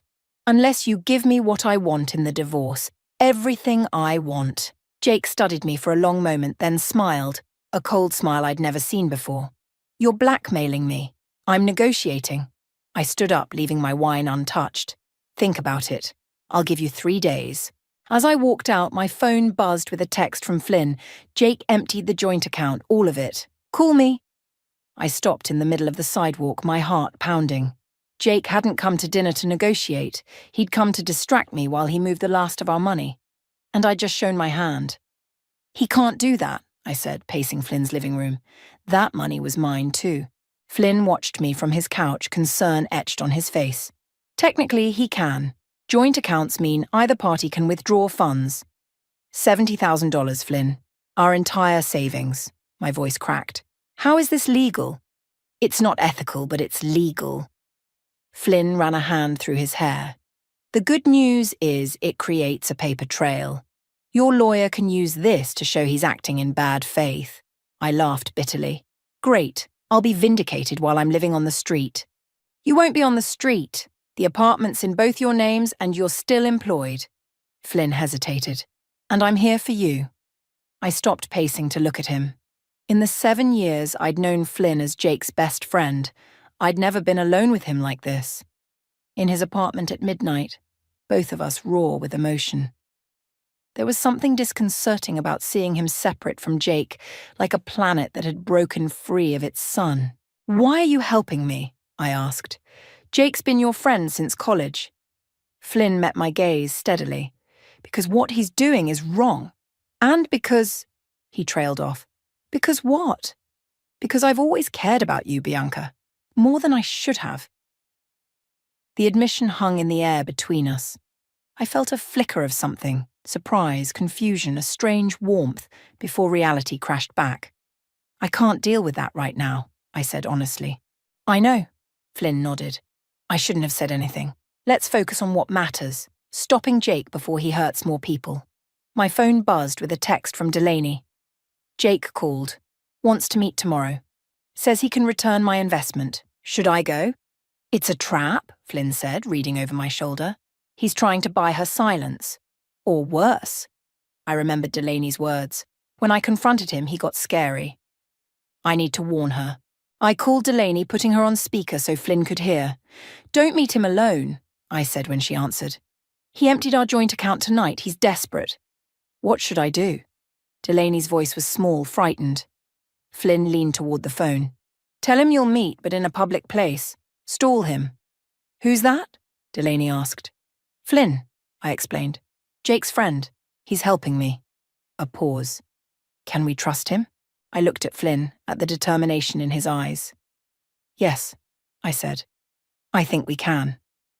After hanging up, Flynn pulled out his laptop. We need to move fast. Jake knows we're onto him, and he's liquidating assets. How do you know? I checked the firm's system before you arrived. He's been moving client funds all day. Flynn typed rapidly. If we're going to stop him, we need leverage. What kind of leverage? Information. Flynn turned the screen toward me. Client lists, account numbers, transaction histories, everything he's been hiding. I stared at the screen at columns of names and numbers. Is this legal? No. Flynn's expression was grim. But neither is what Jake's doing. These are real people, Bianca. People who trusted him with their life savings. The weight of it all suddenly crashed down on me. This wasn't just about my broken marriage anymore. It wasn't even about Jake's betrayal. Real people would lose everything if Jake wasn't stopped. What do we do with this information? I asked. We take it to your lawyer, and, if necessary, to the authorities. Flynn closed the laptop. But first, we need to secure your position. How? By beating Jake at his own game. Dawn found me back in my apartment, exhausted but clear-headed. Flynn's plan was risky, possibly crossing ethical lines, but I couldn't see another option. Jake had forced my hand. I showered and dressed carefully, professional, polished, nothing that would hint at the turmoil of the past few days. At precisely 8:30 a.m., I walked into my bank. I'd like to speak with a manager, I told the teller. It's regarding possible fraudulent activity on my accounts. 20 minutes later, I sat across from a concerned bank manager, documents spread between us. Marriage certificate, identification, bank statements showing the sudden withdrawal. Ms., I corrected. I'm in the process of divorcing.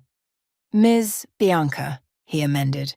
While I sympathize with your situation, your husband had legal access to those funds. I understand that. I slid forward the documents Flynn had helped me prepare. What I'm concerned about are these other accounts. The manager frowned, reviewing the papers. These accounts aren't with our bank. No, but they're linked to accounts that are. My husband has been moving money between them as part of an investment fraud scheme. I kept my voice steady. I'm reporting this to protect myself from liability and to protect your bank from potential involvement in criminal activity. His expression changed from skepticism to concern. These are serious allegations. Yes, they are, which is why I've already scheduled a meeting with financial crimes investigators. This wasn't strictly true yet. I wanted to give your institution the courtesy of advance notice. By the time I left the bank, I had accomplished what Flynn and I had planned, creating an official record of my concerns, separating myself from Jake's activities, and most importantly, freezing the remaining joint accounts Jake hadn't yet emptied. My phone rang as I reached my car. "Jake, what did you do?" he demanded when I answered. "What I had to." My voice was calmer than I felt. "You left me no choice." "Do you have any idea what you've started? The accounts are frozen. I can't access anything." That was the point. "People will lose everything, Bianca, not just me, clients, friends, people we care about. People already have lost everything," I countered. "Delaney, the other investors you scammed, me. This isn't a game." His voice dropped, became dangerous. "You have no idea what you're dealing with." "Then enlighten me. Who's Kay, Jake? Another girlfriend? Another victim?" A long pause. "Where are you right now?" The question sent a chill through me. "Why?" "Because we need to talk. In person. Immediately." "I don't think so." "Bianca." Something in his tone made me pause. "There are things you don't understand. Dangerous things. You need to stop this now before people get hurt." "The only person getting hurt is you," I said. But doubt crept in. Jake sounded genuinely frightened. "It's not me I'm worried about." His voice dropped lower. "Check your email. Now." I hung up and opened my email on my phone. A new message from Jake contained a single attachment, a photo. My sister Reagan sitting at a cafe, unaware she was being photographed. A text followed. "She has no idea what you've done, what it might cost her." My hands shook so badly I could barely dial Flynn's number. "He's threatening my sister," I said when he answered, my voice barely a whisper. "Where are you?" Flynn asked, urgency sharpening his tone. "In my car, outside the bank." I stared at the photo of Reagan, trying to determine when it had been taken. "Flynn, he knows where she is. Don't move. I'm coming to you." I hung up and immediately called Reagan. It went straight to voicemail. I tried again. Nothing. My phone buzzed with another text from Jake. 1 hour. Our apartment. Come alone or I call my associate. Associate. The word sent ice through my veins. This wasn't just Jake anymore. He had help. Connections I knew nothing about. And they were watching my sister. Flynn arrived in 15 minutes, his face grim as I showed him the messages. "This changes everything," he said. "We need to call the police." "And tell them what? That my husband sent me a photo of my sister?" I shook my head. "They won't do anything until someone actually gets hurt." "Then we need to warn Reagan." "I've tried. She's not answering." My voice cracked. "Flynn, I have to meet him." That's exactly what he wants. I don't have a choice. I looked at my watch. 40 minutes. I need to go home and face him. Flynn grabbed my arm. "Not alone. I'm coming with you." He said to come alone. "I'll stay out of sight. But I'm not letting you face him by yourself." The drive to my apartment felt surreal, like I was watching someone else navigate through traffic, someone else's hands gripping the steering wheel too tightly. Flynn followed in his car, staying several vehicles behind as we'd planned. I tried Reagan again. Voicemail. I left a message. "Call me as soon as you get this. It's an emergency." As I parked outside our building, another text arrived from Jake. "Come up. Door's unlocked," Flynn called. "I'm parked down the block. I'll give you 10 minutes, then I'm coming in." "If anything happens to Reagan," "It won't," he said firmly. "We'll fix this." I took the elevator to our floor, my heart hammering against my ribs. The hallway stretched before me longer than I remembered.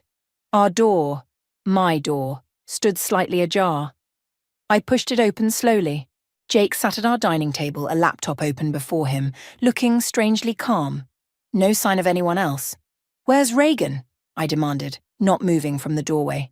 "Safe, for now." He gestured to the chair across from him. "Sit down, Bianca." I remained standing. "If you've hurt her, I haven't touched her. This isn't about hurting anyone." Jake's voice was eerily controlled. "It's about fixing the mess you've created." "The mess I've created?" Anger flared, momentarily overriding my fear. "You stole from me, from your clients. You cheated with multiple women. You threatened my sister. I did what was necessary. Jake's expression hardened. Do you have any idea what you've done by freezing those accounts? People are expecting their returns. Important people.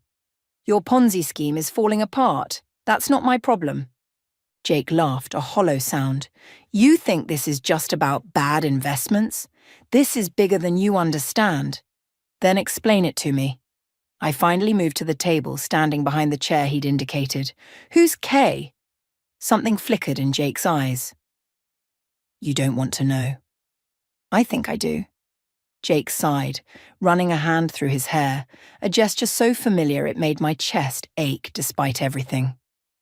Constantine. He provided the initial capital for my investment fund. And he expects his money back. With interest. Jake looked up at me, real fear in his eyes. He's not someone you disappoint. The pieces clicked into place. Money laundering. That's what this is, isn't it? You're cleaning money for someone dangerous. Jake didn't deny it. It started small, just a favor for a friend of a client. Then it grew. And the affairs? Were they just favors too? Vanessa is Constantine's sister. The relationship was expected. Jake at least had the decency to look ashamed. Delaney was a mistake. A real one. And the third woman. There is no third woman. Just Vanessa and Delaney. I thought of the notebook, the mysterious K listed alongside regular payments. You're lying. Bianca, listen to me. Jake leaned forward. You need to unfreeze those accounts. Tell the bank it was a misunderstanding. We can still fix this. There's no we anymore, Jake. Then do it for Reagan. His voice hardened. Constantine's people are watching her right now. One call from me and you wouldn't. But looking at this stranger who wore my husband's face, I wasn't certain. I don't want to, but I will if I have to. Jake pushed the laptop toward me. Bank website's already open. Log in and reverse what you did. My mind raced. If I complied, Jake would continue his scheme, continue hurting people. If I refused, Reagan might pay the price. I needed time, needed help. As if on cue, my phone buzzed. A text from Flynn. Coming in, get ready. I took a deep breath and sat down. Show me Reagan is safe first. A phone call right now. Jake hesitated, then nodded. He pulled out his phone and dialed, putting it on speaker. Hello? Reagan's voice filled the room. Reagan, it's me, I said quickly. Are you okay? Bianca, yeah, I'm fine. I'm at work. Why? Where were you this morning? Around 9. Coffee shop on 5th, then yoga. Why? What's going on? Jake ended the call, his expression unreadable. Satisfied? I nodded slowly, buying time. The photo? It was from this morning? Does it matter? You know I'm serious now. I know you're desperate. I reached for the laptop, pretending to comply. But so am I.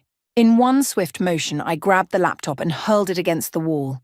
It shattered with a satisfying crash just as the front door burst open. Flynn rushed in, followed by 2 people in suits, the financial crimes investigators I'd contacted after leaving the bank. Jacob, one of them said, we have some questions about your investment activities. Jake stared at me, betrayal and fury warring in his eyes. You set me up. No, Jake. I stood, suddenly feeling stronger than I had in days. You did that all by yourself. The investigators led Jake away in handcuffs, his face a mask of cold fury. He didn't look back at me, not once. 7 years of marriage, and he walked out of our home, out of my life, without a single glance. I stood in the wreckage of our living room, the shattered laptop a fitting metaphor for everything else that had broken beyond repair. You okay? Flynn asked, his hand warm on my shoulder. No, I answered honestly, but I will be. The next few days passed in a blur of statements and signatures. Jake was charged with multiple counts of fraud and money laundering. His associate Constantine was already under federal investigation, and Jake's arrest provided the final evidence they needed. Vanessa disappeared, likely fled the country, according to the investigators. Delaney cooperated fully, turning over all her communications with Jake. She stopped by my office a week after his arrest, hovering awkwardly in my doorway. "I don't expect forgiveness," she said. "I just wanted you to know I'm leaving the company. It's the least I can do." I studied her face, the dark circles under her eyes, the weight she'd lost. "You were a victim too, Delaney. Not like you." She twisted her hands together. "I knew he was married. I chose to ignore it because I wanted to believe he'd leave you for me. That's not something I can blame on Jake." Her honesty surprised me. "What will you do now?" "Move back home for a while. Start over." She attempted a smile. "The investigators think we might get some of our money back eventually. I hope so." I meant it, despite everything. After she left, I sat at my desk, staring at the framed photo I still hadn't removed. Jake and me on our honeymoon, laughing on a beach at sunset. I finally placed it face down in my drawer. Not thrown away, but no longer defining my present. That evening, I met Aurora for dinner. She'd been my rock through everything, fielding calls from concerned friends, bringing groceries when I couldn't face the store, sitting with me through sleepless nights. "The lawyer called," I told her as we settled into our booth. "The divorce will be finalized soon given the circumstances, and they've located most of the money Jake moved from our joint account." "That's something at least." Aurora squeezed my hand. "How are you really doing?" I considered the question. "I'm angry. I'm hurt. I'm embarrassed for not seeing what was happening." "You couldn't have known." "Couldn't I?" I shook my head. There were signs. I chose not to see them because the truth was too painful. That's not weakness, Bianca. It's human nature. Maybe. I sipped my wine. But I'm done ignoring red flags. Done making excuses for people who don't deserve them. Aurora studied me. "You've changed." "Had to." I smiled slightly. Turns out divorce papers make excellent wake-up calls. Later that night, I returned to my apartment. Mine alone now. Jake's belongings removed by his lawyer. The emptiness felt strange, but not entirely unwelcome. I kicked off my shoes and padded to the kitchen where a stack of mail waited. Among the bills and sympathy cards was a thick envelope from Jake's investment firm. Inside, I found account statements and a handwritten note from Flynn. "Thought you should have these. Call me when you're ready." The statements revealed something I hadn't known, an account in my name containing nearly $200,000. Money Jake had apparently set aside, separate from his schemes. A nest egg, or perhaps a contingency plan. My phone rang, startling me. Reagan. "I just heard from Mom," she said when I answered. "Is it true? Jake's going to prison?" "Probably." I sank onto the couch. "The evidence is overwhelming." "God, Bianca, I still can't believe it." She paused. "Mom's worried about you. She thinks you should come stay with them for a while." "I'm not running home to hide." The firmness in my voice surprised even me. "This is my home, my life. I'm not abandoning it because Jake betrayed me." "That's my big sister." I could hear the smile in Reagan's voice. "Strong as hell." After we hung up, I returned to the financial documents, studying them with new understanding. Jake had hidden money, but he'd put it in my name, protected it from his creditors, from Constantine, perhaps even from himself. His final gift? Or his final manipulation? I thought of Jake's face when the investigators arrived, the shock, the anger, but also something else. Relief, perhaps. As if some part of him had wanted to be caught, wanted it all to end. The next morning, I woke early and did something I'd been avoiding. I opened the safe where we'd kept our most important documents. Inside, beside our marriage certificate and property deeds, I found a sealed envelope with my name on it, Jake's handwriting. I almost threw it away unopened. What could he possibly say that would matter now? But curiosity won out. Inside was a single page, dated 3 days before my birthday. "Bianca, by the time you read this, you'll hate me. You should. What I've done is unforgivable. I started with good intentions that curdled into something ugly. Each compromise made the next one easier. The money in the Horizon account is yours. Clean, legitimate. Take it and build something new. I loved you, that wasn't a lie, but you deserved better than the man I became. Jay." I read it twice, searching for manipulation, for lies. Found none. I folded the letter and placed it back in the safe. Not forgiveness, I wasn't ready for that. But perhaps understanding. Jake had made his choices. Now I would make mine. I picked up my phone and dialed Flynn's number. "I got your package," I said when he answered. "Thank you." "You're welcome." A pause. "How are you doing?" "I'm rebuilding," I said, looking around at the apartment that was now truly mine. One day at a time. Not starting over, not going back, rebuilding with the strength I'd always had and the wisdom I'd painfully earned.